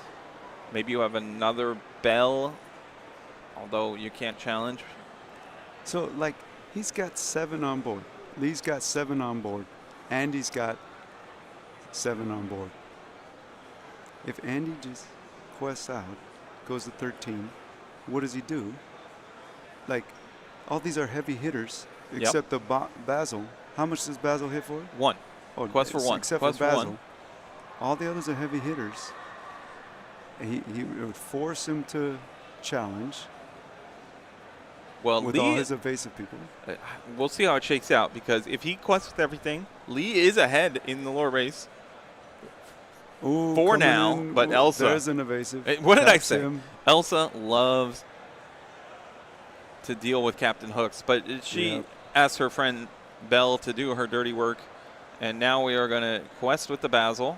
We're going to give the support to Belle, Ooh, take out the nice, Genie. Nice. So, And yeah, those 2 thought it quests for through, 4. goes to 10. said, hey, I'm going to do some challenging Wow. and some questing. Both and. Right there, we see the power of Basil. Yeah. It looks so innocent, Yep. but with that support, And at now has the a key whiteboard. moment, the Yep. support can really come in handy. We're going to see a lot more support sorcery this set. Yeah? You Yeah. anticipate more like Absolutely. more of a thing. I think support in the previous format prior to rotation, we didn't see a lot of cards with support. We got this Clarabelle news reporter. You know, Clarabelle, I believe it's light on her hooves, Right. the floodboard. Right. The dancing one. Clarabelle's got so many options to potentially shift onto, and this is in the mix. We've seen some Emerald Sapphire strategies have success in this format, and I think, personally, we haven't seen a lot of Emerald this weekend. Emerald's a little lower on the totem pole, but it's got time to go back up. I think Emerald's best card is the Shift Clarabelle. So maybe this other Clarabelle with support gets in on the action as well. Meanwhile, for Lee, he's got Dumbo. He's got Genie. Genie's at the top of the screen for any folks just joining us. Right above that quarterfinals designation. One thing we really have to do, I want to make sure, well, we got a judge over there. I'm sure he's informing them as well. Hopefully these players are aware that time is ticking. There is timed rounds in top 8.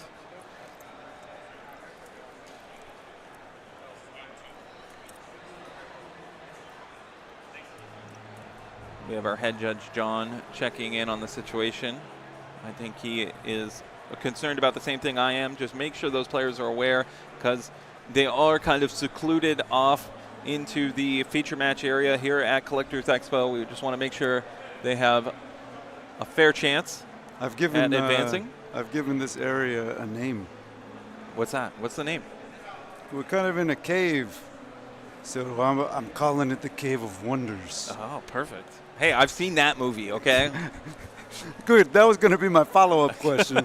You beat me to it. Good job, champ. I've seen You that got the movie that came out in 1992 or whatever. Yeah, that's in my wheelhouse. Yeah. Give me the 90s Get it. Disney movies.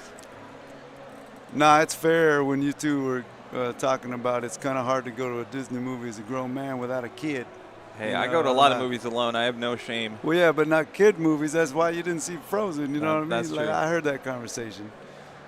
We're just Any razzing you. listeners at home, go to the movies by yourself. Yeah, it's there a ain't good nothing wrong time. with that. You don't have to worry about anything.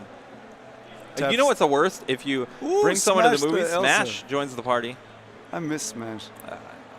You know why I kind of like going to the movies by myself? Sometimes you bring someone to the movies and then you pick the movie and they don't like it.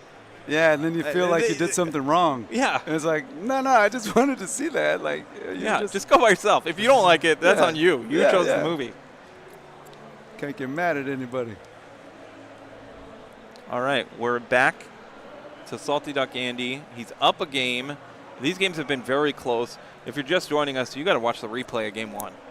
That was a terrific game. Yeah, that Brent taught me a new verb. What's that? When discussing the shift of momentum. Swingy. It was a very swingy game. Oh, Every man. turn. I did not anticipate that last swing. That was. You know what's a swingy card? Bell. Mm-hmm. But still, I did not see. I thought Lee had it. I thought Lee had the last. Lee game. might have thought he had it too. Very, very close game. And sometimes, I've been in this position, you go back, you watch your match, and you figure out, Yeah. on yeah. turn 3, if I would have done this differently, that You would have know, made all the difference. There's got to, being in a features match is a privilege, but it's also like there's a cost. Ooh, get rid of the Dumbo. All there right, you go. Hades. Dumbo did some work this time, but Hades says no more, and we're going questing. But We are all the way up to 17, 18. But there's a mental cost to knowing that you're being recorded, knowing that people are watching. That's got to be. There's in a the back cost. of the There's a head. benefit, too. But the benefit is you get the post-game tape and you get to do the homework. 100%. Yeah. You also get to listen to us talk about, like, both. why did he do Yeah. this? Why didn't he do this? And then you're angry at home. You're like, of course I did it because of this. You fools. Which is why I'm stoked that you and JDZ are on this with me. Thank you, because I don't know. I don't think I'm giving them much advice on that kind of stuff. Ursadon asked in the chat, did the 5-0 Ruby Steel deck make top 8? So he did start 5-0. You got to watch the replay of yesterday. We featured a Ruby Steel player who started as good as you could. However, you can't win them all. He did not make top 8 here today. He did make day 2, but unfortunately fell a little short. So we are getting word that I believe the 3 other matchups in top 8 have concluded. This is the final match in top 8, and we're playing Doc and discarding 2 cards. What did he have to discard? It's a bell for sure. Something else. I'm not 100% on the second card. Might be a Mr. Smee. I can't tell. But that's Mr. Smee? being forced. Yeah, look, what is he digging for? Anytime, He's digging for an answer. This tells you one thing. He doesn't have an answer. Yeah, he's desperate. GG. He's desperate. There it That's is. it. There The it is. Salty Duck crew. They got 2 players in the top 8. Salty Duck Andy is going to the semifinals. Man. Congratulations to him. Well Lee, done. you had a tremendous tournament. No Absolutely. shame in that top 8 finish. I would have But Andy moves on. If I was Lee's opponent in these last 2 games, I would have scooped in both games, assuming Lee had it. Both games. You know what I mean? Yeah. And I think it says something there, not just about my naivete, but We're back. I think Look it at says us. something there about their tenacity and their endurance, and you know, they don't get tilted as easy as I do. You know what I mean? Yeah. That we're seeing some real top tier stuff today. That shows experience. Absolutely. You got to know how to lose graciously, too. Mm-hmm. Mm-hmm. Look at you. You had to put the sunglasses back on, huh? You're like, Well, oh, I got a the gimmick, camera's man. I on got to me. stay in the gimmick, man. You got to. But during the You gameplay, staying I in can't. kayfabe, huh? But I can't. I'm staying in kayfabe, my man. Yeah. I got to keep kayfabe alive, baby. It's all real to me. But if I keep them on, I can't read the cards as well. So I got to take it off when we're doing the thing. Fair enough, fair enough. If you're just joining us, we just wrapped up the quarterfinals at the Lorcana. Once was a 5K. We bumped it up to a 6K. So Collectors Expo in the future, you got to check them out. We're really hoping. We're crossing our fingers. This was number 1. Let's make it a thing, everybody. There could be more. There could be more. Let's become the West Coast version of all those great big tournaments they have on the East Coast. Let's hope so. Yeah. Come out and support. If you're on the West Coast, you hear about Collectors Expo in the future, you got to come check it out. We're playing some Fabled today. They're keeping us on our toes with the Magic Feathers of the world. And even cards from older sets that we hadn't seen before, like that Cogsworth from set 5 that I'd never seen the Rush before. Cogsworth came up at a key moment, but Yeah. Andy still victorious. Mm-hmm. Hey, And then, Andy, you know- Andy won on the draw. Andy won on the draw. Game 2. Yeah. 2 games, no Wow. problem. 2-0. Well done. He was the higher seed. He was the higher Well, seed. that- He's the number 2 seed, which and- pretty much guarantees he's going to be going. Because That- I don't believe the first seed and the second seed can play until the finals. So he should be going first next round as well. That Salty Duck crew, man, Where's the Salty Ducks? they're They're getting some cooking it up. congratulations. They're cooking up some salty Over to our dishes. left, they're representing North County, San Diego. Yeah. That's a little bit of a drive. I wonder if they got a hotel, if they drove home last night. How much Bro, sleep did bro, the Salty bro, Duck bro. crew get? Bro, you live it out in Redlands, right? A little bit, yeah. Inland Empire is as far away as North San Diego County. It's a little closer. Oh, well, I don't know. Ish, Close. Same deal. You know, But they probably feel the same. It just, San Diego feels so far away from us, you know. San Diego sounds far. But they think Disneyland is close, you know. Like they think, I don't know, in Southern California it seems like a lot of people, if the drive's under 2 hours, they're willing, and if it's not, nah. You know? Yeah, I'm born and bred Orange County. Yeah. However, I've lived in a lot of different states in my life. Right. I've lived in New York. I've lived in Washington. I've lived in Oregon. So I got the whole West Coast covered. Yeah. Washington, Oregon, California. Yeah. West Coast, best coast. What I've noticed is exactly what you said. yeah. In Southern California, you need a car. Oh yeah. Unfortunately, It's some awful. other places have us way beat Oh, in yeah. public transportation. We got the weather. We got the sunshine. We have Disneyland. We do not have good public transportation. However, So I have no issue if something's an hour, even 2 hours away, like you said. Sometimes it's only an hour away without traffic, but with traffic, whoa, boy, could be 2 and 3 hours maybe. But when I lived in these other places, you said something was a half hour away, and they scoffed at you. That is too far. Yeah. Let me stay to my little area. I'm comfortable here. A half-hour drive? Are you kidding me? I feel so blessed that, like, within a half an hour of my house, there's, like, a conservative estimate, I haven't actually done it, 25 shops playing Lorcana. Oh, within yeah, 30 minutes of my house. We are blessed. Yeah. I mean, with that, we have a high population here in Southern California. That means we have a lot of options for things. So we certainly have it made in certain areas. We do want to let you know that the semifinals are coming soon. Our top 4. I don't know if production can get that on the screen just for any newcomers coming in and out here at Collectors Expo. Top 4 coming soon. This is Lorcana Stan. If this is your first introduction, at your service, go to Instagram, follow Lorcana Stan if you want to see more of this guy. My man. You know how I'm gonna segue out of that beautiful compliment and shout out? What's that? This is probably my last. Is this my last thing? This is my last thing for the day. That's true. Right? We are going to do a little bit of rotation. How are we? This is the plan. I'll lay it out for the viewers at home. Tell the people. We got so I can learn too. We got Lorcana Stan. I'm Shane Downey, also known as Shaner's Edict. Yes, he is. We just covered the top 8. We're going to do a little switch in the near future. Brent Mackay, you may have seen him last round. I'm sure he did a tremendous job. And your boy, JDZ. Oh, they're doing the next together? Yes. Okay, so we're both leaving right now. We are both leaving. We're and getting booted.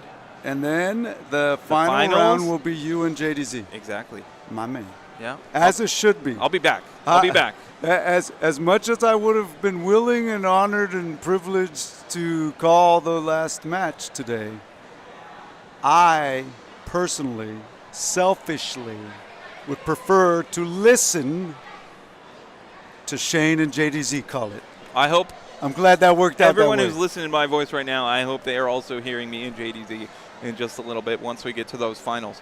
I had someone approach me while I was on a break, asking me where I got this shirt. Yeah, is this a Roosevelt? It is a Roosevelt shirt. Very nice. When I showed up today, right, JDZ looked at me and he said, "Bro, I almost wore that shirt today." Oh. And JDZ has the best drip in the game. He's got a lot of Roosevelt shirts. I'm actually proud of myself that I hand-selected a shirt that JDZ also That's finds like a worthy backhanded compliment. of his own closet. I remember way back in the day. We're not going to tell the viewers. We're not going to tell the viewers how old we are. Way back in the day, JDZ's feeling coming. it. He's we're coming. Feeling He's the coming. Hot tag. He's here. He's here. here. Okay, let me. We're feeling the hot I got to tag. finish my story. The hot tag. Oh, wait, not yet. Story first. First. Then we'll hand off. Okay. We don't want to leave the people without the finish of the story. I went to a prom. I think I was 19. Yeah. I had graduated.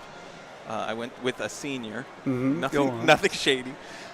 Great start. Keep going. But I went with a group of people, and my friend's girlfriend. Yeah. She had a nice dress on, of course. Go on. She saw another girl with her dress, and boy, was she upset. She was very, very upset. It ruined her night. It ruined prom. Is that how you were going to feel if he had the same shirt on? No, I would have been proud. I would have been proud. If me and JDZ showed up with the same shirt, that would have been fantastic. Yeah. Maybe next time. Wait. I just got one last question to ask in front of the internet. Oh. You didn't wear this shirt where Scar is surrounded by idiots because you felt like you've been surrounded by idiots all weekend. I'm kidding.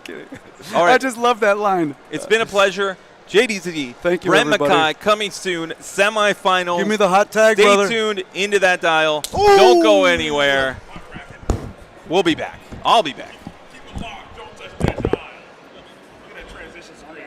Who needs a transition screen? Literally, who needs a transition screen? Oh, we're hot here. We'll do it here, yeah. Stan's leave me hanging. I'm hanging. You gotta. We're hot swapping, I'm dude. gonna play my walkout music. We're hot swapping. Let's get it going. Man, what a long break, Brett. But we're back Let's at it do again. it. Let us go. Listen. When I saw you hanging out Yeah. in the dojo, doing Yeah. your thing over there, I was like, Brent, you're playing in this tournament, big dog. You're a broadcaster, big dog. I'm going to need you sitting over here in this booth make some of these calls, man. I really appreciate you taking the time Brother, I to come through appreciate there you and making do this some- happen, man. Oh, we're going to make it happen. You believe. If you can believe, we can achieve. But I hope before we even get this thing started, as we got dumping cacos over here, come on, Sky Dog. I need you to wake up, player. I need you to get it together. We're still dumping cacos over here. But I got to tell you, I know Shane probably already mentioned it, but I forgot that we are simulcasting. We are live on YouTube as well as on Twitch. And I have been completely neglecting the YouTube world out there. And I want to issue a huge apology to everyone on YouTube right now. Thank you all for being here on YouTube. I can't see the YouTube chat. I do have the Twitch chat up. I'll get the But if YouTube you want to chat get up. the YouTube chat pulled up so we can make sure that all the Illumineers out there all across the TV land who's been locked in, laser focused, rocking with us the entire time, I think is important. So thank you guys all for being here in beautiful Southern California. This is your home and native land down here in SoCal. So real quick, I know you had a chance to talk to Stan about it. You guys are two SoCal icons out here. Can you just talk to me about the scene from your perspective as someone who plays in these waters? Of course, man. The scene is anything you'd expect, I would assume, from other scenes. It's hard to contextualize, right? Because you're only a part of like one scene. Right. So it's hard to be like, well, I think we have the most of whatever. But what I will say is this. It's a friendly community. Yep. People are willing to help each other out within just the one local game store that I frequent probably the most. That, you know, these are my guys. Yeah. Like the amount of Discord, yo, can I borrow a Dumbo? Yo, does anybody got Lilos? Yo, does anybody have Cobras, right? All of this stuff, I'm saying the Lilos and Cobras for myself because I needed them You're the yesterday. one, right? Yeah. I was like, yo, I need some stuff. I lent my Dumbo out, right? It's all about the community at the end of the day. And this community has been so generous, so kind, and so fun to play with. Absolutely, and I got a chance to experience that a little bit. I went over to one of the local game stores on the night that I arrived here. Yeah, I saw the and pictures. it was on a Thursday night Thursday night going into Friday on the midnight for the release night, and they had between 40 to 50 people there on a regular league night, and I was so jealous because I was like, man, I wish I had something like this close to my local area, and everyone's in there just having a good time, laughing, wearing costumes, playing, and it was just really nice experience. And I was told that's just like one of. There are other shops around this area that are doing that. It's a hotbed for Disney Lorcana down here. So I'm so glad that we're able to be a part of this tournament here at this series. I call it the SoCal Crusher 6K event. I'm patent pending. Okay, it's not going to happen. They're going to try it, but Disney Lorcana 6K event, courtesy of the Collectors Expo down here. It's a beautiful venue, beautiful tournament, and I've had so much fun being a part of it. I'm so happy, dude. You would love it down here. If you have other days where you can come down, swing by, I would love to take you to the store that I frequent. Okay. Everybody would love to see you. You know, super competitive too. Yeah. I don't want people to mistake kind and, you know, genuinely nice people with saying like, yeah, but they're scared. These people are monstrous. And I'm trying to tell you right now, and I was listen, Brent. Yeah. When they first asked me to come out here and be a part of this tournament, I was like, I don't know, man. The meta is going to be so brand new. These decks are going to be not refined, not well tuned. The players are going to be bad because it's brand new. It's a new rotation. I am so extremely shocked and surprised with the refinement of these decks and the caliber of players that we've seen on these streams today. Very few misplays. The decks are built in such an optimized fashion. You think that we were 4, 5, 6, 7 weeks into this format. This is the second day. Yeah. The second day these cards are legal, and these players are going through these lines, and they're making these decks, and they are very fine-tuned, and it is just so impressive, man. So that just goes to state exactly what you're saying. The players in this region are here to play. They're here to be represented. They have trained. They are battle-tested, and they just want to get out here and show you what they got. And we are going into the top 4 of this phenomenal tournament, and the blurple is the word, okay? Yep. There's a lot of Sapphire and Amethyst out here. So if you like Blurple, we're going to be in luck. But we got a special treat coming your guys' way. We found some non-Blurple, and we're going to get them onto this broadcast here coming in for the next round. Do we want to say what it is, or do we want to leave it a surprise? I want them to be pleasantly surprised. Because I'll tell you right now, I've seen this deck, and I haven't looked at all the deck lists broken down, But I'm telling you right now, there's a card that's being played in this deck that you probably have never seen in your life. I know Brent's mouth was agape when he saw it. He's like, bro, what is that? Yep. Let me read that real quick. What does that do? Okay, it's in the deck. And it's a very, very cool thing. So hopefully it comes up and it pops off, because as you look at it, what the deck is naturally trying to do, what that card is, if it works, and it probably will work, you're going to be like, wow, now that makes so much sense. And that just goes to show what we've been saying all day. It's like, hey, you need to be into that bulk bin. You need to be analyzing all of these legal and playable cards, because there could be something there that you missed, and you need to try everything. Exactly. Like the Pirate's Life, right? Yeah. Like pre-Maui Shark, we were looking at like what? It was like sub $1. Yeah. Overnight, bro. Yeah. It was, $15? It was Are you kidding it me? was pennies. It was pennies. It was foil? Yeah. fractions. Uncommon. Yeah, fractions of a penny. It was literally worthless. Okay, it went from nothing. Maui Half Shark gets printed, and next you know the entire game has changed. Now just imagine you multiply that so much, because there's so many cards that used to oppress and hold down so many other cards, but guess what? Now those cards are all gone. You need to go back and make those reassessments and see what you can create. Bro. And there have been people who've been out here absolutely cooking. Imagine buying a Pirate's Life foils, like 100 of them, the night before for like $20, and you sell 2 and you've already made $10. You're retired and you're living in Fiji somewhere. Oh, You're hanging out in some. You bought your own island. And you're kind of kicking it over there, living your own Pirate's I hear life that's at that how point. Bill Gates did it. He just got all of the Pirate's Life. Is that how he did it? That's how he made his fortune, dude, the next Bill Gates. A small loan of Pirate's Life launched an entire dream, the true Walt Disney story, how he truly got started. I like it. Yeah. Hey, What's up? I only heard half that joke, right? Yeah. But I still got it. And it reminded me of that scene in Hook where Wendy looks at Robin Williams' Peter Pan, and she's like, well, Peter, you've become a pirate. Like singing the Pirate's Life, being a corporate raider like Bill Gates. See? There you go. Corporate raider, stealing other people's stuff and getting stuff. Okay. Man. Okay. Good joke. And that was Lorcana Stan. Back at it again. I'm not deep in the hook. I'm not deep in the hook lore, you know.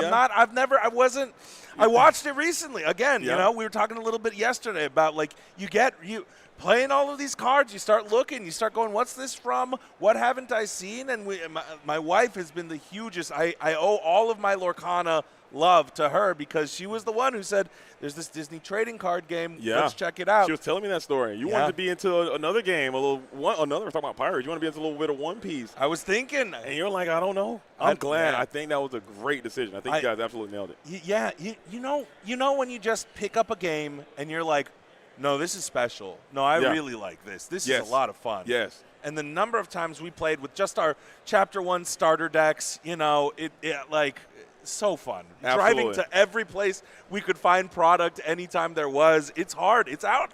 You think because SoCal is so big, it's like, oh, probably easy to find product. But there's so many people, too. Right. That's a part of the community, too, though, man, is like we're all out here. We're trying to find the product. We're trying to do the stuff. And then at the end of the day, if you don't find everything, you still need a deck. You got homies around. For sure. And you just build upon that. You're building friendships. All right, but I'm checking out a little bit of chat before we get on in. I'm on the Twitch side. Brent's going to be on the YouTube side. So we got a lot of people interested in the Ruby and Steel deck. Unfortunately, the Ruby Steel player, he did have to succumb, and he did not make it into that top echelon of the tournament, unfortunately.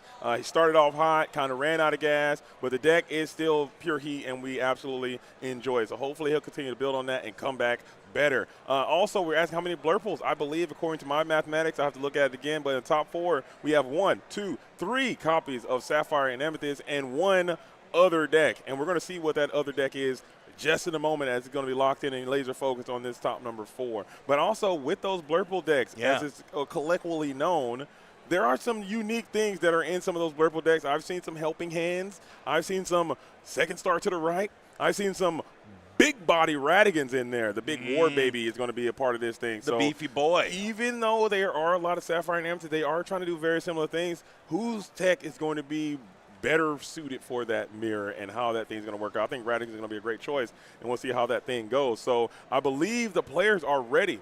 They are in the dojo. They are locked in. We're going to a little bit more blurb coming your way, and then we have another mystery deck you got to find out here very soon. So hopefully the players are ready. Brent, I'm ready. How are you feeling? I'm feeling ready because I have a theory. I was telling you earlier. Yeah. I got a theory that this other deck, I think it might be a Blurple killer.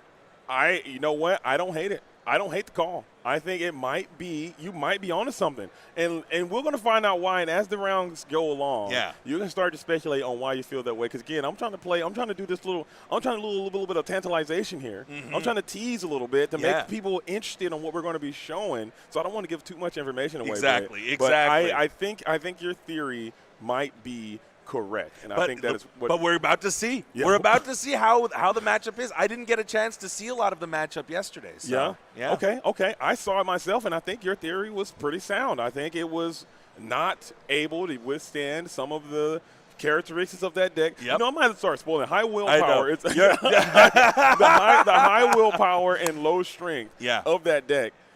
Colorless versus Salt Duck Andy. I think that's it. I believe that is who it is. I believe that, according to John, and shout out to John, I'm sure he's going to come through and get that thing down. And while I'm shouting out John, I don't want to be remiss in my responsibility. Before we get this thing started, we cannot thank enough all of the tournament organizers and all of the beautiful judges that we have in this tournament getting this thing going. Okay, people who are sacrificing their time, they're sacrificing their, their feet, they're walking. Because it's not close where they're making these walks to where the players are playing to coming back over here to the feature match area. So huge shout out. I'm going to give a shout out to Nigel and Rob. They're going to be the TOs who kind of helped put this thing together, along with their entire staff for setting all this up, because there's a lot of people behind the scenes moving it around. We got the head judge, John, who's been walking all the way back and forth, doing all the heavy lifting, carrying the team, supporting the team. The main man. The main man. Taking nothing away from Matt, Daniel, Ben, and Max, who are going to be the judge staff for today. Everyone doing their various roles and functions to ensure that this tournament is running buttery smooth. They are encountering all the issues that we may have, and they are absolutely getting it done. But we're about to get this thing started. I believe the players are ready. Brent, are you ready? I am all set, man. Let's go. It looks like we are drawing the cards out. Underway. So if you're not ready, go and tell your friends. Go and let everybody know that this is the semifinals. Hold up, that might not be correct. I don't think those color combinations are right at the top. We need to fix that before we get it started, as it is happening. It is time. Seat backs up. Top four. Underway. Seat backs up. Tray tables are stowed. We are blasting off for 40,000 feet. As it looks like, I believe Salt Duck Andy might be on the play the entire time. I believe he might be the higher seed. It looks like it. I mean, you always mulligan first when you are the one going first here. For sure. Colorless, holding his hand back. Real pro move, no. You don't alter until you know. You don't alter second until you I like it. That's gonna add an interesting flavor to this matchup, I think. Winning on the draw has been a subplot of this entire tournament. It has been something that is proving to be very difficult. In my experience as a player, I don't think I've won a game all set on the draw. I just don't think it just has not been happening for me. It's happened a lot more than I originally anticipated coming to this tournament, but it's proving to be incredibly difficult. So depends a little bit on the matchup, right? If the matchup is like really, really crazy bad, then I think that there is a little bit of disparity there. But this matchup in particular, and the cat's going to be out of the bag soon. The cat is coming in quick as Colorless is out there rocking and rolling with the pink sleeves. Again, we got another matching mat to the sleeve combination. I've been keeping track all day. That has been something that has been happening nonstop. And it looks like we're going to go ahead and ink that Go-Go Tamago, and the cat is technically out of the bag as the little John. As the little John hits down, but people are starting to suspect. I love that we're keeping it a big secret, like it's a huge surprise. Rafiki out here, by the way, a nice Challenger 3. Won't be able to take out that John, but you don't have to play around Rapunzel anymore. Which, for sure. I don't know about you. It feels really nice to not have to worry about putting damage into stuff. Absolutely. Just sitting your character, but your Rapunzel's gone, but Belle is still around. And now I think Belle's a little bit more annoying. He's bringing bringing down another Rafiki. Both of these Rafikis will be able to double take down the Little John, Can't Cook. So now after you ink 2 of your hypnotic strains, one of those hypnotic strains plus Rafiki could have done it, but now 2 Rafikis might be a little bit better, as the name of the game is to expand the board as we ink the Nala down, bringing the Ursula Deceiver, and it will reveal no songs. And he's going to miss on that Ursula Deceiver. That's always rough. Whenever you're playing Emerald, you drop down that Deceiver,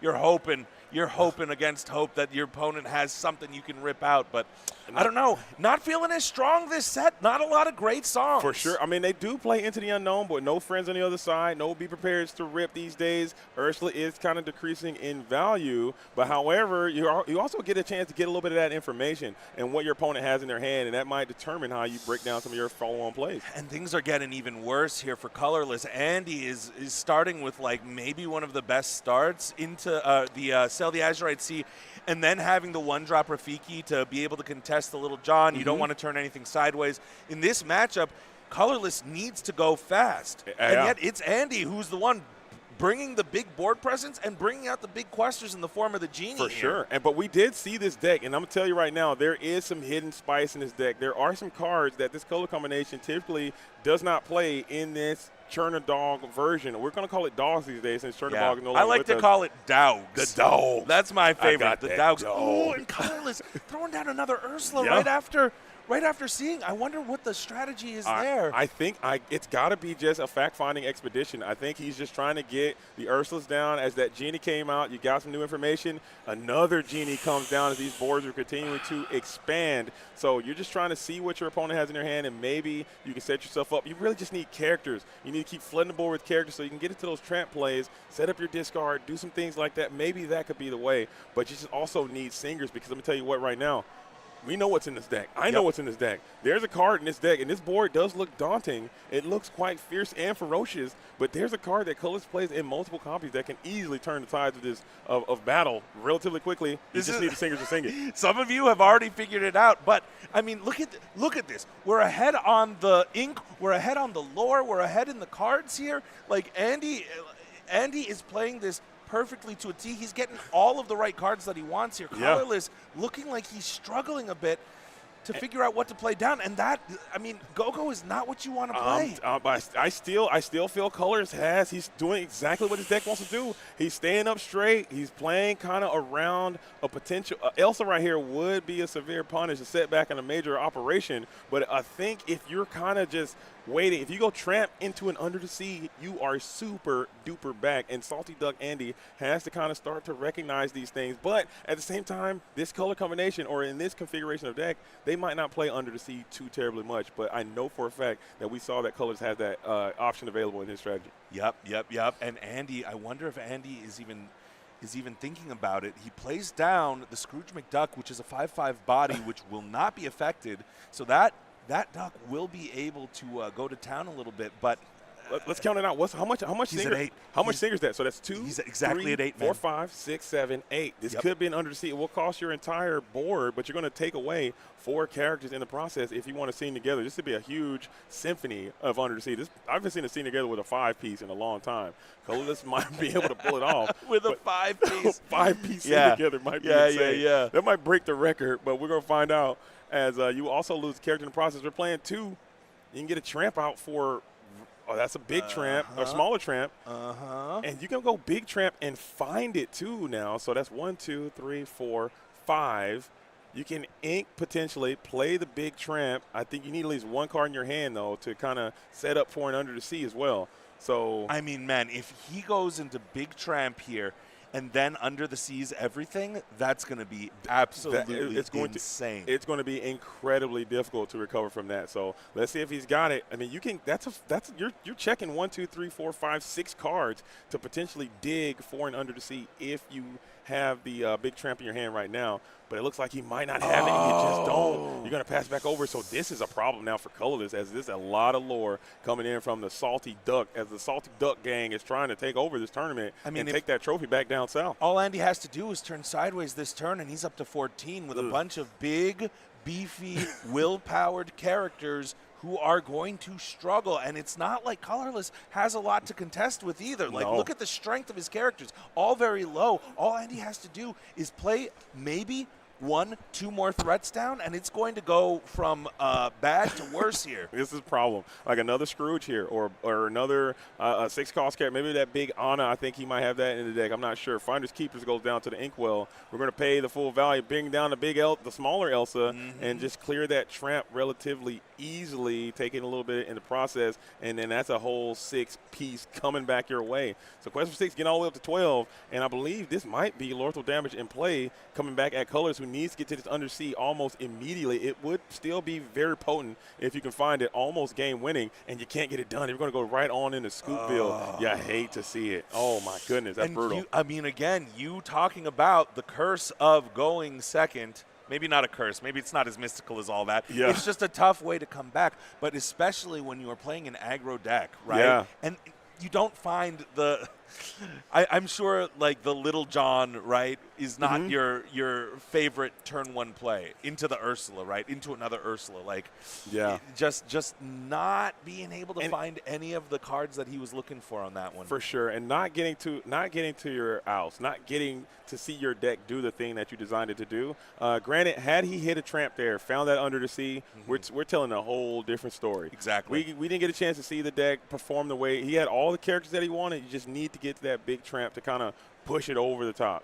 So we were talking about it earlier when we were trying to be mysterious and magical with our assessment, and we're saying how maybe this could be a nice Blurple counter because they have characters with high willpower. Yep. They have characters with low strength. Low strength is actually something that people might need to start looking at sometimes, because Elsa into Belle has been just dominating me. And now if you Elsa take no damage back, and then Belle won't be able to be as effective, so maybe there's something there that wasn't there before, too. So I don't know. What are your theories? What are your thoughts on why do you think Emerald and Amber might be a good matchup against Sapphire and Amethyst? Well, really, again, not based on what we just saw. Of course. That was an isolated incident there. Well, Amber is going to have a lot of the lower this character's strength, and really, right now in this meta, we don't have Grab Your Swords. We don't have Be Prepared, right? Much to the chagrin of a lot of the community, but like it or not, Emerald is the one color that actually has a clear board wipe. Yeah. Paired with Amber, it makes a lot of sense because you have a lot of cards that are going to lower your opponent's strength. So that in combination, I think is going to make this a very powerful combo. I think with the Sapphire Coil also, I think Emerald and Sapphire are going to be really great decks. Wow, I think it's going to be tough, though, because it feels like Emerald Sapphire is just a teensy bit slower than Blurple. Yeah. So it will struggle into a lot of the aggro meta. I agree. I don't know if Sapphire Coil might be the way because his items are just looking real bad right now. That is true. But if I had to call it, there's another card I'm looking at, Heads Held High. I think that's a very similar effect. It does reduce strength. It does heal your guys. It's a song. It's inkable. I think maybe people can work with that. Also, maybe a card like Pouncing Practice. Inkable card, reduces strength, make your guys evasive, and then you can under the sea there as well. So Emerald and Sapphire has the options to be able to do those types of things. There are some cards, and there is a card in Colorless's deck that can reduce strength, and hopefully it comes up. I would love to. I would love to see it. Here. The Daisy Duck, much better start here. And I mean, against Blurple specifically, it's going to be powerful because there's a lot of songs, there's actions, right, that Andy has. Whereas if you're playing up against a mirror match, maybe Daisy Duck isn't as powerful because you don't want to keep giving your opponent more cards. The chances of Andy drawing into a character, not as high as some of the other decks. It's still a little high, but not as high because they do play Into the Unknown. They play Finders Keepers. They play the Hypnotic Strength. But this is just a character-based format. Most of the decks, they're playing 80 to 90% characters in their decks at a minimum. I mean, it might be more all characters and maybe some number of Strength of Raging Fire. And that's exactly what I'm saying, bro. Into the Unknown goes to the bottom, and now that's a very valuable card that would be a helpful preventative against an aggro deck. Boom. Bottom of the deck. You got 3 left, bro, but what are you going to do? You can't draw from the bottom. And this is huge, actually. The fact that Andy did not find the Rafiki is giant, and now he's kind of forced to play this Tipo. Will go down on card advantage a little bit. You'd probably want to play the Sail, but if you had the Sail, you'd probably value Tipo a little bit stronger so that you can get a body on board, start contesting a little bit. even with a little body. But now the Lilo's coming down. We're going up to 6 lore this turn. Absolutely. And we're questing again, too. Mm-hmm. And we miss again. The Vision of the Future goes to the bottom. Bro. So, Brent, I think you're cooking. Maybe Andy's deck does have Broken a little clock's works twice a day, You brother. might be onto something, man. You might be cooking. Hold up. Yeah. I haven't seen a Daisy Duck miss twice in a row in a really long time. That's a little bit nostalgic for me as Daisy used to run through the Ruby Sapphire strategy, sending a lot of their cards to the bottom of the deck. Nowadays, it's kind of a double-edged sword with Amethyst, Steel being a huge part of the deck, or a huge part of the format, and Sapphire and Amethyst Blurple also playing a ton of characters as well, missing 2 times in a row. Right. Seems very painful. Even forgot about the Magic Feather, another item card that, I mean, dude, if if he quests out this Daisy and we send a Magic Feather to the bottom, I'm just, I'm Giga Brain. Lilo's out here. She's going to be representing a consistent threat because every time she's banished at the beginning of your turn, you can pay 2 ink, bring her back out exerted. But the Scrooge McDuck is exactly what you want to find here because this is the card that will be able to contest, maybe even get like a 3-for-1, 4-for-1, right? And it's got that big body, too. It's going to be really hard for Colors to take that thing down. And he also can withstand the Under the Sea as well. So this might be a problem. This might have to force Colorless into a non-questing, non-challenging role unless he wants to start losing characters over and over and over again to what Salty Duck Andy is doing. And you need those characters on the board because if you don't have a wide board, your Tramp becomes way less effective. And this deck runs through Tramp. And there he is. Speaking of the Tramp, he's popping off right here as you're going to get a chance to check 4 cards, send forward to the discard pile, finding the best one, and hanging on to it. And I was about to say that I don't think that Colorless is off to the start that he wants, even playing a Bobby Zamersky, playing a Nala, right? Not exactly what you want. You probably want to get some of your bigger questers onto the board, some of your more beefy bodies here. But now in the form of Tramp, which will cycle through a bunch of cards, Colorless, even though he doesn't have the draw power that you might have once had with Rapunzel, you have the cycle power, so you'll be able to, get rid of a lot of different cards under the sea, hitting the discard, correctly noting, not really important in this board state here, but we're going to climb up to 8, we're going to climb up to 10, 12, with a 2/8 body on board that Scrooge McDuck will not even be able to take out, even with some hypnotic strength, right? For sure. You are kind of making yourself a bit vulnerable. Like if you lose this board with the amount of ink that you currently have in your inkwell and the resources you have in your hand, it's going to be very difficult to recover. So you're kind of blade running a little bit, but you look at Salty Duck Andy's board and it looks quite feeble. And you're feeling comfortable that you can get a couple quests in before they can try to clap back, and you're already sitting at 12. Threatening 2, 4, 6, 8 more. So this is lethal damage in play. So you do have to engage in combat for sure. And if you get to, and like we said earlier, look at this board. How good is Bale right now? Bell's not looking too good. Bell is, it's gonna. I mean, what are you gonna do? 1 damage counter? Like 1? You clear something and put 1 on somebody else. You see, so there is something there. That's Bell's semi-accomplished Mystic. When she only hits for 1 damage counter, it's just semi-accomplished. Oh, Bell the okay Mystic. She's all right. I mean, okay. She had to try it again. She's semi-accomplished. Yeah. And we got the T-Bow who's going to get the Hypnotic Strain. Hypnotic Strength. We'll be able to take out that Nala. Take out the Nala. He could take out the Bobby Zameruski. You can go after that Lilo if you want, turning him into a fit-to-fight warrior in this spot as he has a lot of versatility. Now coming in for 3 string. Yeah, and the most annoying thing about this Lilo is you can't get rid of her. Yeah. She's like the in-laws, man. You just if you keep inking and get to that Hades turn, you can tuck that Lilo down onto the inkwell, and that'll probably be a good way to get rid of her. That is true. If it gets to that point. But is that really even the biggest threat? You want to get rid of that Tramp, man. Absolutely. But yeah, Lilo is more of a mosquito bite, sort of irritating. But it is representing 2 lore, and it does come back exerted, so that'll at least give you a time. You got to get that Lilo off the board, and Scrooge correctly identifies that Daisy Duck is a huge threat as well. You're going to get her off the board, and now look at you. Your characters are just sitting with just that 1 damage each, so Belle can't even really finish anyone off the way that she does. Just imagine there was 3 damage now hanging on that Scrooge. Belle comes in, and she could just tank your entire existence as Tipo is going to get another cheeky ramp in while playing the Rafiki with that last remaining ink as well. Wow, that's not a bad turn. That is not a bad turn for Andy. Colorless is going to get to 16 here, but he's got to be careful because now that Scrooge McDuck in combination with the Rafiki is going to be able to essentially one-shot and trade in for that Tramp. Not make the trade. Excuse me, I misspoke. But now Colorless is in an awkward position.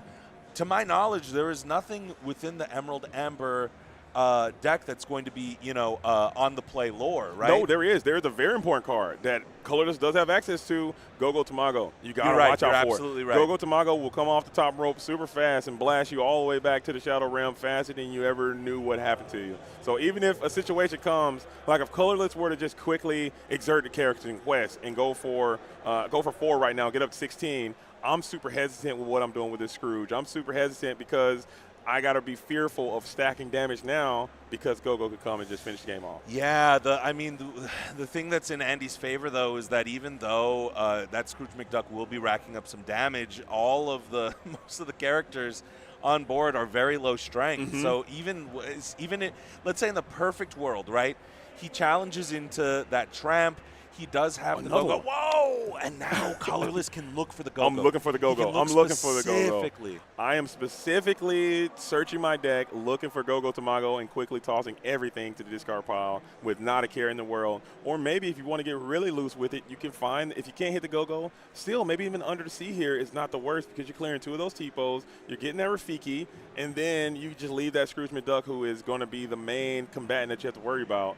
So potentially that could be the line of play that Colors is looking for. But I'm for sure going for that Go-Go. As that Tramp just came in, never mind, it's the other one. It doesn't matter. As long as one of them is drying, one of them is questing. And that quest looks very Go-Goable. Not going to lie. Absolutely. It's giving Go-Go. Absolutely, because Andy's got to be careful here because there's really no way to play around it. You have to take out that Tramp. Unless we have I'm trying to think. Unless we have Hades to take out the Tramp that is unexerted, we take out.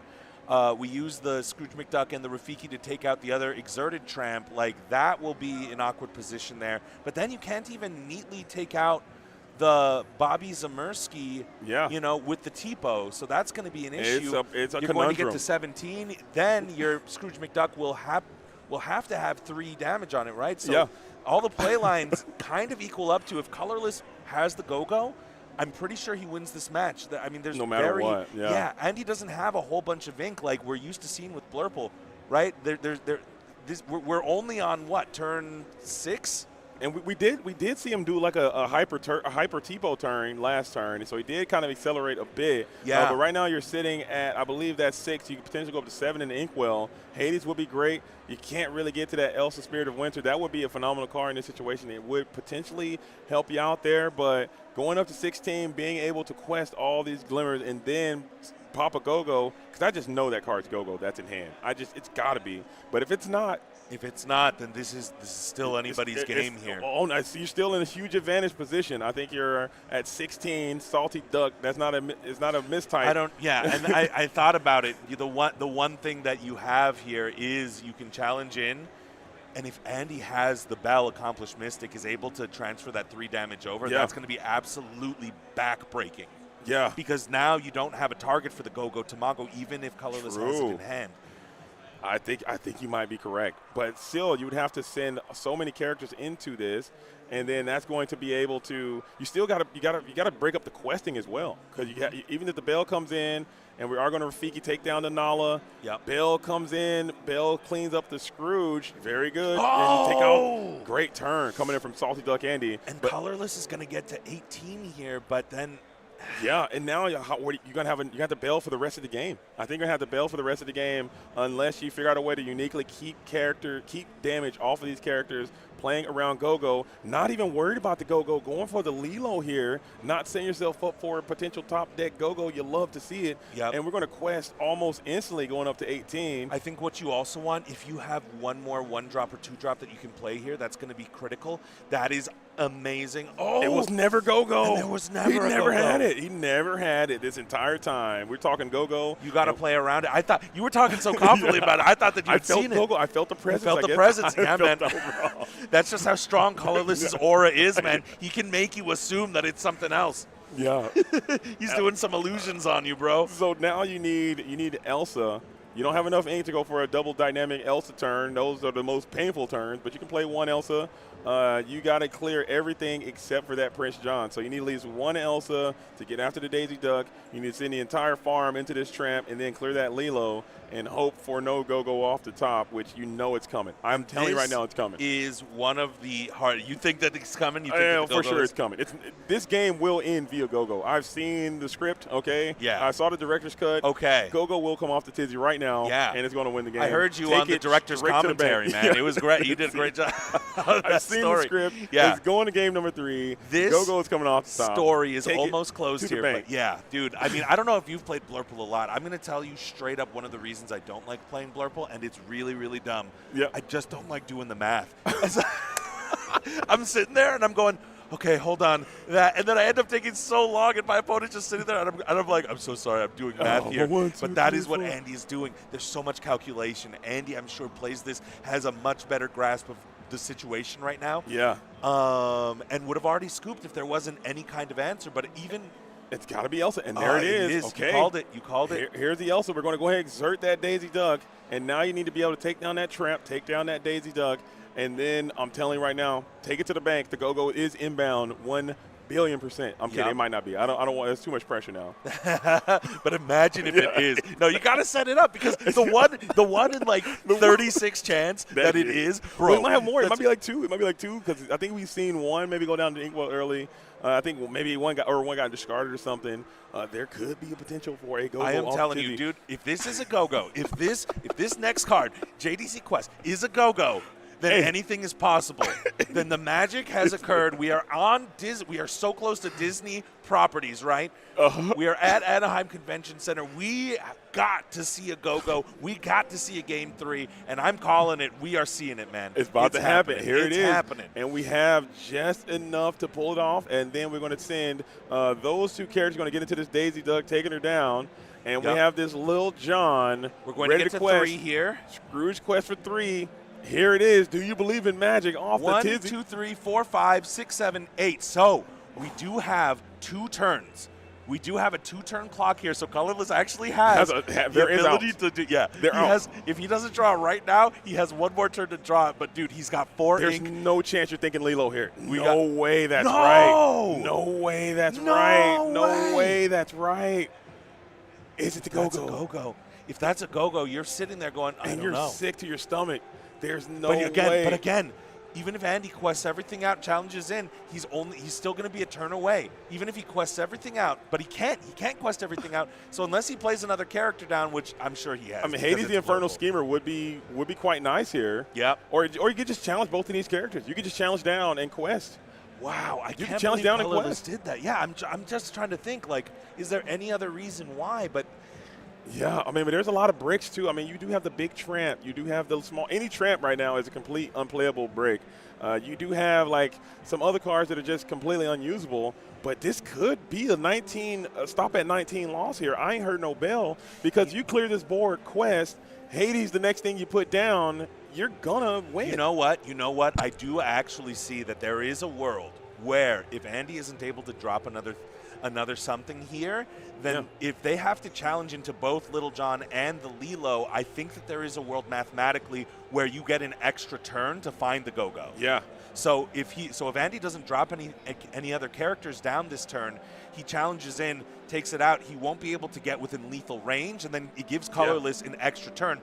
Whereas if you don't play the Lilo and you don't draw it, then you only have 2. This gives him 3. So maybe that's what he was thinking. Maybe he's like top level playing, Maybe, right? but Andy's going to take the time off here to kind of just draw a few more resources by gaining one lore, 1 draw with that Dumbo, and now you got to do some board fighting. Maybe potentially looking for an Into the Unknown, potentially a Hades or something like that for the next turn to kind of set up. I think you have to clear Prince John. You have to clear that Lilo, trying to see how much lore you can do this with. As we'll go ahead and take down that Prince John, keeping that Bell as healthy as possible. Yep. And then we have to get after that Lilo.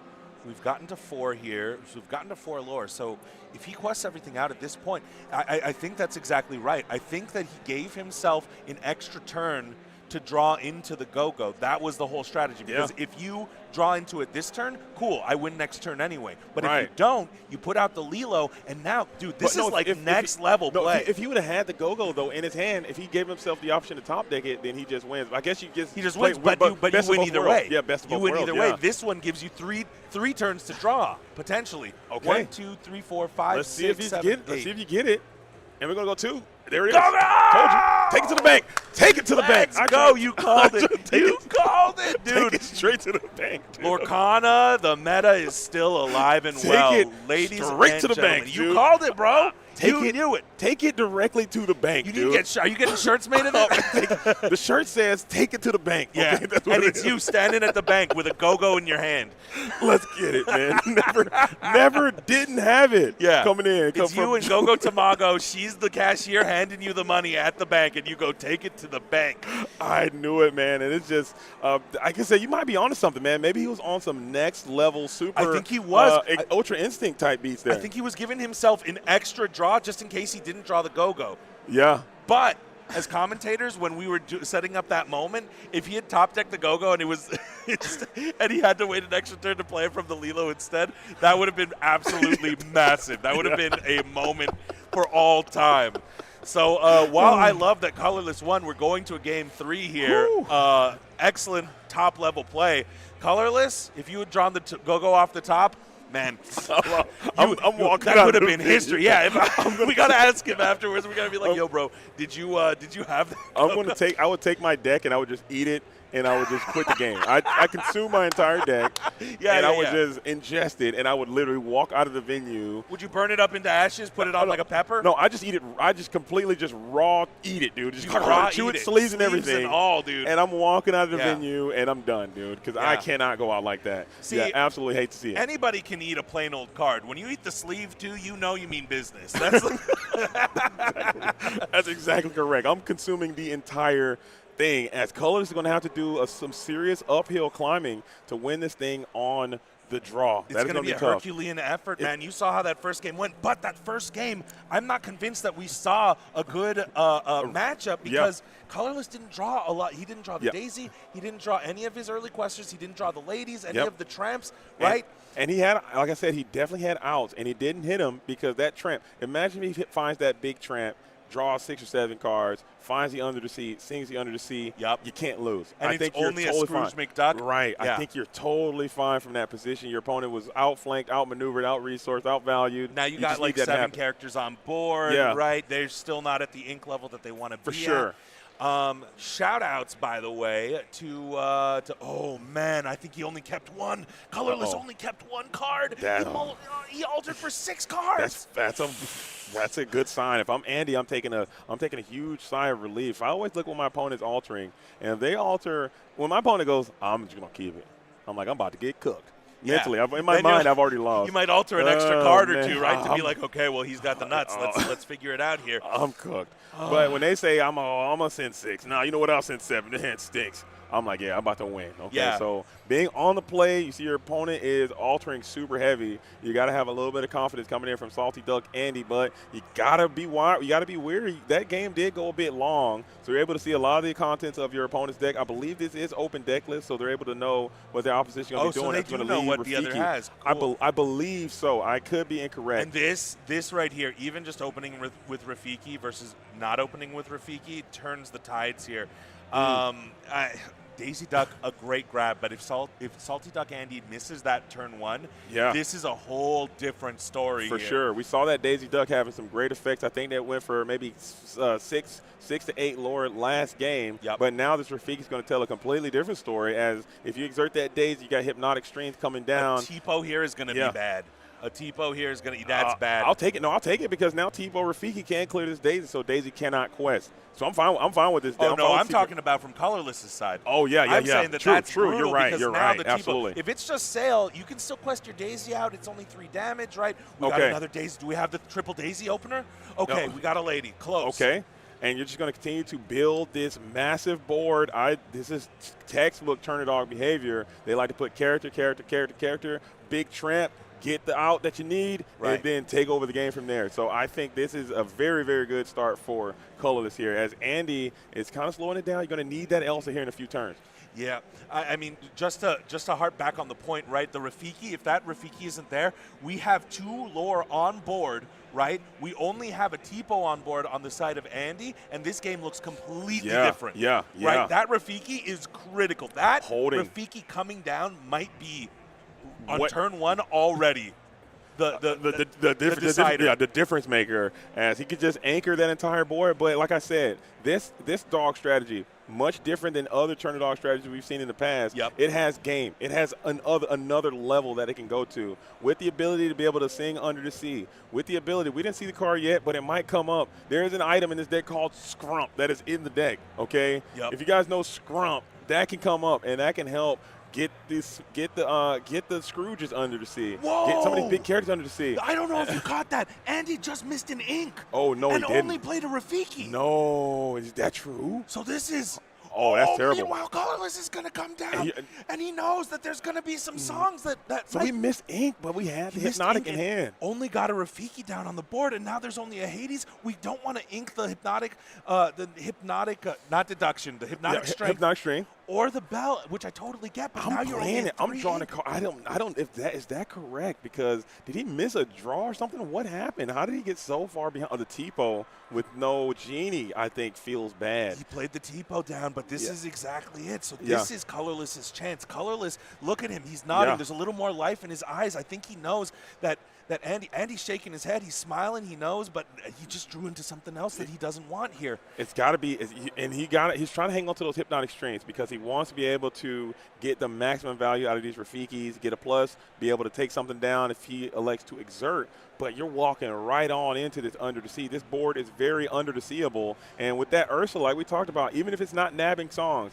it's giving perfect information on what your opponent has in hand. And you see that they're struggling with ink, they're struggling with characters, they're struggling with everything. We put another undersea target on the board. This is looking grim. If you can, how much single capability do you have there? 3, 4, 5, 6, 7, 8. You got enough right now to sing that Under the Sea with the board that you have. Granted, you're going to lose a lot of lore pressure by doing so, but at the same time, this is going to be a problem. We bring out the Bobby Zimmerowski, who's going to dig another card, looking for that Under the Sea. Yeah, this Under the Sea would be back-breaking, and Andy, I don't think, would be able to come back from it. He would be able to get down one. No. We're not turning the character sideways here. We're using 2, and we're gonna putting that little John down to the inkwell. We could get a big body tramp down as well to dig for. Count them 1, 2, 3, 4, 5, 6. You're digging 6 here. Yo, this is scary. Finding the tramp, that's huge. 1, 2, 3, 4, 5. And if we find 6, the Under the Sea here, man, you can sing it, and that could be devastating. Colorless might find literally the one card that he needs in order to turn this game into like a brutal backbreaking on the draw win. Like, man, we'll see. I think you sing it if you could, and we're going to bring out another tramp. Oh! That's kind of bold. That's a bold maneuver. You're electing not to use the strategy or use the effect. So electing to play the tramp now instead of holding it for next turn, looking for that Under the Sea, I think that is a scary maneuver. But you understand your opponent is a very vulnerable position. And he misses. He misses. Sell the accuracy. This is going from bad to worse for Andy. Andy has and a Hypnotic Strike on the other Daisy.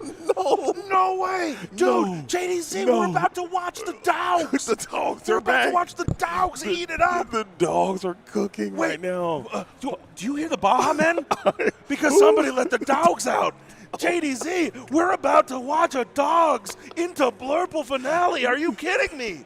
Oh my goodness. Can you believe in miracles right now? So maybe, Brent, you're right. This might be the anti-meta pick that we've all been looking for. A deck that can handle Amethyst and Steel pretty well. A deck that can play well into Sapphire and Amethyst. It might be the dogs Under the Sea, Daisy Tramp Turbo. This thing is absolutely moving around right now. Look at how much 1, 2, 3, 4, 5, 6, 7, 8, 9, 10, 11, 12, 13 and taking nothing away from Colorless. Oh, he's playing so well, too. He is absolutely playing out of his his mind, knowing exactly what to do, how to present threats, using those Ursulas in a way that we haven't seen in a long time. Just as, hey, I see your hand, I see you're weak, I'm going to push and see what you can do about it. Let's see how good these Rafikis are now, because guess what? You're hypnotic strength, who cares? You can take down my characters, but I got a whole nother echelon, a whole nother back row of guys just waiting to fill up the place and keep it going. So this is absolutely insane. The dogs are looking good. Putting on a clinic, man, and that is why that lady specifically, in combination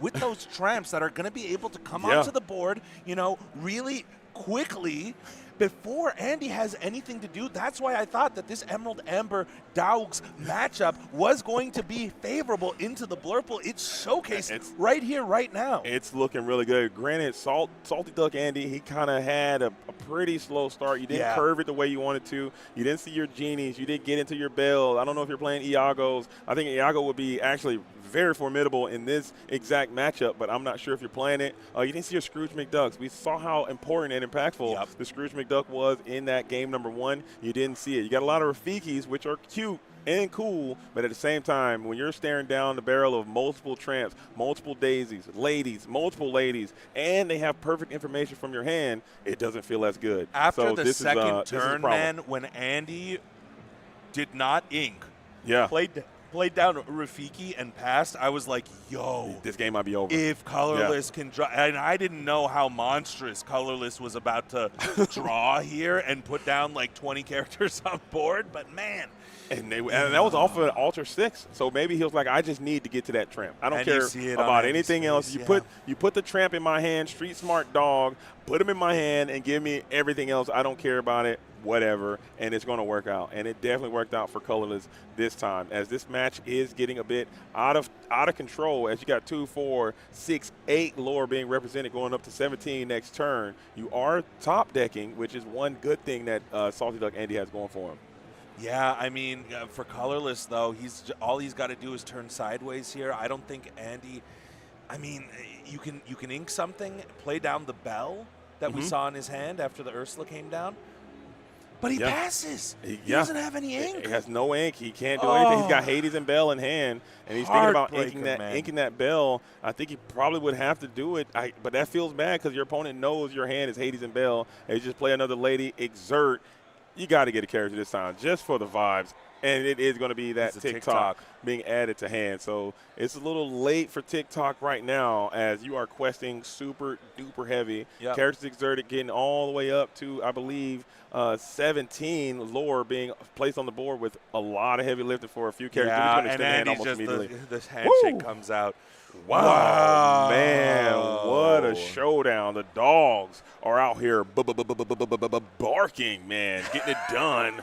Holy moly, donut shop. That was an absolute dismantling of the Sapphire and Amethyst strategy, and you kind of got to love to see it, because Blurple is the new big bad. The way that people felt about Ruby and Sapphire in the previous sets, that's the way people are going to feel about Blurple right now. The way people felt about Amber Steel, the high-rolling Amber Steel song deck, that's how people are going to feel about this Blurple strategy right now, because it is the big bad. It's the boogeyman. And this deck right here seems like it has all the tools required to kind of dispatch that deck with the greatest of ease, and it just went down in a major way, Brandon. I agree, man. To win on the draw like that and to flood the board like that. And to be fair, I don't think we saw a very accurate depiction of the matchup, because it felt like all 3 games, the player who lost was the one who they kind of bricked. They bricked a bit. Colorless on that first, it was just like, oh, man, I wish I could have seen how this deck played.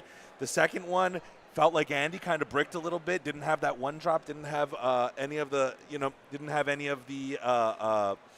really didn't have anything until turn 3 to drop down, right? Still a fight, but yeah. Whew, what a great matchup. But it looks like we're going to have Colorless going to be in the finals, and we're going to have a Salty Duck rematch, a Salty Duck revenge, as Salty Duck Splish is going to have to try to come back in and defend his countryman who has been taken out by Colorless. So now Colorless is going to have to fight back and take down another Salty Duck member, as he is now becoming the antithesis of the Salty Duck, and we are going to be going into the finals finals here soon. I cannot wait. But Brent, oh my goodness, thank you so much for dropping by and sharing this time with me and being here and sharing your voice and your expertise and your knowledge, man. I had so much fun being in the booth with you and seeing you and finally getting a chance to meet you in person. I know, was brother. so special, man. I'm so glad when I walked in and I saw you sitting over there. I was like, why are you sitting over here and not sitting over here? Let's change that. So I went and talked to everybody, and I was like, we got to get Brent over to the booth. It really and I'm was. so glad Man, you came by I and did this. appreciate you, man. I would not, ladies and gentlemen, I would not be on this stream. I would not be here if not for the kindness of this man, JDC, right here. Thank you. I seriously, Of course. I've had a blast. I feel so excited to go on to the casting the rest of this set, right? Okay. And like, dude, this was exactly what I needed to get the cards in my brain. I wouldn't have known what Scrump was if you if we weren't here today, bro. I'd be like, what's Scrump? I was hoping we could see the Scrump pop off, and I it didn't know. get a chance to do what it was put in the deck to do. But there is a Scrump in that deck as well. And there's it still was one really more cool. game. There is another game, so maybe we can see it. Maybe we can see it pop off, man. But Brent, before I let you go, you can hang out for as long as you want. We got a little bit of time before we get into the finals. Yeah. Tell us, everybody, what you got going on, anything you want to shout out, anything that you want to say. I know you got CCS coming up next week. You're going to be in the building in Atlanta doing some broadcasting there. So just tell us what you got coming up and any shout-outs you want to give. And one more time, give me a love letter to the Southern California community about how important this thing is and what we're trying to do here at the Collectors Expo. Okay, what a large, okay, the big ask. First of all, I want to shout out Collectors Expo, Red Saber Games, Rob, Nigel, thank you so much for letting me do this. This is a dream come true. I've wanted to get into the casting booth ever since I picked up Lorcana and I watched my first DLC. I said, I want to do what those guys are doing. That looks like so much fun. I want to talk about the game. You guys made it happen. JDZ, you as well. You know, Chuck, Lorcana Stan, Shane, thank you so much for giving me a spot here to do a couple games. I had a blast. Shout outs to I will be going to Atlanta to be casting next weekend for the 25K at CCS. I'm excited about that. Please tune in. And I want to thank my wife for coming. She and I were signed up to do a box sealed today, and I called. Yesterday I said, I don't know. I don't know if I'll be able to do the second game. I don't know if I'll be able to stay even. And she said, you know what? We can do sealed anytime. You go live your dream. So as much as she loves ripping packs, as much as we both love playing sealed, I knew I couldn't pass up this opportunity. And shout outs to the SoCal community. You guys made this happen, right? We haven't had historically a lot of tournaments on this scale, on this size, on the West Coast, especially in SoCal, which is confusing to me because SoCal has so many great players. I've played you all. I've seen you all. I've watched what those Stitch set champs did to us all.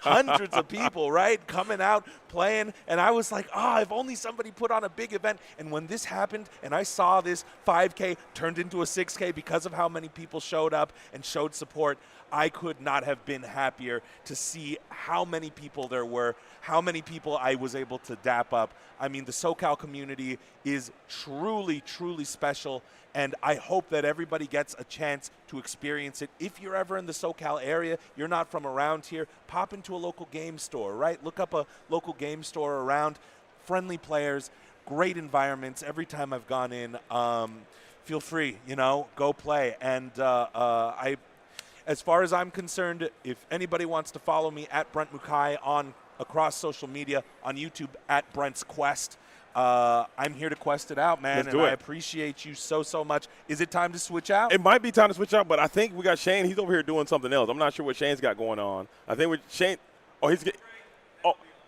Shane's doing a production. So production's taking a quick break. So Shane's stepping in as production. So we're going to be here for a while. But I got to say, echoing everything that you just said, this has been such a warm experience. Again, I can't shout out Nigel and Rob enough for coming through and setting this whole thing up. And like I said, our entire judge staff as well. And everybody that's walking around in the Collectors Expo shirts on, just making this thing happen. Again, also huge shout out to this venue and everything that's happening here at the Anime Impulse and all the lights and noises and sights and sounds. People walking around in their cosplays. I think I'm a new – are you a convention person? Not typically, but Okay. now I'm getting into it. Me too. It's becoming something that I'm starting to enjoy. Just seeing all the different people living their unique passions, doing their things. You can tell how much work, love, and effort they put into all their different costumes and stuff, and they're all wandering around. They're so proud of them. I've just been asking people, hey, I like your costume a lot. You mind if I take a picture with you or something like that? You can just see how excited they get because you can just tell how much work they put in to these costumes, man, and it's just really, really cool to see that. You see all the cards and all the music and sound. So I'm going to start coming to these conventions a little bit more if they're ever in my area, especially if there's another.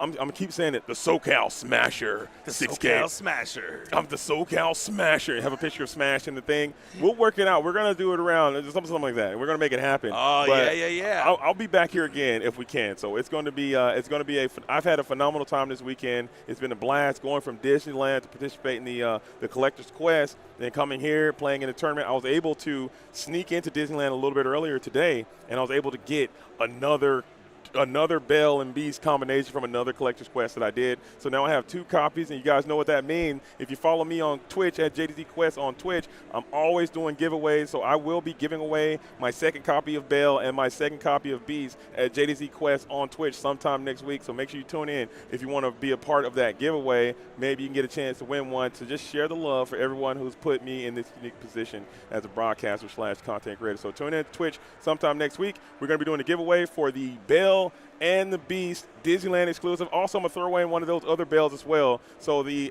Sapphire Bell, the Amethyst Bell, the Bell Apprentice Park exclusive, the Amethyst Bell Park exclusive, and the Beast Park exclusive. We're going to be spinning wheels, and we're going to be doing our thing for the giveaway for that. So and as if a you look underneath your chair right now, then you'll get a bell, and you'll get a bell. And no, I wish I could have got more because I would have loved to have. I just wanted one for myself, and I want to give.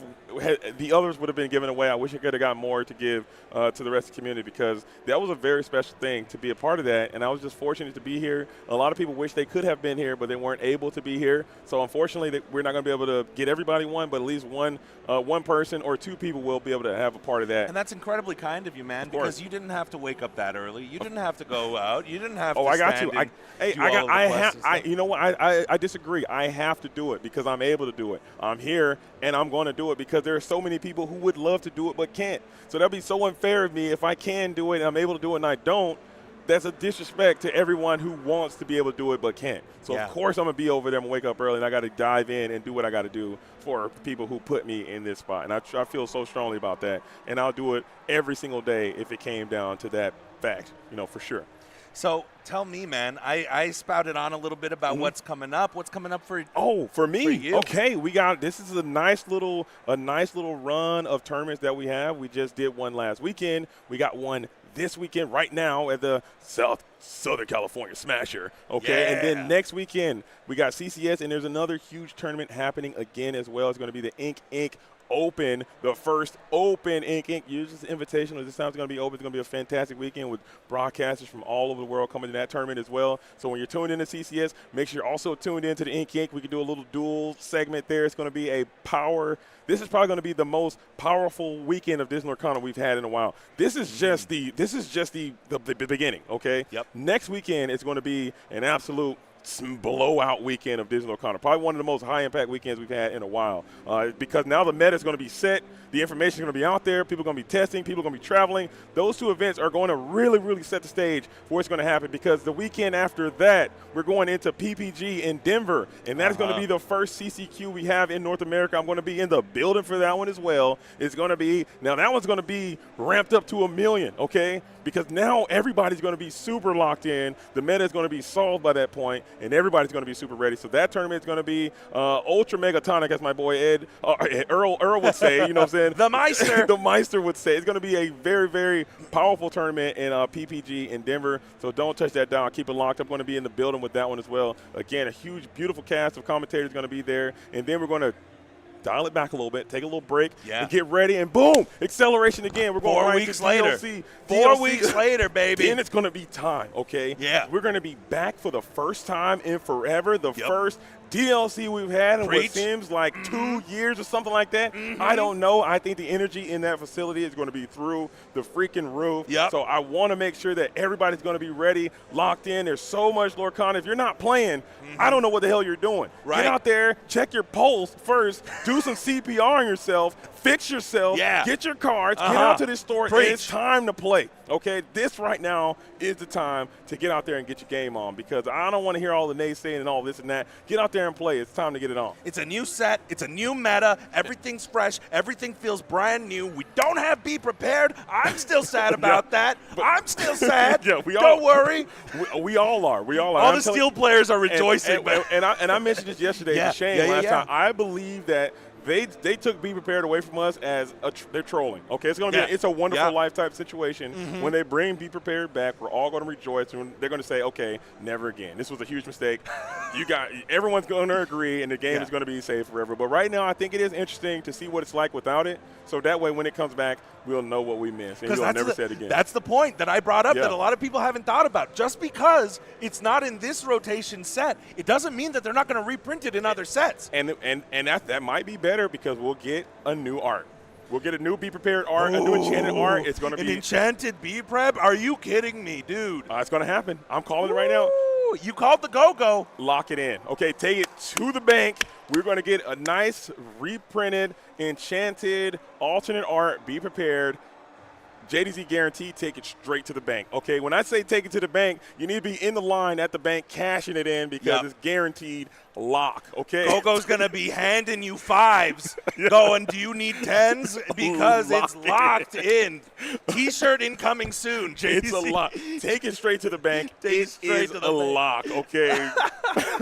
Bet your money on it. But Brent, I'm going to have to let you go, brother. Yeah. I know you got stuff you have to do. Again, I want to thank you so much for giving us some of your time. And I really appreciate it. Your energy, your charisma, your absolute ism is through the roof, and it was a blast. And I can't wait for the next time that we're able to share some time in this commentary space again. I always have a blast every time we do it, and I can't wait for the next one, brother. Same, man. I want to say one thing before I leave. I'm about to get some spaghetti ready because I think those dogs are about to be eaten in here. All right? I'm going to be rooting for some dog. You all right, man? Oh, my cough. What is that? I can't even. Someone call the Baja man. I can't even bark. Like, what's going on? I'm losing my voice. I'm trying.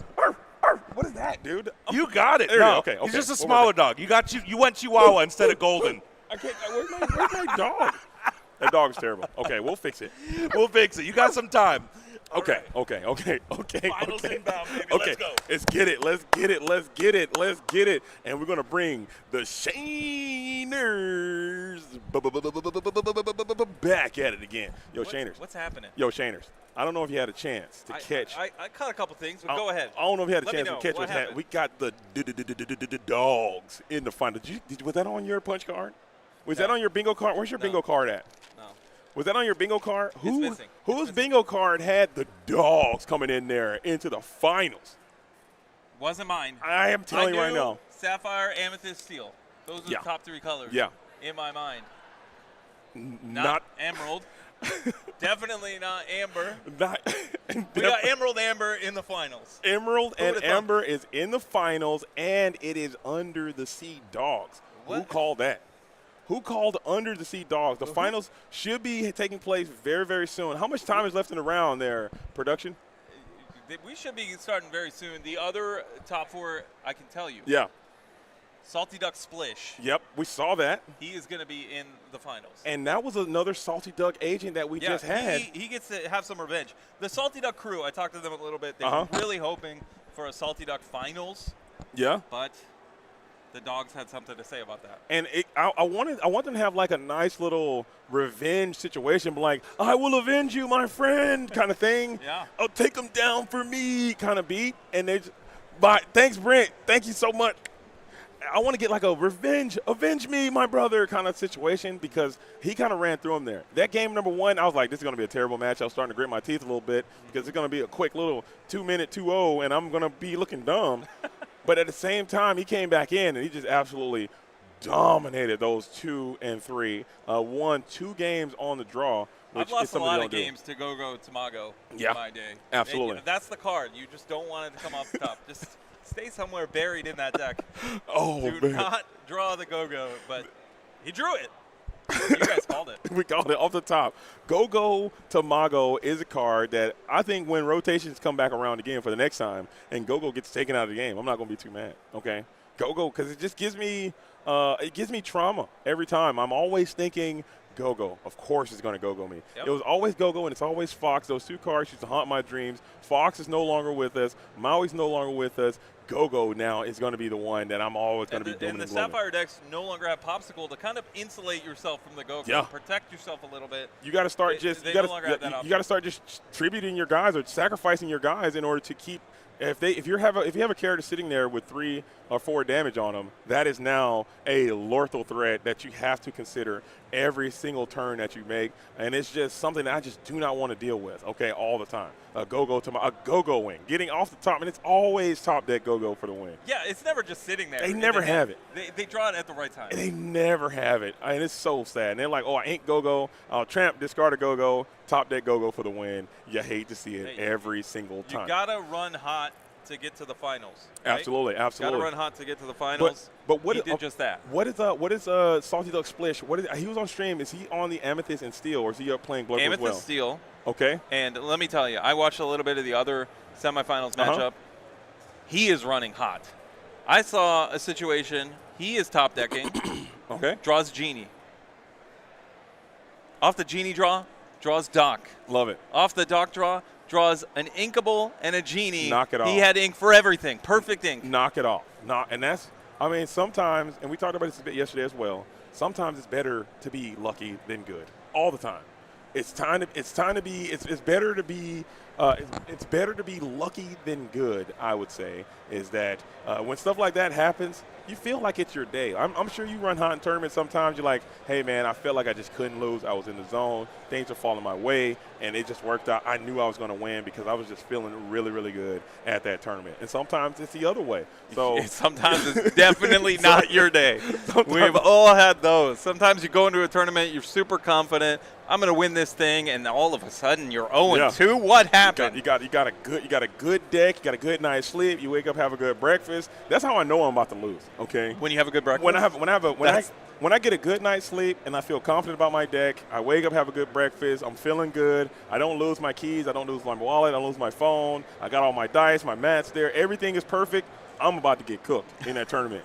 I've had some success on very little sleep. That's what I'm saying. If you show up, maybe that's the trick. That's the trick. You show up, you're disheveled, you don't know where your mat is, your deck's not assembled, you register super late, you're lost, you lose everything, you're sweating, you're dehydrated. You're about to cook. Okay, you're about to go crazy in that tournament. Yeah. I'm telling you, that's how it works out. Try it. Be disheveled. I know Zan Syed's one of the more accomplished players in Lorcana. I've heard him say, don't eat at tournaments. He says, don't eat. You need to be in scavenger mode. Your brain needs to be activated. I don't know. I don't subscribe to this theory. Hey, I'm just saying it is a theory. Listen, I honestly, I don't hate that theory a lot. You want to be in fight or flight mode. You want to be in survival mode. You want to be ravenous. I think you want to be eating the doves like Jameis Winston used to do. Remember that guy? Is he still around? What happened to him? I think he might be a backup somewhere. I think He's been bouncing around. I saw that video. You guys need to pull that video up on YouTube. You know what I'm talking about? I'm not sure I know what you're talking about. I'm not sure I want to know what you're talking about. He was a quarterback for. Well, I know who he is. I don't know about eating doves. He'd have the most unhinged pregame speeches ever. Like, he's motivating his team. He's like, y'all, we got to go out here today. We're going to eat this dove. I'm like, dude, what are you doing, man? Knock it off. But that's going to be you when you're trying to starve yourself. Or you can just have like a sugar blackout or something, a low blood sugar blackout when you're not eating. I don't know if that's a good idea. I had a friend turn me on to those Celsius energy drinks. Yeah. I've been like a Red Bull guy, maybe some Monster, but now I'm a Celsius guy. I don't mind Celsius. I had a Celsius today. I got to stay away from a lot of that stuff. I got to be pumped up for the finals. I can't. Well, we got some interview. What's going on? After? Okay. Yeah, for sure. We'll go ahead and interview the finalists Absolutely. once we wrap up. But we got to play the finals first. We got to see who's going to get it done. We absolutely got to see who's going to get it done. And I think that strategy, I really do like this dog strategy. I think that they identify some of the weaknesses that dogs had because in my experience, and I'm not the most proficient dog player, but it seemed like it has one gear. Granted, that gear is a very good gear, and it'll get you a lot of places, but when that gear is stopped or when that one plan is neutralized, the deck kind of starts to fall apart, especially without that Chernobog to kind of help push it right over the top. Yep. It seems as if this deck here that we have has found that other gear to be able to sing Under the Sea, also to reduce your opponent's strength by playing a card like Scrum, and then still continue to sing Under the Sea is going to give those characters something to do in those big standoff situations. And then once you get a mighty Under the Sea, you can start the quest. If they try to play around Under the Sea by not putting characters down, guess what? you're fine with that because you've won the board, and now you can start the quest anyway. So it puts your opponent in these very precarious positions, and I think that might be something that people need to start to build upon. What is a scrump?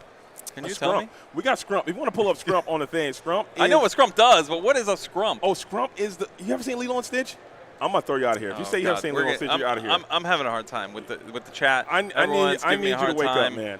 I need you to wake up. If you haven't seen Lilo and Stitch, the Frozen is fine, okay? Frozen is fine, but not Lilo. Lilo and Stitch is completely unacceptable, man. Look at that. Lilo and Stitch. Is it like a toy stuffed animal for Lilo? You're really pissing me off, man. All right, let me read this flavor text. Okay. Yeah, you got to fill me in. All right. I guarantee you I'm not the only one.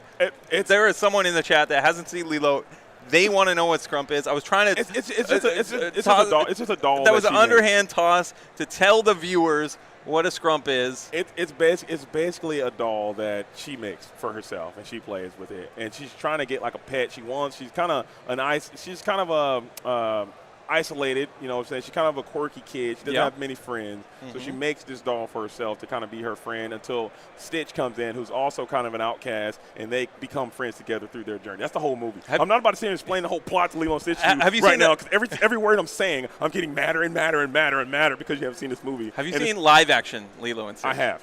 You've seen them both. I've seen them all. What's the better one? What should I start with? Now you're about to make me fight. I've heard this is controversial. You're about to make me fight here. I'm about to tackle you because the original Lilo and Stitch is unmatched. I know you play football. I don't want you to tackle me. No, but seriously, the original Lilo and Stitch is unmatched. This should be a safe space for me. The remake, honestly, it's not as bad as people make it out to be. It definitely was not good. It doesn't come anywhere close to the original run of that film, but it is a phenomenal movie, man, and I highly do recommend it. And even without kids, you can watch that and take something away from that movie. It pulls all the heartstrings, and it's a great one. I'll tell you what, when I think of Emerald decks, I think of Under the Sea. I think of maybe pairing it with something like Sapphire Coil, things of that nature. However, Scrump, I think you really dug deep for this one. This one, and it fits. This seems like a perfect fit for that strategy. Yeah. Because it's not, you don't have to notice, you don't have to exert this card. You just exert the character. So if you have this giant wide board of 15 characters like the dogs can do, you can just exert one, reduce the strength, get everybody low enough, and then use everybody else, or maybe have a tramp and one other guy singing Under the Sea, and now look at you. The entire board is gone. You only need one scrump. I'm hesitant to give the chat this advice because I want to do it myself, and I'm not going to have the opportunity. We're live. Foil scrumps. That might be a good investment. I would check it out. I'd look into it. If you guys are trying to do some buyouts, this scrump is looking kind of delectable. Not gonna lie, but we got the action, and it's time to get started. So if you're not ready, get ready. The finals are underway. This is the Collector Expo 6K Finals. We got Colorless and Salty Deck Splish in the buildings. Colorless going to be playing that Amber and Emerald Dogs Under the Sea Scrump, while Salty Duck Splish going to be playing a little bit of that Amethyst and Steel strategy. I don't know who's going to be on the play this time. That's a great question. I can find out. Let me take a quick peek at what we saw in the standings if they don't get started before I'm done here. But Salty Duck Splish having a fantastic weekend. The whole Salty Duck crew having a great time. Salty Duck Splish was in 5th place. Before we got started. Colorless in 3rd. Colorless on the play with the aggro strategy, with the dogs. That's exactly where he wants to be against the Sapphire Amethyst deck of Salty Duck Splish. Of course, Salty Ducks both appearing in the top 4 with Blurple. This is Blurple. I thought this was Steel. Oh, it is Steel. My apologies. Okay. Sometimes my brain plays tricks on you. Okay. I was looking at it. I saw the Blurple. We got to correct it. See, that was just me. It's that blue mat, and ironically, all the Blurple players have been on that blue mat all day, and the blue kind of blends in with the steel. But it's all going to be good. Again, the Salty Duck crew. I can't shout them out enough. They're coming up here to trying to take this trophy back down to southern California. As Colorless, I'm not sure exactly where this Lumineer hails from, but maybe he's the local hometown hero trying to keep the trophy here in the Anaheim region. As we're going to think what we're going to do here, altars are complete. We'll get the little John down to the inkwell, and we're probably going to start this Daisy Duck. No, Bobby. Mr. Zimmerowski coming on down. And we'll be able to draw and discard one. maybe it's going to be some of that undersea stank getting out of your hand early if you got too many. Yeah, Bobby might not be a dog himself, but he's going to help the multifaceted deck building from colorless. You know, sometimes exactly under the sea, not inkable. You're on the play. Maybe you want to have more of an aggressive role. You don't necessarily want to go the under the sea route. And maybe you have two. You never need the second one. For sure. One's good enough. And what is Bobby Zimmerowski? I'm pretty sure he is a dog. Is he a dog? I think he is. I think he he's a whatever. dog? If Max Goof is a dog, I think Bobby is a dog. Right. For sure. So he does fit in this dog he strategy. He is indeed a dog. As it is dogs nonstop. As now we're going into that second turn play. Maybe we'll get that Ursula Deceiver down again. Colas has been putting that thing out on two. Not necessarily just to nab this on, but just to get a sneak peek. Well, in this case, I mean, if Salty Duck Splish has something like a Strength of a Raging Fire, this would be a nice time. But he doesn't need to do that necessarily right now. He's got some time to work with to potentially pick that off at a later street. But meanwhile, Nala and Lady coming down. So 3 1-drops kicking it off. And if you're putting the 3-drop Lady in the Inkwell, you got to imagine colorless hand is pretty good. For sure. And we're going to get a question with this Bobby Zimmerowski. What do you think about that play? He does more. I think he might want to keep that guy up to get that tramp play, but maybe you're looking for that lure instead. I'm trusting colorless ability to kind of navigate this deck, but maybe want to get that Captain Hook exerted to probably get him off the field of play in a crackback scenario, as we were going to bring out that Calhoun to hold this board down, and maybe you can send this Captain Hook on into this Bobby Zimmerowski to get a free plus value. Yeah, interestingly, the Lady just needs 1 character to get up to 2 strength to potentially challenge that Captain Hook, but the Calhoun then threatens the Lady. So some back and forth action, but colorless on the play, perhaps realizing, hey, I need to get the lore when I can. Bobby did its job. It drew a card. It discarded a card, got the under the sea out of there. We might as well get 1 lore while we're at it. But keeping them around to make your tramp a little bit cheaper, and also get you some more cards to draw, I think could be some value that 1-cost character can have. But maybe you don't want to get hit with I don't know, maybe a fire to cannons. Maybe you think Salty Duck is playing a fire to cannons potentially. Are these deck lists open? Do you know they are going to be published once we have concluded the event. No, I mean, but does colorless know the contents of Splish's deck? It is not open deck list for these finalists. They probably have a pretty good idea of what's going on, but nonetheless, not quite open deck list for these players who they do not have perfect information. Okay. So that is critically important. That this Lady is kind of sitting there. I believe she's a 0-3. Nala's 0-4. So you have no strength on the board at all. So we bring out that not the streetwise dog, but the tramp is going to come down. Beautiful enchanted art on the tramp. Beautiful enchanted art on the Lady, and we're going to be able to base boost the Nala, if you will, to be able to get after this Captain Hook if you want it. It looks like we're trying to figure out who we're going to put that plus value onto. Yeah, there's a couple different triggers going into the bag. You have the Lady whenever you play a character, it goes up by 1 strength, and then you have the tramp incoming trigger as well. Yeah, and also you get to pay 1 less, right?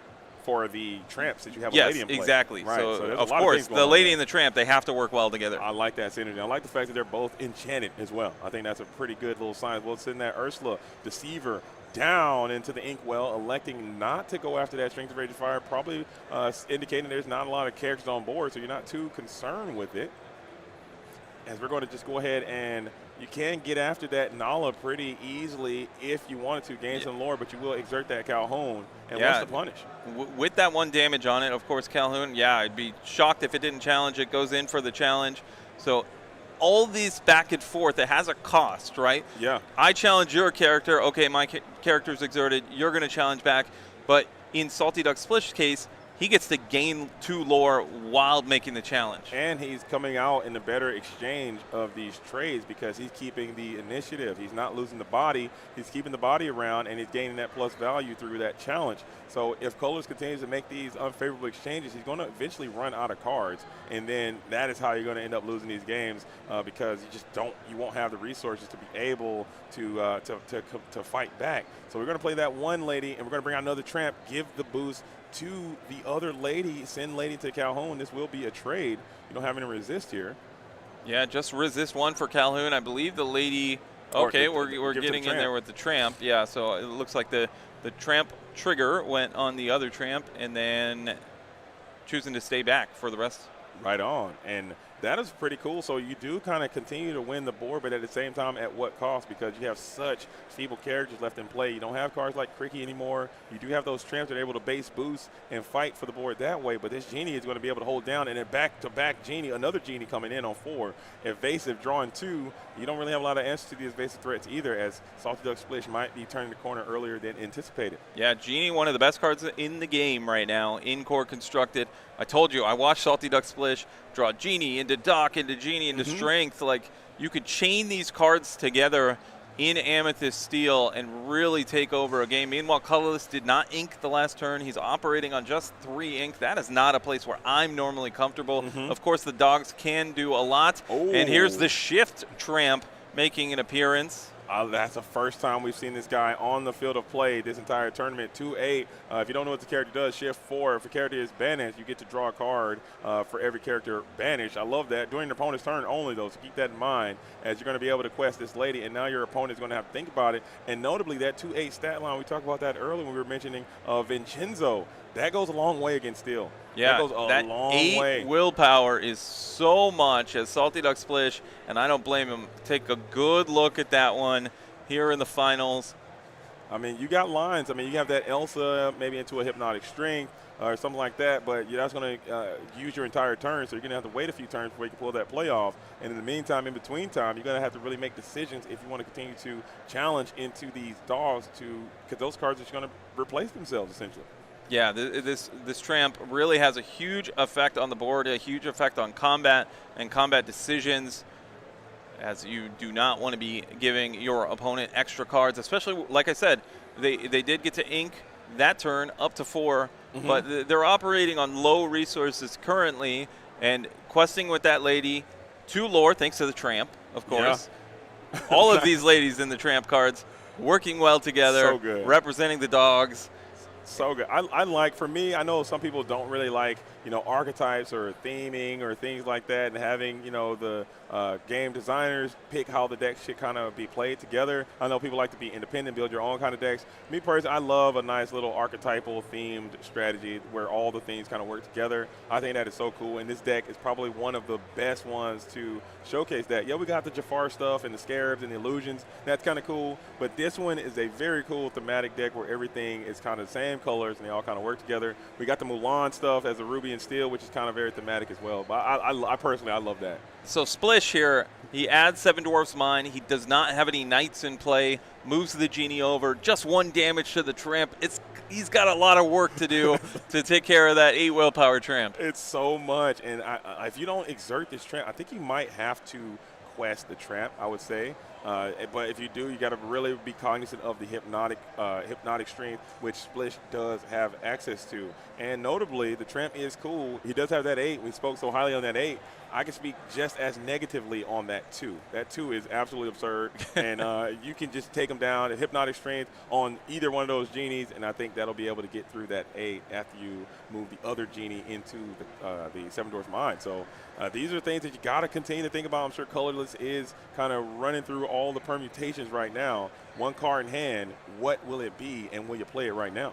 Yeah, when you're playing off the top with just 4 ink, you really hope the top card of that deck is a good one. And he can continue questing. Salty Duck Splish says, hey, I'm not going to give you extra cards. I'm just going to quest myself. We might both end up on a high lower total before all is said and done. We're getting in there with the lady. What are we doing with this 1 card in hand?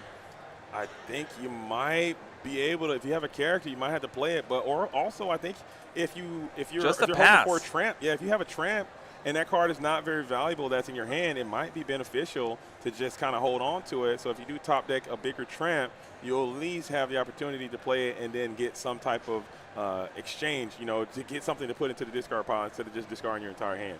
If you're just joining us, finals, game 1, Colorless, Salty Duck Splish, here at the Anaheim Convention Center Collectors Expo. We got a lot more action to go. Elsa, you said you might want to quest with that Tramp. And Elsa said, hey, you didn't quest. I'm going to get in on the action anyway. Do we need a triple barrel here? Yeah, you're going to have to send everyone in, and I think that is a fine challenge indeed, as you're going to put all those characters to work to take down that Tramp. And I believe during the current turn, whenever one of your characters is banished, so you will be able to draw a card for this Tramp being banished as well, as Salty Duck Splish is probably making that same decision here, as you're going to be able to draw for the tramp.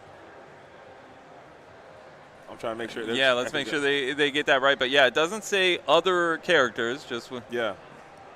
One of your characters is banished. He is a character that is one of yours, so you will be able to draw in this scenario. Yep. So we do have a table judge handling the situation. And I want to point out one thing. The previous turn, he spent 4 ink just to play a mine, move over, deal 1 damage. Yeah.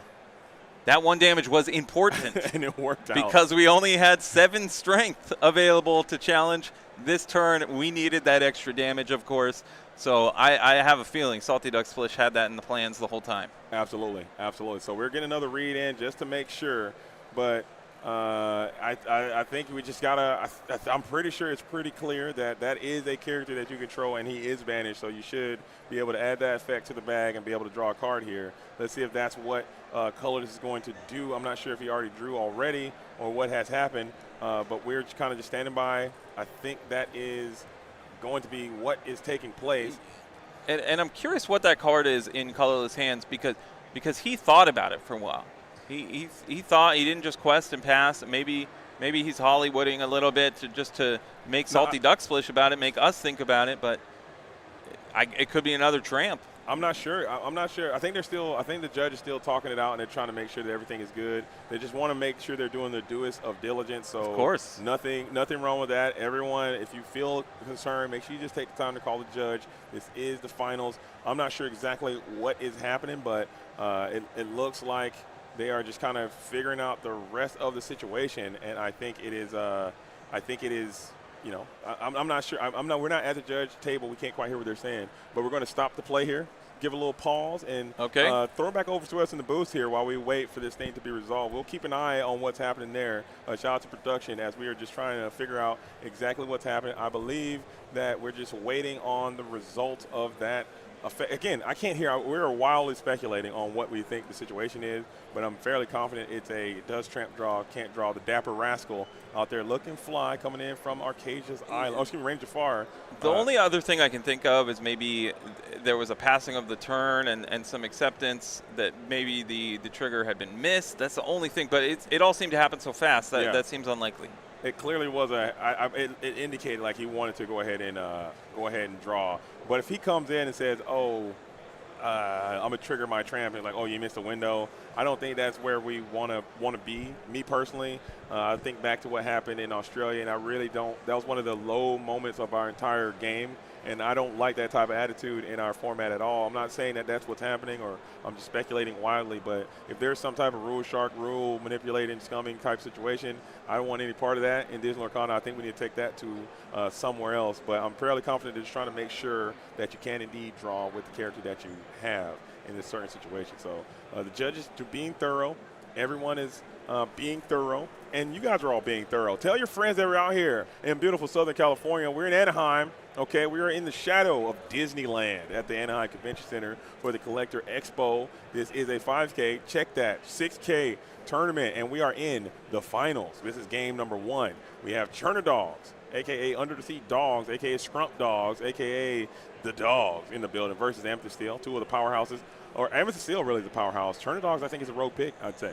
Yeah, definitely the underdog coming into the tournament. If you said, hey, the finals are going to be this matchup, you're probably going to lean in the Amethyst Steel direction. But Colorless on the play this game, questing and just trying to determine if he gets that extra card here. But Salty Duck Splish, shout out to the Salty Duck crew. I know Colorless already took one out. He's hoping to double down here in the finals. Yeah, just running through the whole Salty Duck crew, being the Salty Duck nemesis at this point, as we're still trying to figure out. I should go over there and see if I can get some context of what's going down so we can explain to you guys what's happening here, because I'm not quite exactly sure. But again, we'll let them resolve this thing, and the players should be starting back playing here relatively soon. Hey, I got to give a shout out to production. I don't know what's going on over there. I filled in for just a few minutes, and I had the headphones on. Very, very, very low volume. I tried to crank it up as much as I could. So we were like, hey, does this guy hear us? Okay, what's going on over there? I think maybe some technical difficulties on the headphones. That's a good homie Sky Doll over there. I'm giving him a hard time this whole day. He's been absolutely the rock star. And all right, we're drawing the card. We get the draw. and now I believe we're going to be back at it again, as the action will be able to continue as we did. I mean, I still think that was a very good challenge, as we're able to send a ton of energy into that street, or that Dapper Rascal, clearing him. And now we have just 2 ladies on the board. And like you were saying, you're hanging out with just very low resources, very low ink, and your characters are super weak. Your position looks vulnerable. Absolutely, and we know that the Amethyst Steel deck has so much removal available. They have things like Elsa, Strength of a Raging Fire, and even just the 7 Dwarfs Mine on the board threatens so much. This is, because now if he gets just imagine a dwarf in this situation. Yep. And you can start popping. If there's these a ladies. dock in those last couple of cards, he could potentially run away with it. This game might be coming to a screeching halt as we put another one of those Dapper Rascals down into the inkwell. We speculated that might have been the card he drew the previous turn. He drew a couple extra cards, so hard to know for sure. There's the Go-Go showing up again, but this is neat. Lady, pay 3, put the Go-Go in for free, and then the extra 2 ink to activate that trigger. I've never seen that play before in my life. We're seeing it live and in color here in the finals at Collectors Expo. Line of play. That is a line of play that I don't think we've ever seen, and that is, I love it. Colorless knows his way around the dogs. I love that. So that is exactly what we thought. So there was just a question about the challenge and about the tramp going to the discard pile. It was resolved. Shout out to the judges being very thorough, just not trying to make any haphazard off the cuff. Even if it's something that you know, they're going to always take the time to make sure the dewest of diligence is done before they make that call. As we are going to go ahead and get get another genie off the top. And I think it's getting to that point where you are setting yourself up for a potential under the sea top deck, and that could help reconstitute or put you in a pretty decent position on this board. But right now, it's looking bad for Colorless. We inked that Hypnotic Strength. We're going to add one more thing to the board. That's Mr. Smee. Mr. Smee, not a knight. Still no knight on the board. I don't believe it's a knight, at least. He's not. That would be insane if he was a knight, as we're going to get a big quest in, getting all the way up to 11. And I think this one just might be over, as we're representing 2, 4, 6, 7. And even if we draw under the sea off the top, we're 1 short. Oh, we don't have a singers? We got 7 by my count. Right. That's right. Unless what is that lady? That's a 1 cost? I think they're both 1 cost ladies. I thought that. We got a 3 cost lady. We got 2 or the 2 cost Go-Go Tamago, and we only have 5 ink available. And you have no under the sea is not going to cut it. Maybe another tramp or something that you can get into this Go-Go to help bolster the strength to get into one of those genies of sorts, or we could take down the one genie. Oh, we went into the Elsa instead of the genie. Do we have another Go-Go? That's the only explanation for that play. So he is trying to race here, and these are the kind of plays you have to recognize. You could challenge with the Go-Go, get that genie off the board. That seems more productive in the grand scheme of things. But no, he says, hey, I need 4 lore off of this Go-Go. I need to maximize my cards. But how much lore is coming back? Is that 2, 4, 5, 6, 7, 8? That'll get you up to 19. Oh, he's 1 short. He's 1 short. That's 19, actually. Does he have Giant Cobra? Giant Cobra would get it done. A White Rose could get it done. Yep. No more goat in the game. But that is He is 1 short, and Colorless, I'm sure, recognized that. He did the math, said, hey, I don't actually have to remove a character off the board. I still think you need 6 to go back, though. So I think you don't have a way to get 6 coming back your way, as we're going to go ahead and quest for another one, get up to 15, and you just don't have a way to get 5 because you're going to lose your entire board here. I think is he playing for another Go-Go off the top? There's no chance you're going triple Go-Go that has to be the play. That is a crazy out. I don't think, but also you're going to force your opponent to lose some lore by being able to, by having to. Yeah, you have to challenge the lady. If you can't win this turn, you're going to have to do some challenging. Oh, he has the Cobra. He has the Cobra. He needed 1 more lore. Hey, I'll take 2. There it is. And just like that, I still think that was a pretty incredible match, as Colorless came out kind of out of the gate a bit on the sluggish side. Couldn't quite get it done, but ran out of steam there. And Salty Duck Splish did exactly what he needed to do, doing the strength of this Amethyst and Steel strategy and leaning on your outs, playing to that Giant Cobra, and absolutely got it done. But I still think it was an incredible matchup. But it's just one of those things, man. What do you think that Colors could have done a little bit different to make this thing a little bit more advantageous for him? You know, I think he really did everything he could. He just kind of ran out of resources early on. He did what he could with that tramp. He drew a card after the tramp. I think it was another tramp.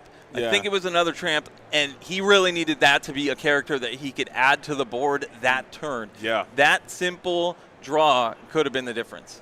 Right, so it looks like we have they're just getting a little shuffles in as we're going into that game number 2. Salty Doug Splish is one win away from greatness as you're trying to take this trophy back down to Southern California. Even though we are in Southern California, the Southern California, the Salty Doug crew coming in from San Diego as Colorless will not be denied. We saw Colorless come out and lose game number 1 early and came back with back-to-back victories, so maybe they can repeat that same energy and do that same thing again. Very true. That's why you play 3. Yeah, absolutely. I'm a big fan of a 3-game format. I'm so glad we got away from that 2-game nonsense. It doesn't make any sense to me, but now I'm looking back on it. Maybe it might make a little bit of sense to kind of end these tournaments a little bit quicker. But however, I like to have a nice, determined winner, especially in a final. I don't even like having timed finals. I like having untimed finals. I agree with you, but we got some time. They got plenty of time. They got plenty of time to finish things off here at Collectors Expo. And Salty Doug Splish has to feel pretty good. He came into this matchup on the draw. I know we were keeping a tally. I did see in the quarterfinals that I covered a player win on the draw. It can happen. It can happen. People are very concerned about Colorless the play-draw Colorless discrepancy won in on this the draw. game. Colorless has done it as well. Yeah. So if you want to get to the finals, you got to figure out how to win on the draw. It can be done. If you want to win in this format, you got to figure out how to win on the draw. 100%. It is very difficult. I'm not going to sit here and sugarcoat it and lie and say it's something that is very easy to do and it's a 50-50 thing and all that, because it is absolutely not, okay? It is very difficult. It is a very disadvantageous thing to do, but maybe Salty Doug Splish can break the mold right here and win back-to-back on the draw for a nice 2-0 victory to get up out of here and take your winnings and get on back to San Diego, while Colorless will not be denied. Let's see what lines we're looking for to open up. I'm always a big fan of a ton of one-cost characters early. And he had it last game. Yeah. He had the 1-drop into the double 1-drop. But we were taking some unfavorable trades there, and you were burning a lot of resources, and you don't have a lot of way to recur those resources. We don't have cards like Rapunzel anymore. We don't have cards like Cricky anymore to kind of fight back the board and win that way, and we're missing with the Ursulas and stuff. So maybe, I don't know, you just go for the typical Turner Dog stuff, build this huge board, get those tramps start to snowball, and then win the way that you built the deck to do. That's what I would like to see coming in from Colorless. Yeah, Salty Doug Splish, the only way to interact, if you just keep adding a board, going wider, is that Elsa 5, forcing the action just a bit. And Colorless sending a few cards back, just about ready to go here. Salty Duck, meanwhile, sending back 5, but he likes those 2. Absolutely. How many did Colorless send back? I didn't quite catch. I think it was only 2 or 3. Okay. I really would like to see maybe. I don't even know how effective a Daisy Duck will be in this matchup. I personally don't think it's great in the Amethyst and Steel matchup. You can't ink it. Yeah, you got to run it out there. I play it, but I just build this giant wall. I mean, you build a huge wall. You bring out the Little John, the Nalas, the Daisies, the Ladies, the Tramps, and all that kind of stuff. You bring out the big tramp play. You start chaining the tramps together. Maybe get a timely under the sea, and you're so back in the thing, forcing the game number 3. So I think you're doing everything you can to try to get into that next game, and then you worry about winning on the draw once you get to that moment. But just not getting knocked out of here, skunk 0-2 on the draw. You hate to end the tournament in that fashion. How do you win a tournament? Just win. Doesn't matter That's you it. play or draw. You're gonna need to be victorious. He starts off with that Bobby Zamersky. What is it going to discard this time? We saw last game it discarded that Under the Sea on turn 1. Gogo's been the star of the show for Colorless, but not right now. Early in the game, not as effective. Leading Bobby Zameruski might be an indicator that you don't have access to your 7-cost tramp yet. You ink a 1-cost, play a 1-cost, and Bobby Zameruski can't really engage with this board at all. Now checked down completely by this Captain Hook. Nala could have at least withstanded a Captain Hook blast and maybe got a lure out of the process, but now you got this Bobby Zameruski who's sitting here on 1. You send your 2-cost character down to the discard pile. Maybe you got another prolific character you can play on 2 as we send another Bobby down. What are we going to put on with our 2 ink? Well, it looks like it's going to be more 1-drops. So we see Lady into Lady, double enchanted on the board. And last game we saw Bobby Zameruski Quest. on turn 2, facing down the Captain Hook. Not this time. Not this time. I think that's a heads-up decision, electing not to engage in fisticuffs. I think trying to get into a board fight against Amethyst Steel with the dogs seems like a risky endeavor. I would not suggest that because your characters are inherently weak. Most of them have between 0 and 1 strength, and that would just be a mistake getting into a challenging battle against the challenging deck. So now we're going to go, I think we're going to take the plan and just build this huge wall of characters as we're going to go double 1 cost again. And now just like that, you have 5 characters in play. Assuming nothing happens, you are Churner Dog or Big Tramp Streetwise Dog live next turn. So he's resolving the triggers in the bag for that lady. That's what those dice are representing, that strength boost. But he decides, hey, doesn't matter. I'm just going to pass it back. Absolutely. But he did not ink that turn, only on 2 ink, but 5 characters. Beautiful. I think this is what they want to do. I feel more comfortable like this than I was in my last turn with 4 ink and 2 characters. I like a bunch of characters. As we're going to continue to spam characters of our own, we got the Giant Cobra electing not to discard, and now you have the ability to seeing a pretty potent Strength of Raging Fire your next turn, but now you have a decision to make. Do you come in with the quest? I think he's going to hang back. That Calhoun and that Captain Hook, they're our best to challenge. He might consider questing with the Calhoun, ultimately decides not to. And interestingly enough, if I'm colorless, he inked a Giant Cobra, played a Giant Cobra. I'm making a mental tally of how many Giant Cobras have been accounted for. And we're going to bring out that Tramp. Streetwise Dog has hit the board. This is the one. So now you get to draw 5, discard 2. I'd like to see an Ursula Deceiver come on down in the next few turns to be able to find that Strength of Raging Fire, because that's going to be one of your clean outs as we're still a few turns away from an Elsa, and we're drawing 5 here. I'm looking for another Tramp. I think I'd send it if I had it. I think this might just be the key piece that was missing in that previous game. He just didn't quite pull off this Tramp play. But yeah, draw 5. Even if you had the discard afterwards, draw 5 is pretty good. And just find your best card. You find the best card in this scenario, hang on to it, and maybe you can't play it because if you do get another Tramp to your hand, you need something else to discard to keep that Tramp train rolling. So I just hold back, get another Tramp, wait next turn, do it again. And now that Tramp comes out a bit cheaper and cheaper, and then you have this huge, massive board, and your opponent just gets outmaneuvered, and you quest, and there it is. Yeah, despite not adding any ink to the turn, he's able to add. If you just look at this card, hey, it costs 7. Yeah. What's going on here? Well, it's reduced by 1 for each character in play. 7 minus 5, well, I'm going to check my math. Yeah, 2 ink for this Tramp, and it's doing a lot of work right now. And we are going to send the Lilo. And this card, that's where you want to send the Lilo. Boom. Multiple Lilos going down. Another lady, I believe that's lady from the Park Avenue lady going down to the discard pile. And then we have one more card going down to the Inkwell. We will ink a lady, 1 card left in hand.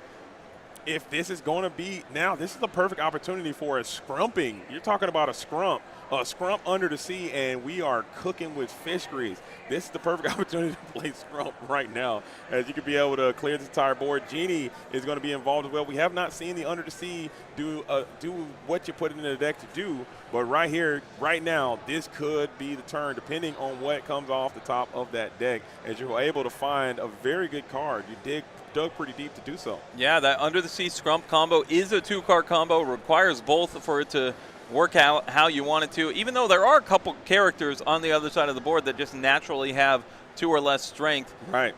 So you would need to use at least 2 of those characters to trigger the scrump, because it's not a once per turn. So you can trigger it on the Giant Cobra, trigger it on the Calhoun, and then use the Tramp and Bobby or whoever seeing you under the sea. You lose that entire board, and now you're in a very commanding position from this point going forward. So Salty Duck Splish has to kind of identify. Maybe he doesn't know that the scrump is available. That is some hidden technique. That's true. Like we said, this is not open deck list.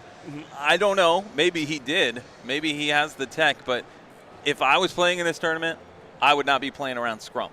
I'm never playing around a scrump. I'm telling you right now, people probably don't even know a scrump is a thing that exists in the game, let alone playing around it. Ain't no way, unless you're just on some super next level Kamehameha Super Saiyan type beats and you just know literally everything. So we put the Ursula Deceiver down to the Inkwell. We're going to shift the Tramp on top of the big Tramp. This was the plan. After we drew all those cards and discarded, we kept that Tramp behind. We inked the lady. We wanted to get to 4 ink to allow for this shift play. But and they still got that 8 in the, we still have that 8 in the willpower, and you don't have the ability to sing a strength big enough just yet. And now you're feeling pretty confident to start to quest some of these glimmers going up to 2 with that Tramp standing in reserve in the background, obviously not going to exert. But Elsa here is the Supremo punish, as you can take down that Tramp Dapper Rascal if you play Elsa on 5. And let me tell you what, they always have it.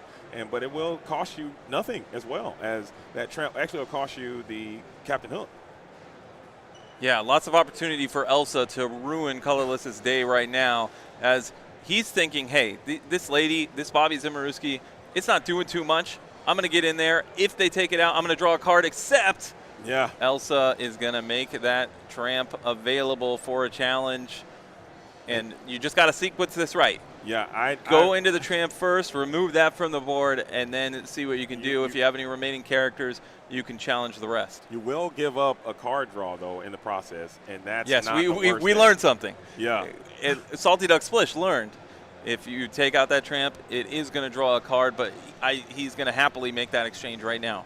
And we are doing it as Calhoun will finish off the Tramp. Thinking about it, we're going to send the Genie in for a little bit more. Okay, I think the Calhoun's going to get in on one of these other characters so it doesn't take any damage. Pretty smart. I like that. And we will get a draw in that process. Captain Hook also can clean up the Bobby Zimmerowski. Now I'm thinking about that playing into that Elsa like that. I don't think you had to do it. I think you could have just left that Streetwise dog up. I guess it would not have mattered as much, and I guess you did get a card. Yeah, you got the 2 lore. The Tramp was going down regardless. I think the same play is made, but you do give value to things like the Calhoun. Yeah.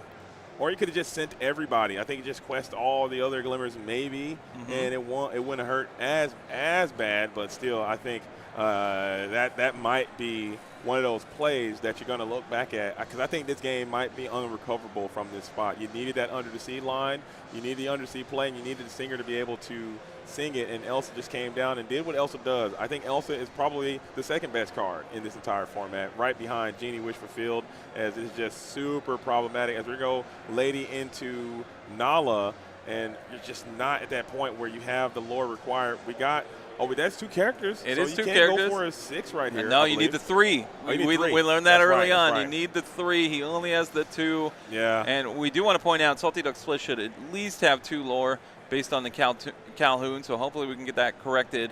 Okay, that is true, and sometimes our lore counter does kind of lose connectivity, but we'll make sure. Let's get a judge over there if they can go and correct that, because I believe that is a mandatory thing. You cannot not trigger Calhoun's ability there in that scenario. We will get that resolved. Thank you for pointing that out, Shane. I do appreciate it. Salty Duck Splish, 4 cards. That's the highlight of this Amethyst Steel deck. It just always has some cards. Yeah.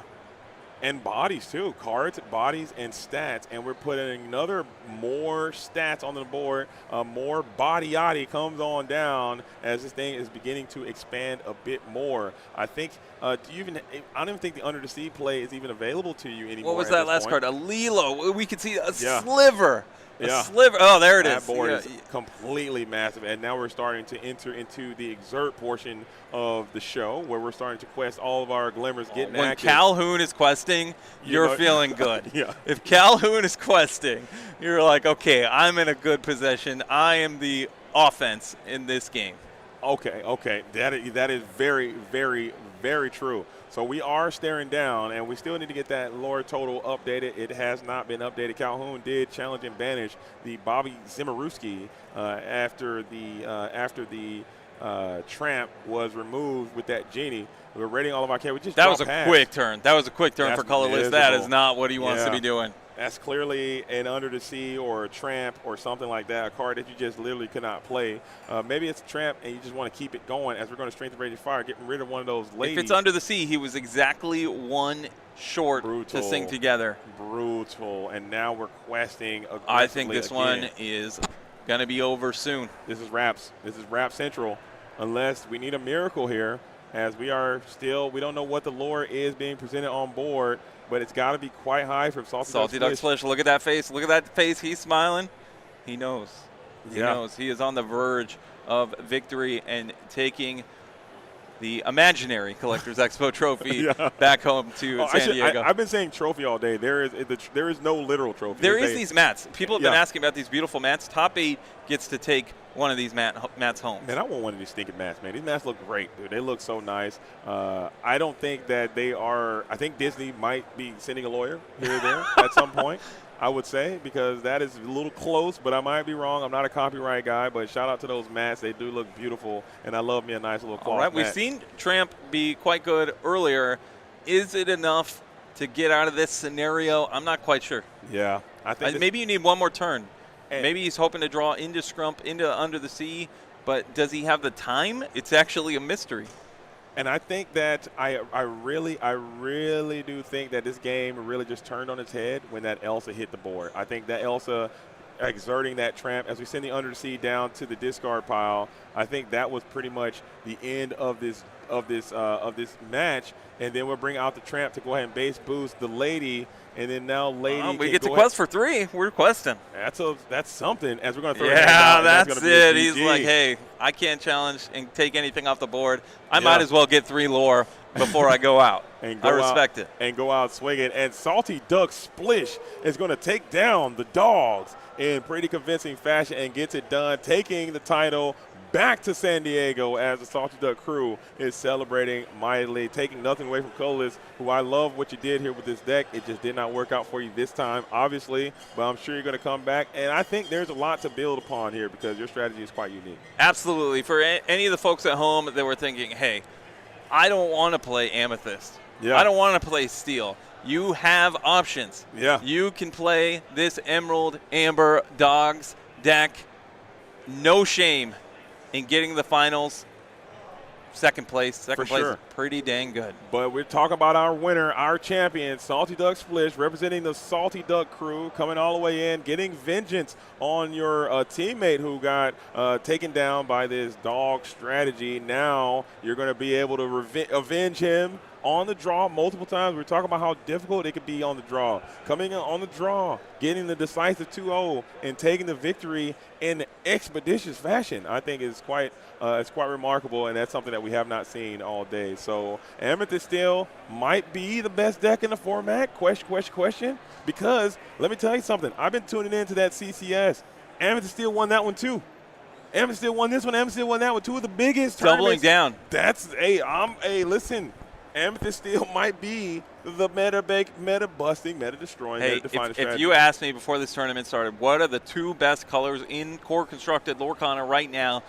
Amethyst Steel, I think there's no question about it. I think that might be it. As we are taking this thing down, we got a camera frozen, so we're going to get the camera back over to the booth, and maybe we can get the Salty Duck Sploosh to come on by, tell his story, talk to you guys, and hear what he's got to say before we wrap the show up and close the show. Also, we probably could track down Nigel and Rob to have them come by and talk about the store, talking about the shop and the expo and what their lessons learned about this event, and we'll also bring Lorcana Stan back on into the dojo and come on through. I don't think we need all that. Maybe like 10 minutes? Yeah. So just come on through, please, Mr. Splish. Nicely done, nicely done. Splish Splash. Can we get it back into the booth if we can for a moment there, production team? All right, I think he's working on that, but he can't hear us. What an impressive performance by Salty Duck Splish with that Amethyst Steel deck.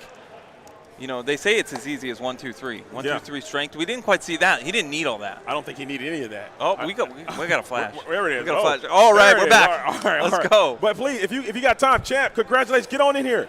The SD Ducks, whack. Ducks in the building. Please come on in. Nicely done. Oh. Hey, get this man a chair. He's the champ. Get him a chair. No, you're good. But first off, I want to let's get it. All right, we got it. Let's get it. First off, I want to say huge congratulations to you, man, coming in, bringing that Amethyst Steel stank and getting it done in this event. So first, I want to take a little bit of time. Go ahead and introduce yourself for everyone who doesn't know and where you're coming from. Tell us about the Salty Ducks and how you got here and how you hear about this tournament. What's up, guys? I'm Douglas. I'm from San Diego. I play in North County, representing the North County Salty Ducks. Let's go. I've only been playing like a year. I started kind of at the end of Ursula's, and my first 3 tournaments, I mean, I got smacked hard. But the guys down there, they're all super good, and we all like train together, and so I honestly, the practice is invaluable. I wouldn't be where I am without them. Every single player in that team is fantastic. Absolutely, So, absolutely. I mean, shout outs to the Ducks. Of course, shout outs to my beautiful girlfriend. She's amazing. Look at that. Thank you so much for taking holding down the fort at home, letting me practice all this time. I really appreciate that. Shout out to my parents too. I think they're watching. Let's Love go. you Shout out to the guys. parents, baby. Yeah. So life is good, man. Life is Absolutely. good. Okay, so really quick, and I'm gonna let Shane hop in here as well. But can you just talk about your overall tournament experience? You brought Amethyst Steel. What were some of your matchups? What were some of the strengths and weaknesses of your deck? How did it run for you? Are you playing Dumbo? What were some of the things you learned throughout this tournament? Yeah. So I kind of like whittled down to 4 decks that I was like interested in them going into this tournament, and 3 of them were super gimmicky, like just like really weird stuff. It ended up not being good. But this one was the one that feels like really close to home. I played like a Hearthstone back in the day, and this feels a lot like a Hearthstone deck, so it feels really clean. I was pretty much comfortable into every matchup except Blurple. Yeah. I actually, at our local event, one of the other ducks whooped me with Blurple really hard, and I was having a little bit of a crisis, like, oh, do I switch to Blurple or what? Because that deck is pretty good. That was the only deck I was worried about. I had to hit the Blurple Gauntlet. I think I played like 4 Blurples. Like, it was just, other than this guy right here, I pretty much played Blurple all the way to him. Okay. Like once I got to day 2, and even at the end of day 1. Okay. There's a lot of Blurple in the building. So talking about your deck though, is there any unique cards that you felt you added that gave you a benefit or some type of bonus? We saw Lilo was looking great. We saw that Evasive Genie was looking great. What are some cards that stood out as like some of this is the card that kind of won me this tournament? Yeah, so I do run the Dumbo, and it's good, but it's good like later game. It's not as hyped as I thought it would be, but it's still really good. Like, I wouldn't take it out. That's still 4 of. You just have to play a later game. 7 Dwarves mine came in clutch. I was not so sure about that, but it was really good. I kind of wish I had a Bell, but I don't run Bell. Okay. So I don't run Bell. I don't run the Tinkerbell. I'm not doing the high end. And I'm just trying to like trade on board efficiently early, and then at some point just go, you know? Absolutely. Yeah. I enjoyed it a lot, man. I'm sorry taking all the questions, man. Please. You're good. You're good. Please. Oh, I'm sorry. But talk about that matchup, okay? When you sat down and you see your opponent is playing the dogs, you're on the draw. What are your feelings, and what happened at that moment during that judge call? Can you just break down what went down there? Okay, I was so happy when I saw the dogs because I was like, yes, I can do this. Yeah. I felt really confident. Did you feel like you needed to avenge your teammate? Oh, of course, yeah. I gotta avenge Andy and all them. The only dogs I've ever lost to ran Chromicon, and I was so scared of that card that I had 2 Benjas in my list for the longest time, and my teammates were like, no, don't do the Benjas, and I was like, no, you guys don't understand. Chromicon is a crazy card. I bet you weren't thinking you needed Benja for Scrump. You didn't see the Scrump. Oh, I didn't even see Scrump. I was a little worried about Under the Sea. You missed out on Scrump Under the Sea. Yeah, no, it was pretty solid. I felt good going into the like with this deck, you want to get your 1, 2, 3, 4, and then hopefully sing Strength on 4 with whatever your 3-drop is. It's like really powerful. Yeah. Okay. Yep. Okay. We've been telling the folks at home, just count 1, 2, 3. Yeah. That's all you need. And it is, I think with your victory here, what happened over in South Florida and what's been going on around the meta, I think you guys are solidifying that Amethyst and Steel might be the best color combination in the entire format right now. It's Blurple for sure. Okay, look at that. He wins the tournament. He says it's not the best deck. Yeah. Tell your friends at home, play Blurple. Let me ask you this then. Why didn't you choose to play Blurple? I have never played that deck, so I didn't feel very comfortable. And I practiced the last 2 weeks with Amethyst Steel, so like, I was ready.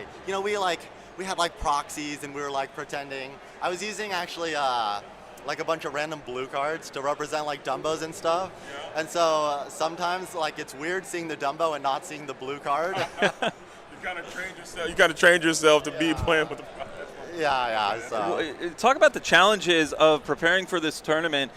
This is release weekend. Outside of acquiring the cards and all that, just you're coming into a metagame that is brand new. We're seeing rotation for the first time ever in Lorcana. You mentioned trying the Benja, and it got left on the sideline. Any other cards that you tested out in the last week or so? Yeah, I was testing Diablos. I left those out. I tested Helga Sinclair, the 2-drop uninkable. I think she's really good, but my buddy who plays Red Blue hit me with Sisu, and just takes out the Helga for free. And I was like, all right, we're not playing this card anymore. Yeah, that was the end. Yeah, so a lot of the testing was, I was really lucky. I got to play against one of the ducks who plays Amber Steel. And so I got a lot of early practice tuning the deck for that matchup, which like was obviously the big hype coming into the event. And I only got to see the Blurple decks later on. But it was just, you know, grinding out games, doing minor changes, sending these long paragraphs of text to some of the ducks being like, well, what do you think of this? You know, stuff like that. That's what it takes to succeed. And you need help. Nobody can do it on their own. Yeah. Oh, the standoff situation is something that I think if you didn't playtest going into this tournament, you would not be prepared for. Because of the removal situation being like limited, a lot of games turn into standoffs. You saw in our game, it was a standoff. And people who don't know would start questing, and that's when you lose. Because Lilo comes down, or there's like Calhoun's, like just, you have to like just have a standoff. You need cards to stop the standoff. Things like Elsa or Belle or whatever. I mean, I don't run Belle, but yeah. Strength of Raging Fire, we got the Seven Dwarf Mine. You have some other tools that can kind of get through that. Yeah, speaking of Seven Dwarfs Mine, so game one, you had what many would consider a little bit of an underwhelming turn. You played the mine, you moved the mine, you dealt 1 damage to a 2/8 tramp. It felt awful. I bet it didn't feel too good. Yeah, but did you kind of do the math in your head, hey, I need to get this 1 damage because I got 7 strength on the board? Yeah, I was looking at what I had in hand, and I was like, this is not so hot. That tramp, I was really worried about Under the Sea. I was like, that tramp's gonna ruin my day. So I just wanted to like try and get it out as soon as possible. I think I had either a Lilo or a Hypnotic in hand, so I was kind of a little more prepared for it. But Elsa Fist Spirit took care of business. It was like, oh, tramp, no problem. I was worried, but luckily I had the Elsa, so yeah. I think that was a slam dunk, man. That Elsa, this card right here has probably been one of the best cards we've seen overperforming today, along with that Genie Wisher Field, along with Docs and Strength of Raging Fire. All those cards that are in this Amethyst Steel strategy, very, very good cards in multitudes of different ways. So it came in huge, and I think this card literally won you that game because once that Tramp was holding that board together, he wasn't able to draw a ton of cards with those other one-cost characters. You were able to just kind of steamroll ahead and just take over from there. I was actually really nervous. I didn't have any strength in my hand for most of the game. I got one like at the very end, and I was like, where are my strengths? Like, I need to start getting his guys down, but I got lucky. Absolutely. I mean, shout outs to my opponent. He was a really good player. Rocking the Enchanteds too. His deck is beautiful. Sometimes I was like, can I just see the art on that card? It's so pretty. The deck lists are going to be published. A lot of people have been asking about deck lists. They will be published here shortly. If they're not already, we were waiting for the conclusion of the tournament. But people are going to look at your deck list and going to be like, this was the winner. I want to copy this deck list. Would you change anything about that deck list? Yeah, definitely do a little more testing on Belle and maybe Diablo. I don't know. I played some Amethyst Steel. Hey, did you play Dolores Madrigal? Did you test that at all? I've been pumping that up in the I've stream. seen some of these lists that do like the what's that card that gives Challenger +2, or the cards that like Cusco that let you draw. I don't think any of that is good. You need cards that can trade on board effectively, and then you need to like get your removal and just hope to get the Docs and. So no Yzma for you. No Yzma, no. Leave it on the sideline. No Yelena, no none of that. I wouldn't be surprised if that ends up being like pretty good later, but it just is so gimmicky, and like this deck already, like it's so like it trades for board so well. Nobody ever wants to churn on me, and I'm just like ready for it. Yeah. You were running hot. I watched a little bit of your top 4. You were empty-handed. You drew Genie into Doc, into Ink Genie, and you had Ink for everything. It was perfect. So good. It was so good. Yeah. Casual 5 we cards. got some chat coming in saying, tell Doug I love him. Saying, Boofy Bish. Oh, shout outs to Boofy. Let's go. That's another salty duck right there. Yeah. Doug, stand up. Rubbing hard. Doug, stand up. I love to see it, man. But I'm going to let you go. I can sit here and talk all day, but I want to say again, huge congratulations to you, man, coming in and winning this event, taking the title back down to Southern California, taking it down to San Diego. But really quick, can you just talk about your community one more time, what this event means to you and winning, and then any other special shout-outs that you want to give before we let you go and celebrate with the ducks that are over here flocking in the pond, flying, being around here? Yeah, I mean, shout-outs to the ducks. I played Under the Sea Lemon Lime before this, which is, I love playing it. My opponents hate me, but I loved it, and it got gutted in the rotation. So I was like searching for something new, and so just shout out to my community, like helping me test things, helping me play. Like, you know, sometimes we'll play games and it's like, oh, what do you think of this? And I'm like showing my opponent the card in game to like talk about it. And that's just so helpful. The group is also really nice and really fun to be around. So shout outs to them. Like this tournament, it feels really good.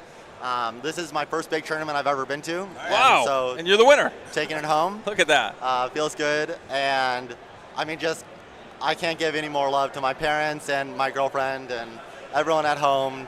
Thank you all for your support. Oh, and I think my buddies Peter and Juan are watching, so shout outs to them too. Yo, Peter, let's go Juan. But now you ask, are you going to DLC Milwaukee? Did you get lucky? Did you get a ticket? I didn't get a ticket, so. There's still time. There are extra tickets. Keep an eye out. I hope you can get in because you showed today you are a formidable opponent.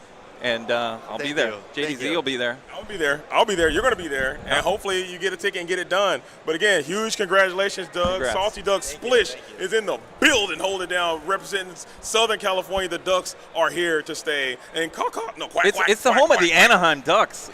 And now we have the Salty Ducks. Yeah. All right, take care, everyone. Take care, Doug. Thanks so much. It was nice to meet you, Salty Doug Splish. And that is going to be your winner of the first ever Southern California Smasher. Okay, no one said I couldn't say it, so I'm going to keep saying it. The Smasher. The Southern California. And what a phenomenal tournament, man. We got it done. I don't know if Nigel or Rob want to come by and say something before we start to shut this stream down. But have you heard anything there, production, about Nigel or one of the TOs want to come by and say a couple words about the tournament, some of their things before we wrap the show up? I'd love to get the TOs to come by. I'd love to get some judges to come by to just say hello to the chat before we start to close the show down. Whether they come by or not, we want to give a shout out to all of the staff behind the scenes who put this together. It all starts with a vision, right? Nigel had to see that Lorcana could be successful in this environment. He's been involved with Collectors Expo for a while. He said, you know what, I'm going to take a chance on Lorcana, and the players came out here in Southern California. Absolutely, and they represented well. They played lights out. They were laser focused. The decks were finely tuned, and the matchups were phenomenal. So I want to give a huge shout out to you as well. We want to get Lorcana Stan a huge thank you to him for coming through and bringing some of his energy and some of his pizzazz to the booth and sharing his time. We loved him for that. We also, you know what I'm saying, huge shout out to you and Brent Mukai for coming by and doing some rounds. I had a blast to be here with you, Shane. Your insight and your intellect and your game knowledge is on par with anyone else I've ever been around. I think you're a phenomenal player. You're a great broadcaster. I know you got a future in this. I know you want to win more, but whenever you retire, hey man, I chose to be here. I could have been out there. I could have been out there. I could have given Splish a run for his money. And I think you probably could have. I think you could have took this thing down. I know you might have a little bit of rest, but I do appreciate you making that sacrifice, coming through and sharing your insight in the commentary space. And I think you got a great future at it, man. I had so much fun spending time with you, man. But if we don't get Nigel or Rob or someone to come by the program and kind of tell their story, I want to hear from you, man. What do you got coming up next? Any special shout-outs you want to give? What are some of your highlights and lowlights, and what are you looking forward to going into the remainder of this fabled metagame that we find ourselves? I was just so excited to see something new, something fresh in this game of Lorcana. I've been playing since day one. Mm-hmm. I've seen it all. I've seen the routine. Yeah. And I like change. Right. I like change. I love Lorcana, but I like change. And I think we are in a very good spot. We talked about the boards that get wide. You're kind of staring at each other. What do I do here? Do I exert? That's the kind of gameplay that makes you think. When I was playtesting prior to this event, not to play, to broadcast, just to see all the different decks, what people were doing, I recognized there was a lot more brain power. Maybe I was on autopilot before. I kind of, the ins and outs of each deck, but if you're going to a Fabled tournament and you're like, I can just rest on my laurels, on my previous experience with things like be prepared, well, it's gone. That safety blanket is gone. But I'm going to cut you off, Shane. We got in the building. Look we got this. Rob in the building. One of the TOs, one of the big bosses of the North, holding this thing down, putting this thing together, making it all happen. And I'm trying to tell you right now, from my experience, this was an absolute slam dunk success. I think everybody had a great time. It was so much fun. But I want to hear from you. Can you just talk about how this event came to be, and what are some things that you enjoyed from your perspective as a tournament organizer? What would you do different, or how did you think this thing turned out? Honestly, a big shout out to Nigel, first off. I honestly couldn't have done this without him. He came to me, asked me for some advice on how to run the event. I had been doing some events in SoCal. I run a lot of events in SoCal, actually. I threw a 5K back in set 2. That was kind of like the first big one that we had here. That was a fun super one. sick. We streamed that one. It was a little wonky, but it was like my first event, into the Lorcana space. But yeah, I mean, Nigel, hit me up and he was like, "Hey, dude, let's do this," and I was super down to do it. So that's when I started putting together a staff. Got great judges. They did an awesome job this weekend. But yeah, I mean, that's pretty much the background on it. It's all thanks to Nigel, honestly. Yeah. Absolutely. So we're going to try to find Nigel. He's probably somewhere zapping around with the scooter, getting some stuff done. The man has been working absolutely nonstop, making sure this event was on par with all the other great events that we have around the country. So based on your experience here, do you think this is going to be something that is consistent, that happens often during these sets? Because between you and I, as a West Coast guy myself, we're all West Coast guys here. The West Coast is kind of starved for events. The East is eating very good in terms of these third-party events. Is this something that you guys are going to try to continue to do to feed this region? Because there's some great players here. So I have talked to Nigel about it. It's something I think we hope to continue. Obviously, the biggest thing is going to be, generating the want from the players. Yeah. If we see that we can, get people to come out and we can get bigger numbers, or maybe we can even get support from, other players or places, maybe sponsors, things like that. Yeah. Definitely helps. But I am in talks with Nigel. Hopefully, cross my fingers, this becomes something that we can continue. I would love to do something on the West Coast, like in comparison to, say, like Star City Games or Pastimes or some of these other guys. Yeah. We need something out here. Like you're right. We're starved out on the West Coast. We don't have anything. So maybe Collectors Expo can be that outlet for us to have like that circuit out here for all the West Coast people. Well, JDZ and I hope this isn't the only time that we're representing Collectors Expo, and I know a lot of the players had a great time, and they want some more action. Oh yeah, for sure. Yeah, I agree. Like I said, I hope that this becomes a long-running thing and we can turn it into something big. I think we have the opportunity. I really do. By the way, you're watching on Twitch, brand new channel, subscribe. Yeah. Be ready for the next one. Subscribe on YouTube, follow on Twitch, okay? Yep. We're going to get that done. We're doing, and again, shout out to the YouTube crew. I've been neglecting the YouTube crew the whole time because I just realized that we were simulcasting until like 3 hours into it. So everyone who's been here rocking and rolling with the program all day, all weekend, we really appreciate that. Make sure you leave a follow and continue to follow the program because things are going to continue to happen. Most definitely. Actually, Nigel's right here, so I don't know if we can get him on. He rolled up on that scooter. He rolled up on the scooter. Let's show the scooter real quick. Hold up Let's real do quick. it. Everybody, check out the scooter right here. I don't know if you guys can see that. Oh, but yeah, that's the they can scooter see we're it. They talking can see about. it. Nigel's been zapping around this Look thing at Honda scooter. all weekend. I didn't know it was a Honda Honda. in the building, holding it down. And just like that, we got the man, the myth, the legend is in the building. The person whose vision got this thing started. But Nigel, we want to talk to you really quick. And I want to say this was a phenomenal weekend, man. Again, we had a blast in the commentary booth. The players had a good time. Everything was super exciting. It worked out just the way that you thought it would. So I just spoke to Rob, and I want to hear from you as the person who kind of put this thing together. How do you think it went? I think it went awesome. You guys killed it on stream. Every other moment I had it up on stream, right in this bike round. I don't suggest doing it. I almost crashed a couple times. But Careful. Yeah, event went awesome. The players seemed to have a great time. New format is crazy. It's so different. I was walking by top tables, and the amount of new cards I saw, or even old cards that didn't get played in the old format. Pleakley, crazy card. Pleakley was We've been overperformer. selling the stock of Crazy Pleakley. work. Overperformer named Can't find a Pleakley. cold foil in the building. He's gonna be about $12 Harder to find than For Dumbo. over $10, it's crazy. Jeez. But I'm saying, okay, so in this event, that's why I asked Rob, based on what happened here, are you going to be motivated to put the work in to make this something that is consistent and standard like another circuit? Because you're West Coast as well. We're all West Coast here, and there are some phenomenal players in this region. There is some phenomenal talent that we have. What are the chances that we get another major full-scale circuit to compare what's happening in the East and in the South? We about to drop some hot knowledge right now on these people.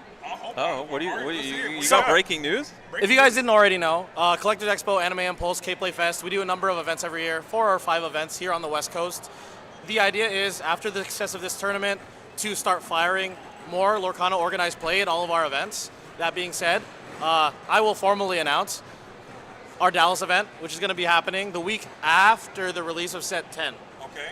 So I plan Another on doing the same release thing. event. Yeah, well, it'll be the week after, so we'll get a week to obtain cards, not go crazy Dumbo situation. Yes, that's true. No $100 Dumbos. Exactly. Well, they might be $100 then. We don't know. That's true. But yeah, so what we're planning on doing is November 14, 15 weekend. Okay. We're gonna be in Dallas. Probably bring out most of the same crew. See who's available to fly out to that event. Okay. Hopefully you guys can join us. Man, you got Hey, my number. I'm in if he's in. If I'm available, you know I'm there for you, man, because I believe in what you're doing. Oh, wait, Nigel's here? Oh, I want to. Hey, did I miss the announcement? Dallas, Texas. The Collectors announcement Expo. of Dallas? Don't miss it. Oh, wow. Did you announce that already? We did. I was supposed to play the trumpet like the do. Yeah. Well. I want to publicly say to everyone listening on the internet that this man is a gentleman and a scholar, and I'm grateful for his trust. And this was a wonderful experience. Amazing. Amazing. Look at this crew. Additionally, we're gonna keep going. Yeah. We have dates for our 2026 calendar already up on our website. That's collectorsexpo.com. Expect more organized play announcements for those cities, whether they be like Lorcana or in addition to things like Yu-Gi-Oh, One Piece, all of that other stuff. We're trying to go big. So let's try to do it. Listen, I want to go big with you, man. Like I said, I like you. I like your energy. I'm so glad that you invited me to be a part of this. And I think that this is the beginning. You know, there are a lot of other third-party organizers who are already established. We're talking CCS. We're talking Southside. Huge shout out to Southside. They got an event going on concurrently right now as well. Yep. Shout out to Inc. Shout out to World Class Cars and everybody who's doing phenomenal things. All these homies in Europe, there's a ton of them. There's in Europe, all over the world. Everybody has an acronym. Everybody's eating good. We're just Collectors Expo. Yeah. We don't need to be CE. No, I'm working Southern California crusher. Okay, I'm saying that. Even if we're in Texas, we're crushing, dude. Okay, We got to come up with a name for Texas. We got time to figure it out. Before I have to jump away, I want to make another announcement too. We had some great artists here this weekend. We had Brian Weiss, we had Kendall Hale, we had Rachel Elise here this weekend, doing a ton of altars for people. A couple of the artists had some time to make some altars for us to give away. Wow, look at that. So right now, right here, right now? No, we're not gonna do it right now. But what we'll do, yeah, you can have one and you can have one. No, what we're gonna do is we're gonna go ahead and post on our Instagram. So that's Collectors Expo on Instagram. We'll have the rules for the giveaway, and we'll give away both of these cards. So it's an Archimedes, and dig a little deeper. Let me get that dig a little deeper, man. I want this for myself. You wanna pull them up to the camera real quick? Yeah, they look sick. Giveaway, dude. Give it to me. What about me? That looks incredible. This is so awesome, dude. This is so nice. This is really, really nice. I saw some of the artists did some altars for our friend Rob, who was just here. Some really, really good stuff. Crazy stuff. So yeah, we plan on doing more of the same. Really excited of how this event came out. I know there were some delays because of reasons. We figured those out. Yeah. We're not going to have those for the next event. I'm really excited for it. We went to 6.237K this event. Is what then. Let's make this like 2 digits. Instead of 6, let's go to like 60. Let's get Lorcana stand over there to make the edit. You heard it here first. Double digit. Hey, we're gonna get the edit on the sign there. It's 6.2K, and it was great, man. But like I said, this event was bar none one of the coolest things that we've done, and I'm so glad I had to be a part of the first one. And I think that this thing was a complete vibe, and I would be remiss in my responsibility again. I want to give a huge shout out to all the judges and the staff behind the scene, because we're here in the booth. You can see us. You can see what we're doing. I got Nigel in here. He's doing a lot behind the scenes, but there are others. We're talking about John over here, head judge, who's in the building holding it down. We got Matt, Daniel, Ben, and Max, all the judge staff who were doing some phenomenal things, making this tournament go off without a hitch, man. So I thought it was absolutely great. I want to give a shout out to Judge Phil. Judge Phil could not make it, but he was supposed to be here, but he was helping out behind the scenes for sure. An incredible amount. Judge Phil does so much for the community, and he is another very unsung hero. I think he doesn't get the credit he deserves. Yeah, I'm going to jump out of here real quick, but yeah. All right. Later, guys. All right. My fellow Lumineers, man, I think we got breaking news. Breaking news. We broke it down. I think we're about to wrap. Oh, second place. Yo, what is up? Is that colorless? Well, come on in. We're about to wrap this up. How are you gonna bring the interview in? We got one more. One more. You guys are killing me, okay? You're supposed to be killing me. I'm killing Cole. I'm sorry. Shout out to you. Okay, you had a very cool deck. I enjoyed it. It didn't work out for you, but you made it all the way to second place. This is Colorless, the second place engineer of the new deck. What are you calling the deck? I don't want to take full credit for it because I actually want to have a huge shout out to Ghosty, because I originally started off with like a lot of Ghosty at Southside Gaming has been building with for Turnidogs in set 8, and then what he's doing now for set 9. So I kind of started there, and he's been giving me a lot of like really good advice as I tell them about my set champs performance and stuff. So that's like kind of where it started. And then for this one, what happened was I was kind of a little bit like after set 9 came out, I was trying to figure out ways to kind of win on the draw. And we talked about that so much. It's so important. Exactly. And I think for me, a lot of the matchups I had where I was on the draw, like it didn't seem like it was able I was able to kind of come back with enough characters or enough strike to clear the enemy board. So I figured, like, can I go to like that typical yellow-green under the sea thing, but still be present enough with a bunch of characters to be able to win in a couple turns. So I started off with like 4 Under the Sea and 4 Lost in the Woods to try to get like that board wipe. But then you see a lot of really even higher strength characters, like sharks are still around every once in a while. So what happened was like I was kind of struggling with Lost in the Woods because you eventually get to a point where you need to ink to 4 to play Lost in the Woods. And then sometimes you just hit an uninkable and that really ruins your game plan. So someone on like the Lorcana fans Facebook page, just like 7 days ago-ish, where they were like, oh, can anybody make a deck work with Under the Sea and Scrump? And then I had to zoom in and see what Scrump did. Was that just like a light bulb moment? Exactly. You're like, oh my goodness, this is what I've been looking for. It was the answer to all of my problems because Scrump costs 2. You can use it as many times as you want, and in a typical Dogs deck, you have like 6 characters by the time the Trump 7 comes out. So you can -2 up to like 4 times before you can wipe their board. So it like got me to like some really good positions to be able to come back. How many of your opponents, when you played Scrump, they were like, okay, what is this? Let me get a up close Every single one. Personal view. I think the couple of really interesting interactions I've had with people with my deck is like one is playing the Scrump and having them see that. Secondly is me turning my character sideways and they like, oh, Bobby and Tramp 7 are questing. I'll add 3. I was like, oh, hold on a second. We're singing Under the Sea. Oh. And then I'd wipe their board and yeah. And pretty much after you resolve an Under the Sea, more often than not, you're probably gonna be winning the game shortly after that because they have no board and you'll still have those 6 or 7 characters and you can just start questing. The game usually comes to an end, man. But I like that deck a lot. Can you just talk about what went wrong in this matchup and how does it go typically when you play against Amethyst Steel? Yeah, so Amethyst Steel, I think it's pretty well known for like a lot of my doggos out there that it's a very difficult matchup for sure. They have so much tempo and so many ways to clear your wide boards of guys doing like 0 damage back to them. So I think what went wrong was there was, especially in game 2, there was a critical moment where I filled up my board and I dropped the Tramp 7 and I had to dig for both Scrump and for Under the Sea. That's what I was thinking. You needed that combo. Yeah, I knew that like that was kind of the make or break, and I unfortunately was not able to get it that time. But even still, like it's a tough matchup. So I'm not feeling too bad about it. Well, and making it all the way to the finals in this first week, and especially introducing the world to a card they may not have even registered as something I told them, that could be buy viable. the cold foil Get Scrumps. it now. You just set the pace, there. and it's something to be built upon. I think that is something that was very unique, and I love that for you. So where are you coming from though? Are you local to this area? Okay. Yeah, I'm just local around to Orange County, so not too far of a drive for me. Okay, and I have to get to a wedding right after this. So. Oh wow, busy man. And we don't want to hold you up, man, but I do want to thank you for coming in and playing in this event.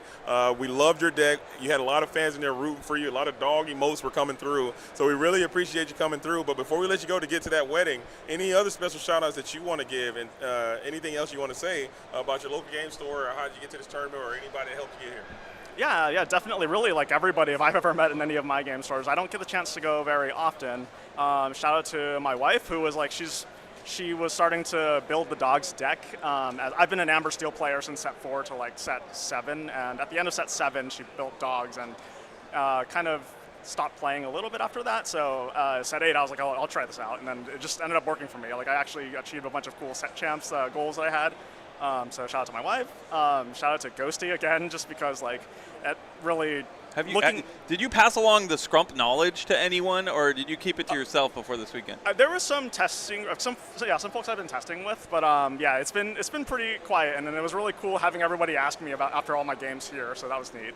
And yeah, shout out to my cousin John who helped me with the ratios because it was like 4 Under the Sea, 4 Scrump, and that just was not working for a little while, so I had to fix it a bit. Okay. But yeah, and sorry James, I'll be there soon. Nice. All Man's right. got somewhere to be. Man's got somewhere to be. I love the tenacity, showing up to a tournament day 2 with something in the rear view, like something else you got to do afterwards.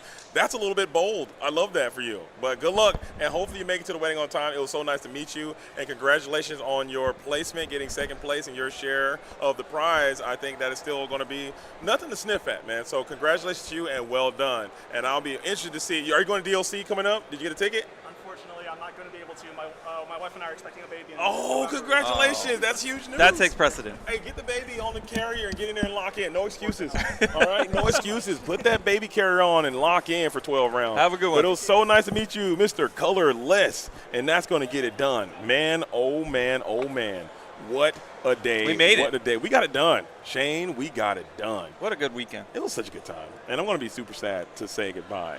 And I don't want to leave, but I got to get out of here. And hopefully you guys all join me. I'm JDZ. I'm on Twitch every day I stream. I'll probably be streaming a little bit tomorrow if I can. And remember, like I said, if you want to be a part of that giveaway, I did get a chance to get to the Disneyland again to get some more of those exclusive park cards. I will be giving those away on my channel sometime next week, so you got to tune in to figure out the details of the giveaway. If you want to have that new park rare bell, you got to tune into the Twitch and find out how you can participate in that. I'm going to tune in. You're going to tune in. I already got one. I'm greedy. Okay, fine. Can I don't get mind. another one? I would rather have it someone who didn't get a chance to have the experience. So if you I'm just if you playing. do win, I will leave it. I will probably give it to someone else, but I definitely would like to have someone who didn't get a chance to be here to get that thing and have it be a part of their collection. Or they can sell it, whatever they want to do with it. No big deal. But with that, my fellow Lumineers, I think it is time to wrap this thing up and sign it on off. What an incredible tournament. What an incredible showcase. Shout out to the Salty Ducks, and shout out to everyone who came here to participate. And this was a phenomenal event. I cannot wait until the next one and what they have in store. So with that, my fellow Lumineers, I think it's going to be time to wrap. As always, I'm JDZ. I'm on a quest. Shout out to the real and salute to the OGs. Until next time, peace.